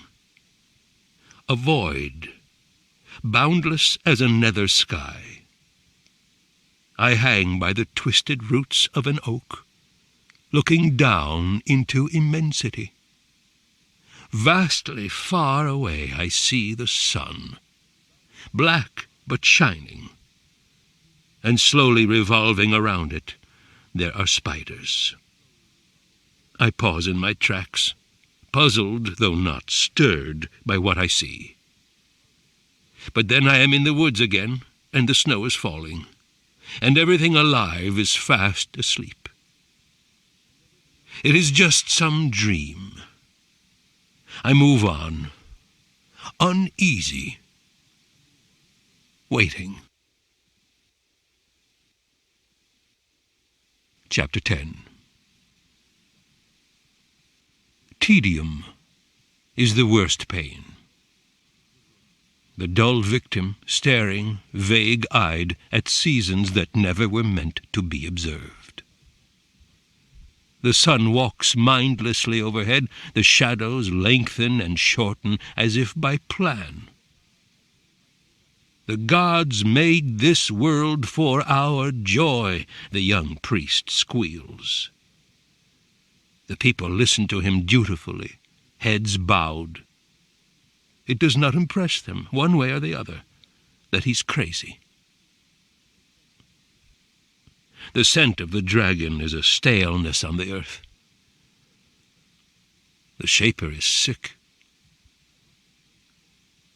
I watch a great horned goat ascend the rocks toward my mere. I have half a mind to admire his bottomless stupidity. "Hey, goat!" I yell down. "There's nothing here. Go back!" He lifts his head, considers me, then lowers it again to keep an eye on crevasses and seams, icy scree, slick rocky ledges, doggedly continuing. I tip up a boulder and let it fall thundering toward him. His ears flap up in alarm, he stiffens, looks around him in haste, and jumps. The boulder bounds past him. He watches it fall, then turns his head, looks up at me disapprovingly. Then, lowering his head again, he continues. It is the business of goats to climb. He means to climb. Ah, goat, goat, I say, as if deeply disappointed in him. Use your reason. There's nothing here. He keeps on coming. I am suddenly annoyed, no longer amused by his stupidity.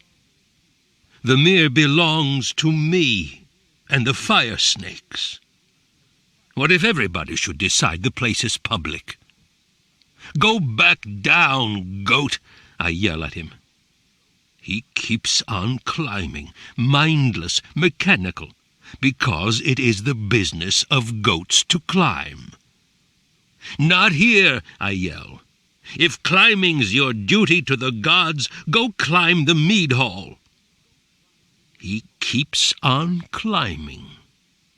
I run back from the edge to a dead tree, throw myself against it and break it off, and drag it back to the cliff wall. "You've had fair warning," I yell at him. I'm enraged now. The words come echoing back to me. I lay the tree sideways, wait for the goat to be in better range, then shove. It drops with a crash and rolls crookedly toward him. He darts left, reverses himself, and bounds to the right, and a limb catches him. He bleats, falling, flopping over with a jerk too quick for the eye, and bleats again, scrambling, sliding toward the ledge side. The tree, slowly rolling, drops out of sight. His sharp front hooves dig in, and he jerks onto his feet, but before his balance is sure, my stone hits him and falls again. I leap down to make certain he goes over this time. He finds his feet the same instant that my second stone hits. It splits his skull, and blood sprays out past his dangling brains, yet he doesn't fall. He threatens me, blind. It's not easy to kill a mountain goat. He thinks with his spine. A death tremor shakes his flanks, but he picks toward me, jerking his great twisted horns at air. I back off, upward toward the mere the goat will never reach. I smile, threatened by an animal already dead, still climbing. I snatch up a stone and hurl it. It smashes his mouth, spraying out teeth, and penetrates to the jugular. He drops to his knees, gets up again. The air is sweet with the scent of his blood. Death shakes his body the way high wind shakes trees. He climbs toward me. I snatch up a stone.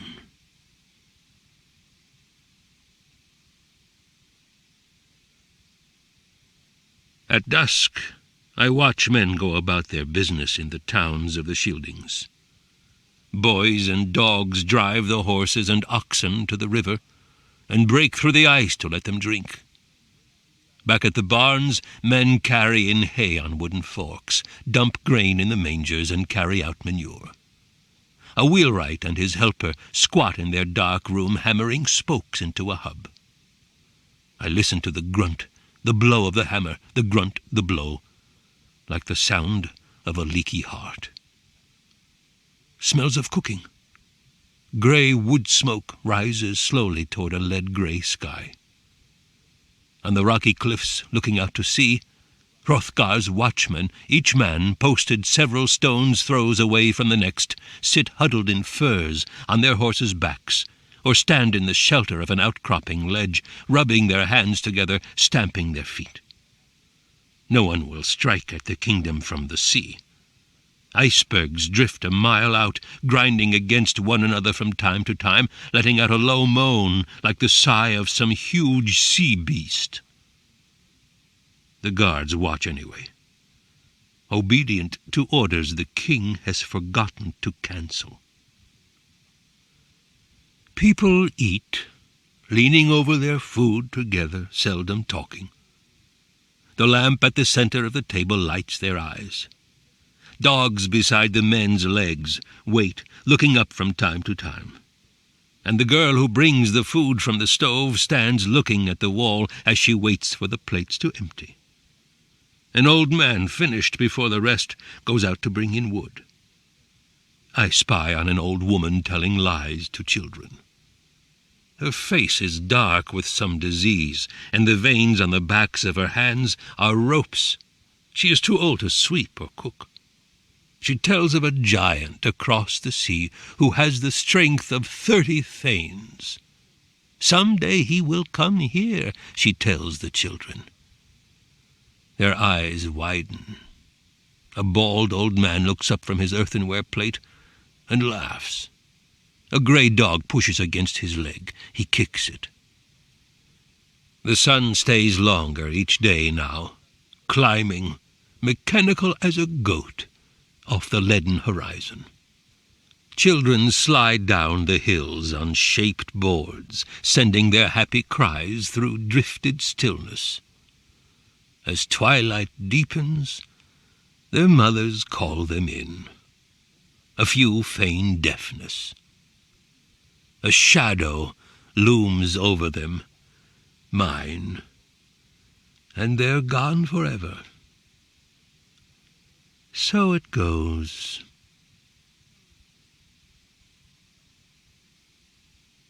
Darkness. At the house of the Shaper, people come and go, solemn-faced, treading softly, their heads bowed and their hands folded for fear of sending dreadful apparitions through his dreams. His attendant, the boy who came here with him, a grown man now, sits by the old man's bed and plays pale runs on the old man's harp. The old man turns his blind head, rising from confusion to listen. He asks about a certain woman who does not come. No answer. But the king comes, with the queen on his arm, young Hrothgar walking 4 steps behind them, holding the hands of their children.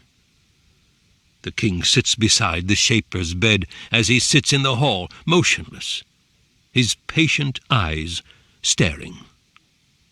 Hrothgar and the children wait out in the entry room. The queen puts her fingertips gently on the old man's forehead. The shaper whispers for the lamp. The attendant pretends to bring it, though it stands already on the table beside his bed. "That's better," the queen says dutifully, and the king says, as if he couldn't see well before, "You look healthier today." The shaper says nothing.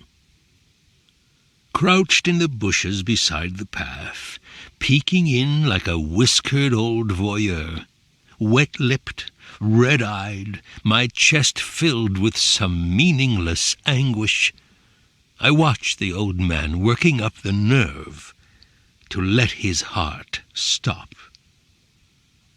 Where are all his fine phrases now? I whisper to the night. I chuckle. The night, as usual, doesn't comment.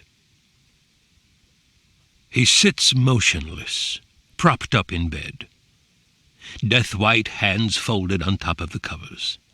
His eyes, once webbed with visions, are shut. The young man, the attendant sitting with the harp, does not play. The king and queen wait, dutiful, probably counting the time off in their heads. And the herbalist, humpbacked, robed in black, a tick screws taut one whole side of his face. The herbalist, no longer useful to the one-time king of poets, paces back and forth slowly, rubbing his hands. He waits for the soft, dry throat rattle that will free him to go pace elsewhere. The shaper speaks. They bend closer. "I see a time," he says, "when the Danes once again—" His voice trails off. Puzzlement crosses his forehead, and one hand reaches up feebly as if to smooth it away, but forgets before it can find the forehead, and falls back to the covers. He lifts his head a little, listening for footsteps. There are none. The head drops back weakly. His visitors wait on. They do not seem to realize that he is dead.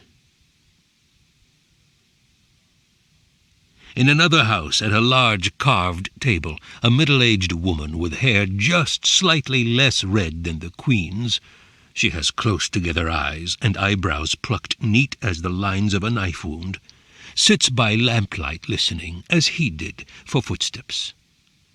Her nobleman husband lies sleeping in a nearby room, his head on his arm, as if listening to his heartbeat. She is a lady I have watched with the greatest admiration. Soul of fidelity, decorum. The shaper would tip his whitened head, blind eyes staring at the floor whenever the lady spoke. And from time to time, when he sang of heroes, of shipbacks broken, there was no mistaking that he sang the song for her. Nothing came of it. She would leave the hall on her husband's arm. The shaper would bow politely as she passed. She hears them coming. I duck back into the gloom to watch and wait. The messenger the shaper's attendant has sent goes up to the door, and has hardly knocked once, when the door opens inward, and the lady appears, staring through him. "He's dead," says the messenger. The lady nods. When the messenger is gone, the lady comes out onto the steps, and stands with her arms locked, expressionless. She looks up the hill toward the mead hall. "So all of us must sooner or later pass," I am tempted to whisper. "Alas! Woe!" I resist. Only the wind is alive, pressing her robe to her fat, loose hips and bosom. The woman is as still as the dead man in his bed. I am tempted to snatch her. How her squeals would dance on the icicle walls of the night, but I back away. I look in on the Shaper one more time. The old women are arranging him, putting gold coins on his eyelids to preserve him from seeing where he goes. At last, unsatisfied as ever, I slink back home.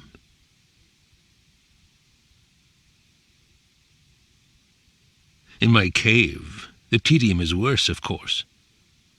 My mother no longer shows any sign of sanity, hurrying back and forth, wall to wall, sometimes on 2 legs, sometimes on 4, dark forehead furrowed like a new ploughed field, her eyes glittering and crazy as a captured eagle's.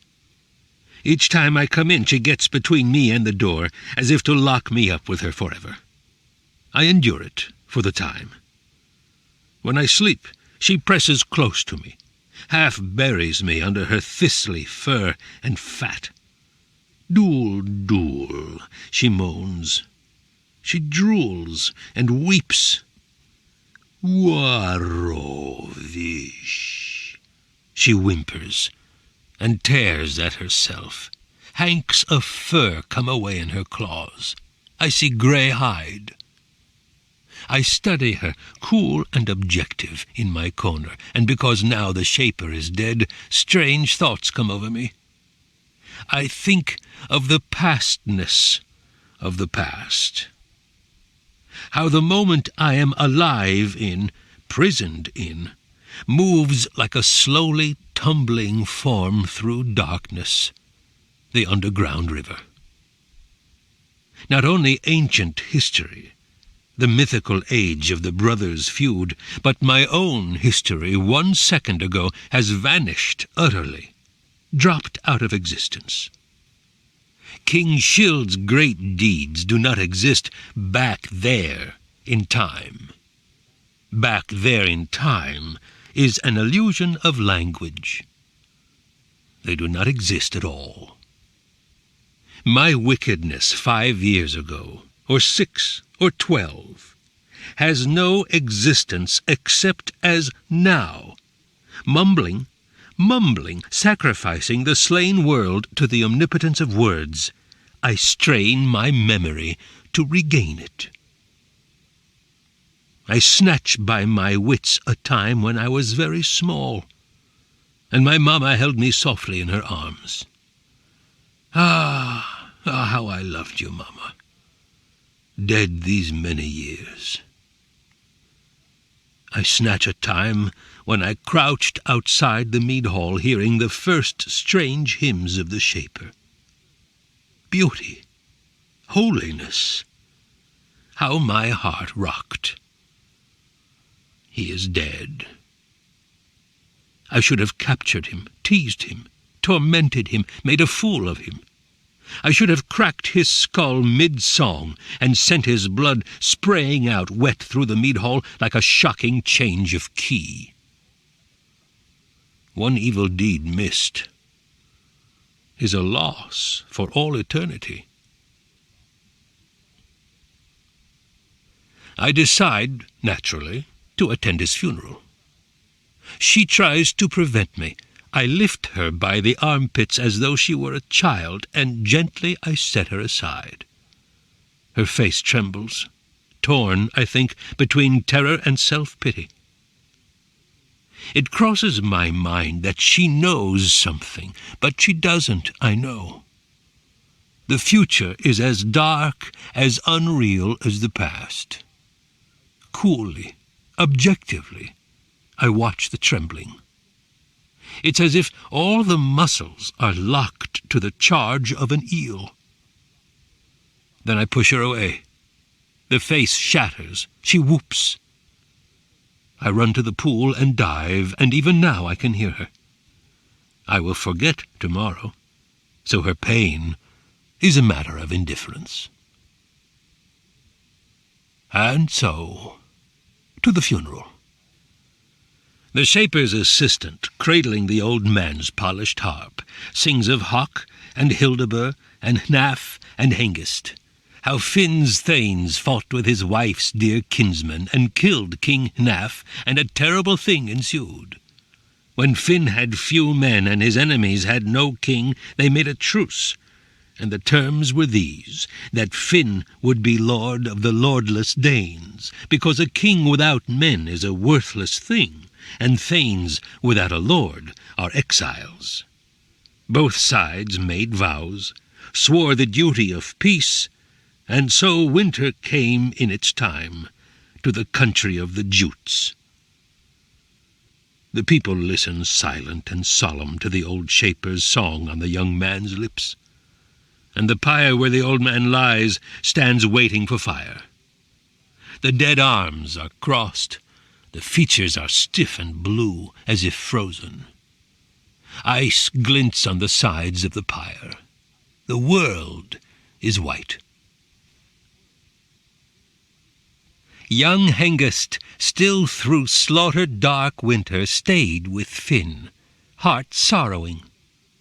He thought of home, though he could not drive on the dark sea his ring-proud ship.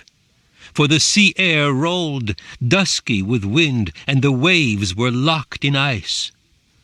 Then another season came, another year, as the years do yet, bright shining weather awaiting its time. The winter was gone, earth's breast was fair, and the exiled Hengist was eager to go, unwilling guest, from the dwelling. Yet as ice chains locked the land, so Hengist's heart was locked. Revenge called harder to him than home. He cried in his mind for quarrel, and quarrel came. Then Finn lay down in blood, bold king with all his company, and the queen was taken. And, loaded with rings, King Finn could not refuse. The Danes sailed home. Men's double vows soon wash away. Spring rain drips down through rafters. So he sings, looking down, recalling and repeating the words, hands light on the harp. The king listens, dry-eyed, his mind far, far away. Prince Hrothulf stands with the children of Hrothgar and Wealhtheow, his features revealing no more secrets than does snow. Men light the pyre. Unferth stares at the flames with eyes like stones. I too watch the fire as well as I can. Colorless it seems, a more intense place in the brightness of snow and ice. It flames high at once as if hungry for the coarse, lean meat. The priests walk slowly around the pyre, saying antique prayers, and the crowd, all in black, ignoring the black priests, keens. I watch the burning head burst, bare of visions, dark blood dripping from the corner of the mouth and ear. End of an epoch, I could tell the king. We're on our own again, abandoned.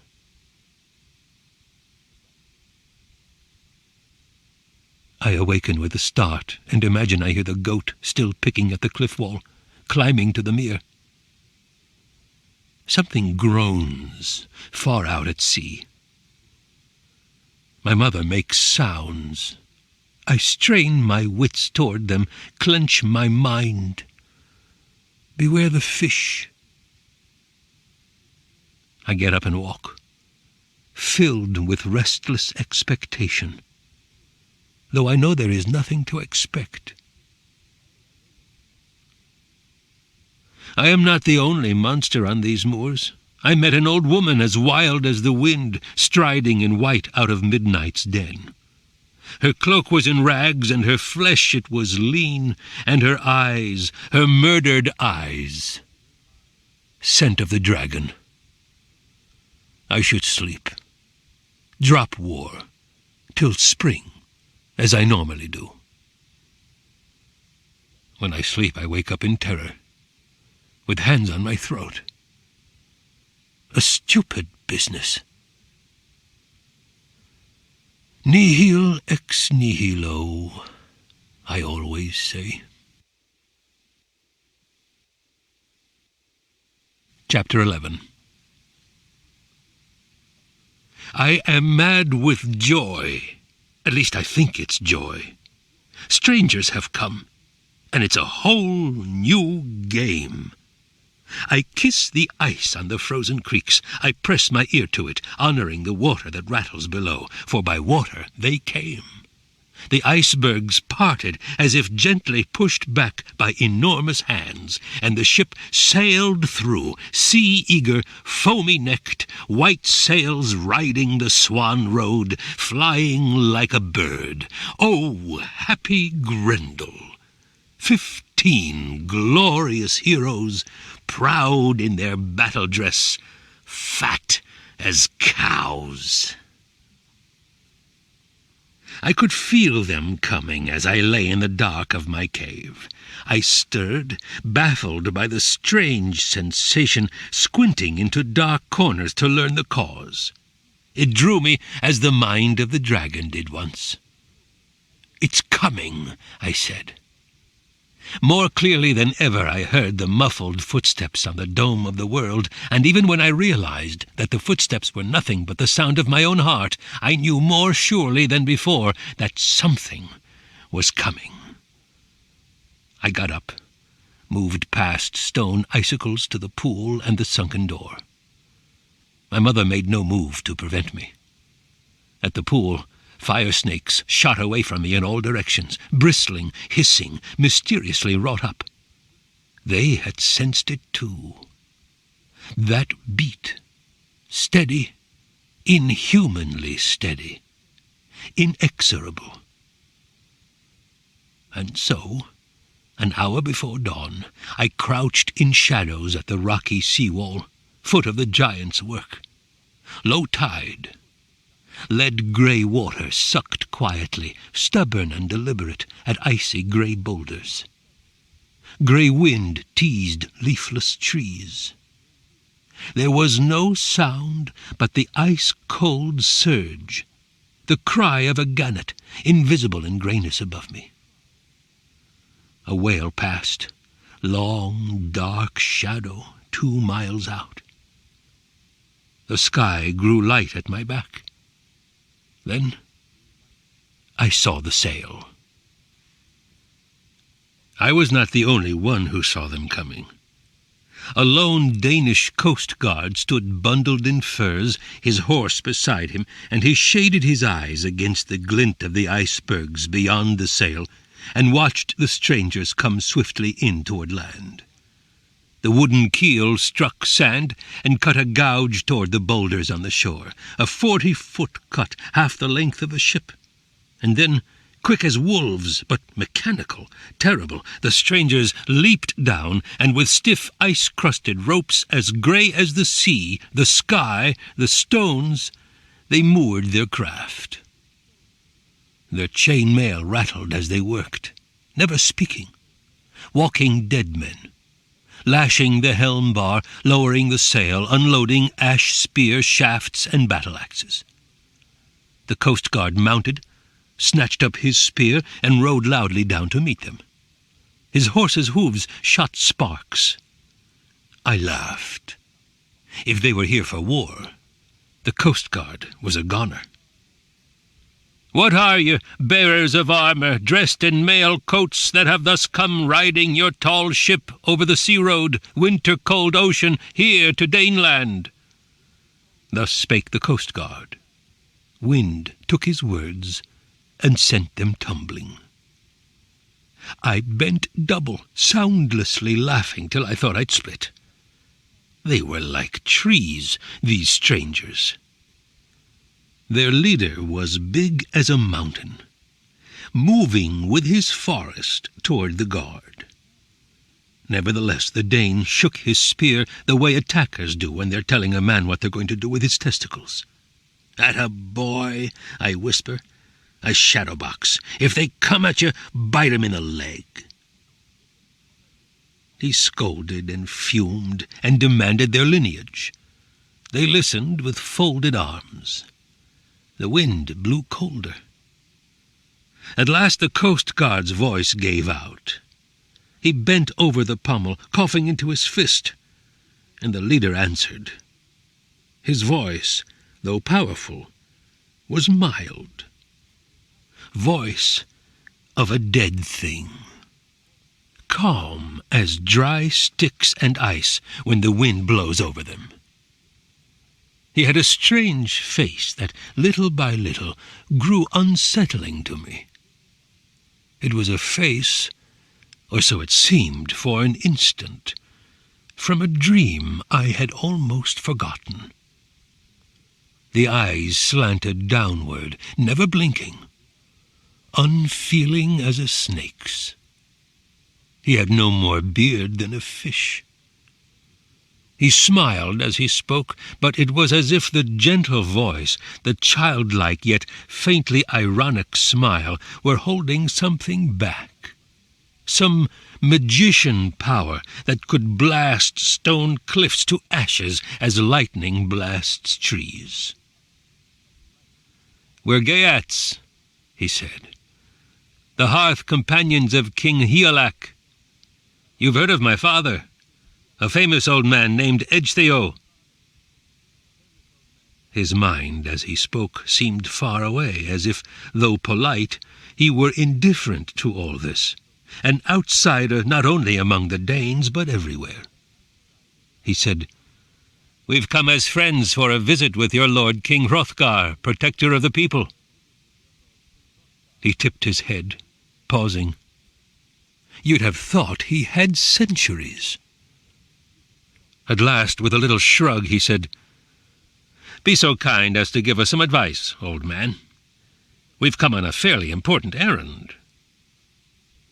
The hint of irony in the smile grew darker, and he looked now not at the coast guard, but at the coast guard's horse. "A certain thing can't very well be kept hidden, I think. You'll know if it's true, as we heard back home, that I don't know what kind of enemy stalks your hall at night. Kills men, so they say, and for some reason scorns your warriors. If it's so—" He paused, his eyebrows cocked, and glanced at the coast guard and smiled. "I've come to give Hrothgar advice." You could see pretty well what advice he'd give. His chest was as wide as an oven. His arms were like beams. "Come ahead," I whispered.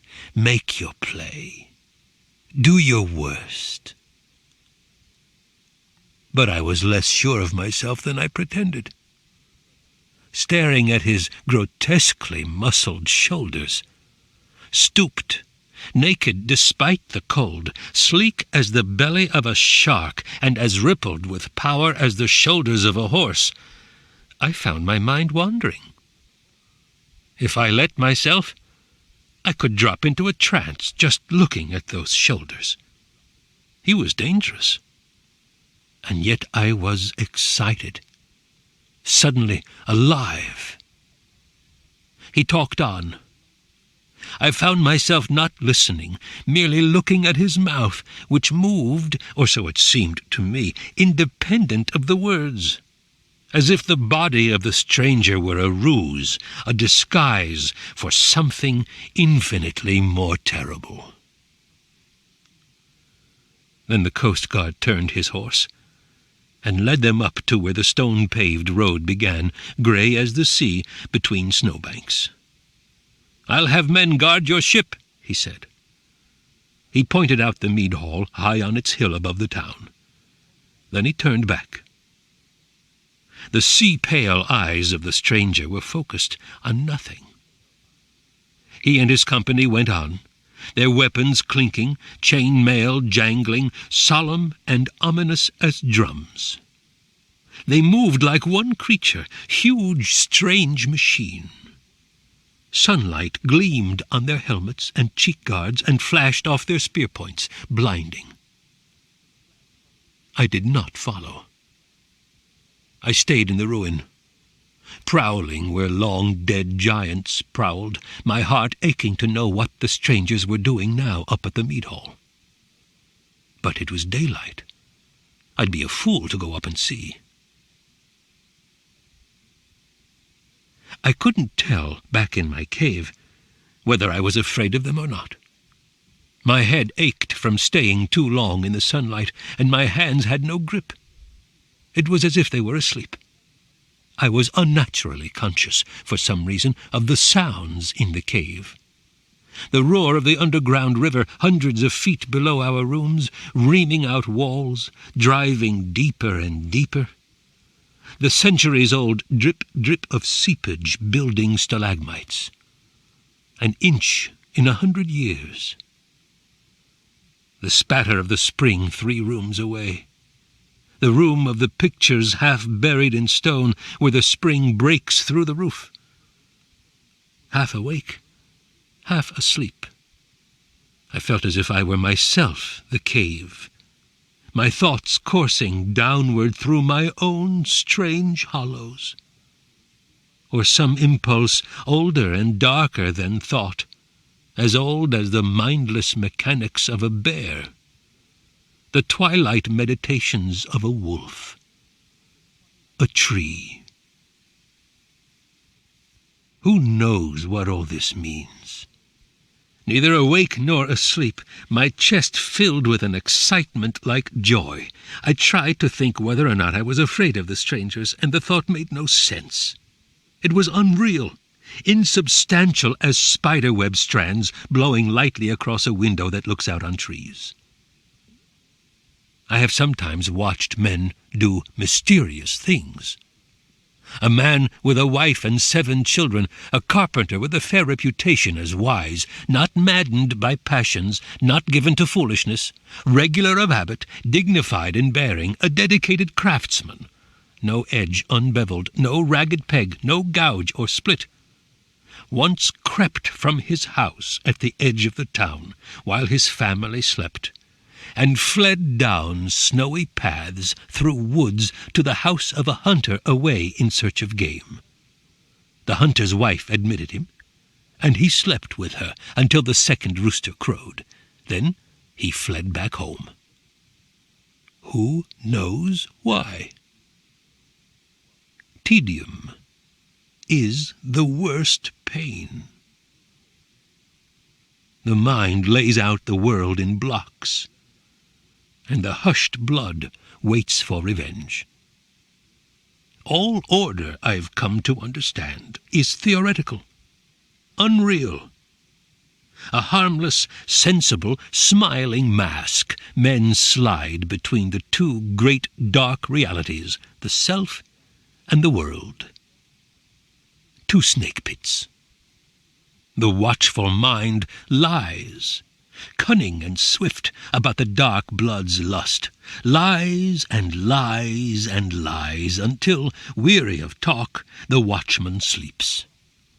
Then sudden and swift the enemy strikes from nowhere, the cavernous heart.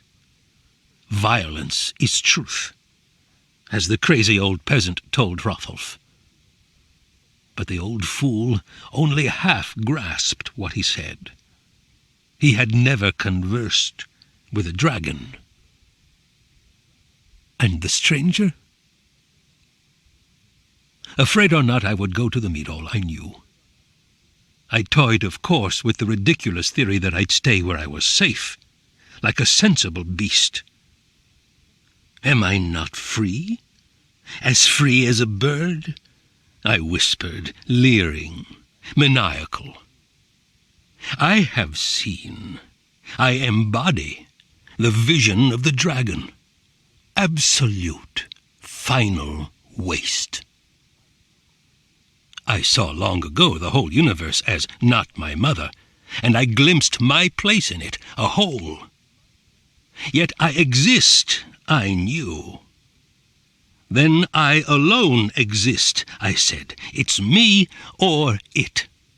What glee, that glorious recognition. The cave, my cave, is a jealous cave. For even my mamma loves me not for myself, my holy specialness, he-he-ho-ha, but for my sonness, my possessedness, my displacement of air as visible proof of her power. I have set her aside, gently, picking her up by the armpits as I would a child, and so have proved that she has no power but the little I give her by momentary whim. So I might set aside Hrothgar's whole kingdom, and all his thanes, if I did not, for sweet desire's sake, set limits to desire. If I murdered the last of the Scyldings, what would I live for? I'd have to move. So now, for once unsure of victory, I might set limits to desire, go to sleep, put off further raids till the Geats go home. For the world is divided, experience teaches, into two parts. Things to be murdered, and things that would hinder the murder of things. And the Geats might reasonably be defined either way. So I whispered, wading through drifts waist-high, inexorably on my way to Hrothgar's meat-hall. Darkness lay over the world like a coffin lid. I hurried. It would be a shame to miss the boasting. I came to the hall, bent down at my chink, peered in. The wind was shrill, full of patterns. It was a scene to warm the cockles of your heart. The Danes were not pleased, to say the least, that the Geats had come to save them. Honor is very big with them. They'd rather be eaten alive than be bailed out by strangers. The priests weren't happy either. They'd been saying for years that the ghostly destroyer would take care of things in time. Now here were these foreigner upstarts unmasking religion. My old friend Orc sat shaking his head in dismay, saying nothing, brooding, no doubt, on the dark metaphysical implications. Things fade. Alternatives exclude. Whichever of us might exclude the other, when the time came for me and the stranger to meet, the eyes of the people would be drawn to the instance. They would fail to rise to the holy idea of process. Theology does not thrive in the world of action and reaction. Change, it grows on calm like the scum on a stagnant pool. And it flourishes, it prospers, on decline. Only in a world where everything is patently being lost can a priest stir men's hearts as a poet would by maintaining that nothing is in vain. For old time's sake, for the old priest's honor, I would have to kill the stranger. And for the honor of Hrothgar's thanes. The Danes sat sulking, watching the strangers eat, wishing someone of them would give them an excuse to use their daggers. I covered my mouth to keep from cackling. The king presided, solemn and irritable. He knew that his thanes couldn't handle me alone, and he was too old and tired to be much impressed, however useful it might be to his kingdom, by their fathead ideas of honor. Get through the meal, that's the thing, he was thinking. Keep them from wasting their much-touted skills on one another. The queen wasn't present, situation much too touchy. Then up spoke Unferth, Edglaf's son, top man in Hrothgar's hall. He had a nose like a black, deformed potato, eyes like a couple of fangs. He leaned forward over the table and pointed the dagger he'd been eating with. "Say, friend," he said to the beardless leader of the Geats, "are you the same man that went swimming that time with young Breca? Risked your lives in the middle of the winter for nothing, for a crazy mead boast?" The stranger stopped eating, smiled. "We heard about that," Unferth said. "Nobody could stop you. Kings, priests, counselors, nobody. Splash! Unferth made swimming motions, eyes rolled up, mouth gasping. The thanes around him laughed. "The sea boiled with waves, fierce winter swells. 7 nights you swam, so people say." He made his face credulous, and the Danes laughed again. "And at last Breca beat you, much stronger than you were. He proved his boast against you, for what it may be worth." The Danish thanes laughed. Even Hrothgar smiled. Unferth grew serious, and now only the stranger went on smiling, he alone and the huge Geats next to him, patient as timber wolves. Unferth pointed with his dagger, giving friendly advice. "I predict it will go even worse for you tonight. You may have had successes, I haven't heard. But wait up for Grendel, for 1 night's space, and all your glorious successes will be done with." The Danes applauded. The stranger smiled on, his downward slanting eyes like empty pits. I could see his mind working, stone-cold, grinding like a mill-wheel.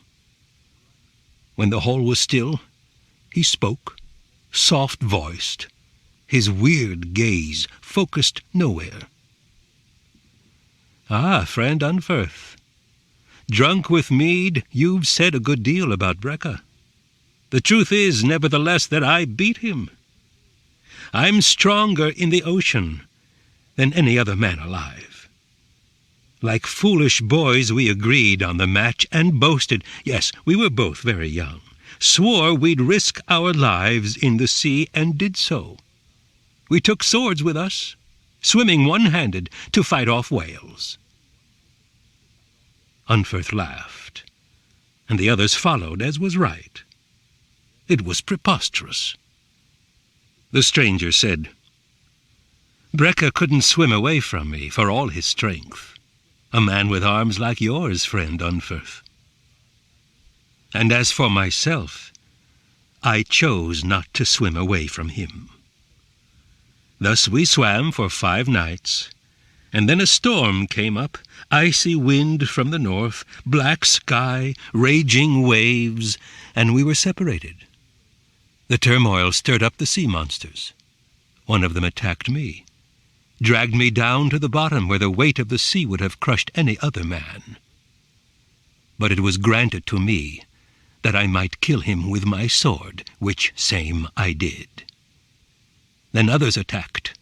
They pressed me hard. I killed them, 9 old water-knickers, robbed them of the feast they expected at the bottom of the sea. In the morning, sword ripped, they lay belly up near shore. They'd trouble no more passing sailors after that. Light came from the east, and behold, I saw headlands, and I swam to them. Fate often enough will spare a man if his courage holds. Now the Danes weren't laughing. The stranger said it all so calmly, so softly, that it was impossible to laugh. He believed every word he said. I understood at last the look in his eyes. He was insane. Even so, I wasn't prepared for what came next. Nobody was. Solemn, humorless despite the slightly ironic smile, he suddenly cut deep, yet with the same mildness, the same almost inhuman indifference except for the pale flash of fire in his eyes. "Neither Breca nor you ever fought such battles," he said. "I don't boast much of that. Nevertheless, I don't recall hearing any glorious deeds of yours, except that you murdered your brothers. You'll prowl the stalagmites of hell for that, friend Unferth, clever though you are." The hall was numb. The stranger was no player of games. And yet he was shrewd, you had to grant. Whether or not they believed his wild tale of superhuman strength, no thane in the hall would attack him again and risk the slash of that mild, coolly murderous tongue. Old King Hrothgar, for one, was pleased. The madman's single-mindedness would be useful in a monster fight. He spoke. "Where's the queen? We're all friends in this hall. Let her come to us and pass the bowl." She must have been listening behind her door. She came out, radiant, and crossed swiftly to the great golden bowl on the table by the hearth. As if she'd brought light and warmth with her, men began talking, joking, laughing, both Danes and Geats together. When she'd served all the Danes and the lesser Geats, she stood, red hair flowing, her neck and arms adorned in gold, by the leader of the strangers. "I thank God," she said, "that my wish has been granted, that at last I have found a man whose courage I can trust." The stranger smiled, glanced at Unferth. Hrothgar's top man had recovered a little, though his neck was still dark red. "We'll see," the stranger said. And again I found something peculiar happening to my mind. His mouth did not seem to move with his words, and the harder I stared at his gleaming shoulders, the more uncertain I was of their shape. The room was full of a heavy, unpleasant scent I couldn't place. I labored to remember something. Twisted roots, an abyss. I lose it. The queer little spasm of terror passes. Except for his curious beardlessness, there is nothing frightening about the stranger. I've broken the backs of bulls no weaker than he is. Hrothgar made speeches, his hand on the queen's. Unferth sat perfectly still, no longer blushing. He was struggling to make himself hope for the stranger's success, no doubt. Heroism is more than noble language, dignity. Inner heroism, that's the trick. Glorious carbuncle of the soul. Except in the life of the hero, the whole world's meaningless. He took a deep breath. He would try to be a better person, yes. He forced a smile, but it twisted out of his control. Tears. He got up suddenly and, without a word, walked out.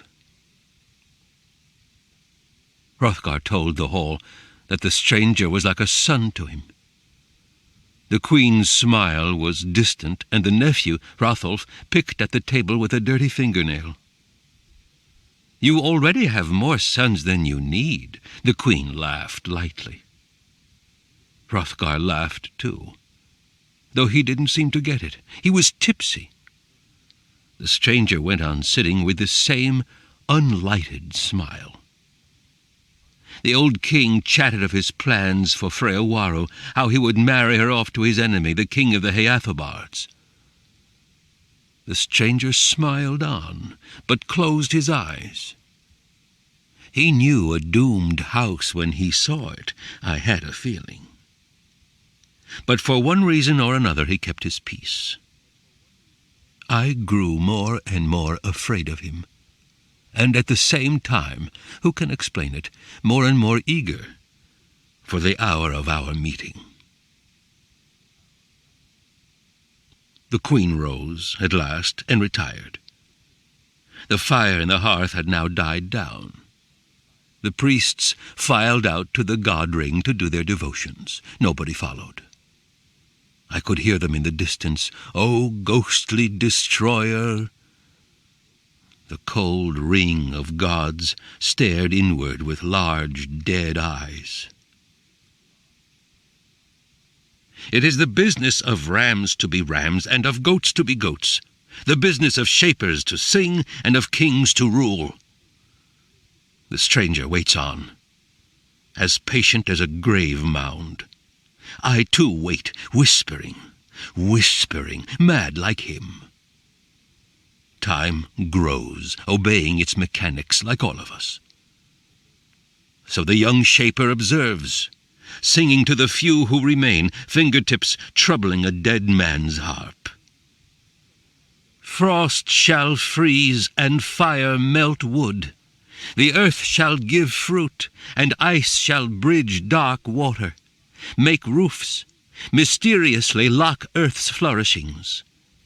But the fetters of frost shall also fall, fair weather return, and the reaching sun restore the restless sea. We wait. The king retires, and his people leave. The Geats build up the fire, prepare to sleep. And now, silence, darkness. It is time.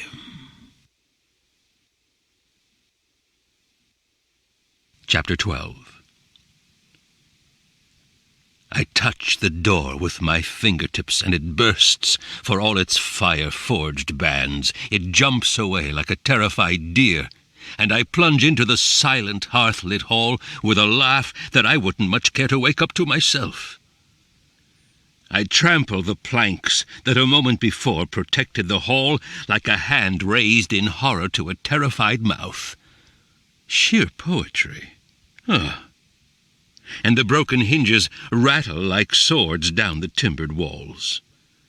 The Geats are stones, and whether it's because they're numb with terror or stiff from too much mead, I cannot tell. I am swollen with excitement, bloodlust, and joy, and a strange fear that mingle in my chest like the twisting rage of a bonfire. I step onto the brightly shining floor and angrily advance on them. They're all asleep, the whole company. I can hardly believe my luck, and my wild heart laughs, but I let out no sound. Swiftly, softly, I will move from bed to bed and destroy them all, swallow every last man. I am blazing, half crazy with joy. For pure mad prank, I snatch a cloth from the nearest table and tie it around my neck to make a napkin. I delay no longer. I seize up a sleeping man, tear at him hungrily, bite through his bone locks, and suck hot, slippery blood. He goes down in huge morsels, head, chest, hips, legs, even the hands and feet. My face and arms are wet, matted. The napkin is sopping. The dark floor steams. I move on at once, and I reach for another one, whispering, whispering, chewing the universe down to words. And I seize a wrist. A shock goes through me. Mistake. It's a trick. His eyes are open, were open all the time, cold-bloodedly watching to see how I work. The eyes nail me now as his hand nails down my arm. I jump back without thinking, whispering wildly, jump back without thinking. Now he's out of his bed, his hand still closed like a dragon's jaws on mine. Nowhere on Middle-earth, I realize, have I encountered a grip like his. My whole arm's on fire, incredible, searing pain. It's as if his crushing fingers are charged like fangs with poison. I scream, facing him, grotesquely shaking hands. Dear long-lost brother, kinsman Thane.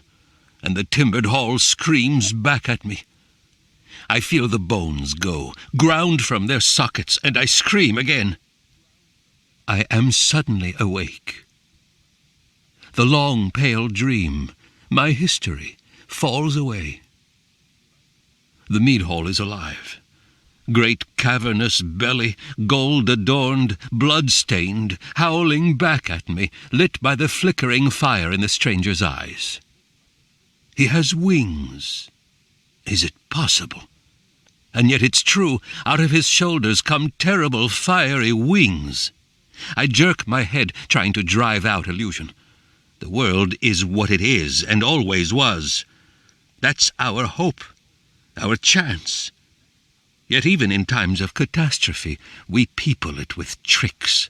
Grendel, Grendel, hold fast to what is true. Suddenly, darkness. My sanity has won. He's only a man. I can escape him. I plan. I feel the plan moving inside me like thaw-time waters rising between cliffs. When I'm ready, I give a ferocious kick, but something's wrong. I am spinning, wah, falling through bottomless space, wah, snatching at the huge twisted roots of an oak. A blinding flash of fire. No, darkness. I concentrate. I have fallen, slipped on blood. He viciously twists my arm behind my back. By accident it comes to me. I have given him a greater advantage. I could laugh. Woe! Woe! And now something worse. He's whispering, spilling words like showers of sleet, his mouth 3 inches from my ear. I will not listen. I continue whispering. As long as I whisper myself, I need not hear. His syllables lick at me, chilly fire. His syllables lick at me, chilly fire. His syllables lick at me, chilly fire. His syllables lick. A meaningless swirl in the stream of time. A temporary gathering of bits. A few random specks, a cloud. Complexities, green dust, purple dust, gold. Additional refinements, sensitive dust, copulating dust. The world is my bone cave, I shall not want. He laughs as he whispers. I roll my eyes back. Flames slip out at the corners of his mouth. As you see it, it is, while the seeing lasts. Dark nightmare history, time as coffin. But where the water was rigid, there will be fish, and men will survive on their flesh till spring. It's coming, my brother, believe it or not. Though you murder the world, turn plains to stone, transmogrify life into I and it, strong searching roots will crack your cave and rain will cleanse it. The world will burn green, sperm build again. My promise. Time is the mind, the hand that makes. Fingers on harp strings, hero swords, the acts, the eyes of queens. By that I kill you. I do not listen. I am sick at heart. I have been betrayed before by talk like that. Mama! I bawl. Shapes vague as lurking seaweed surround us. My vision clears. The stranger's companions encircle us, useless swords. I could laugh if it weren't for the pain that makes me howl. And yet I address him, whispering, whimpering, whining. If you win, it's by mindless chance. Make no mistake. First you tricked me, and then I slipped. Accident. He answers with a twist that hurls me forward, screaming. The thanes make way. I fall against a table and smash it, and wall timbers crack. And still he whispers, Grendel, Grendel, you make the world by whispers, second by second. Are you blind to that? Whether you make it a grave or a garden of roses is not the point. Feel the wall. Is it not hard? He smashes me against it, breaks open my forehead. Hard, yes. Observe the hardness, write it down in careful runes. Now sing of walls, sing. I howl. Sing, I'm singing. Sing words, sing raving hymns. You're crazy, ow! Sing, I sing of walls, I howl. Hooray for the hardness of walls. Terrible, he whispers, terrible. He laughs and lets out fire. You're crazy, I say. If you think I created that wall that cracked my head, you're a fucking lunatic. Sing walls, he hisses. I have no choice. The wall will fall to the wind as the windy hill will fall, and all things thought in former times. Nothing made remains, nor man remembers, and these towns shall be called the Shining Towns. Better, he whispers, that's better. He laughs again, and the nasty laugh admits I'm slyer than he guessed. He's crazy. I understand him all right, make no mistake. Understand his lunatic theory of matter and mind, the chilly intellect, the hot imagination, blocks and builder, reality as stress. Nevertheless, it was by accident that he got my arm behind me. He penetrated no mysteries. He was lucky. If I'd known he was awake, if I'd known there was blood on the floor when I gave him that kick. The room goes suddenly white, as if struck by lightning. I stare down, amazed. He has torn off my arm at the shoulder. Blood pours down where the limb was. I cry, I bawl like a baby. He stretches his blinding white wings and breathes out fire. I run for the door and through it. I move like wind. I stumble and fall, get up again. I'll die. I howl. The night is aflame with winged men. No, no, think. I come suddenly awake once more from the nightmare. Darkness. I really will die. Every rock, every tree, every crystal of snow cries out cold-blooded objectness. Cold, sharp outlines, everything around me, distinct, detached as dead men. I understand. Mama, I bellow. Mama, Mama, I'm dying. But her love is history. His whispering follows me into the woods, though I've outrun him. It was an accident, I bellow back. I will cling to what is true. Blind, mindless, mechanical, mere logic of chance. I am weak from loss of blood. No one follows me now. I stumble again, and with my one weak arm I cling to the huge twisted roots of an oak.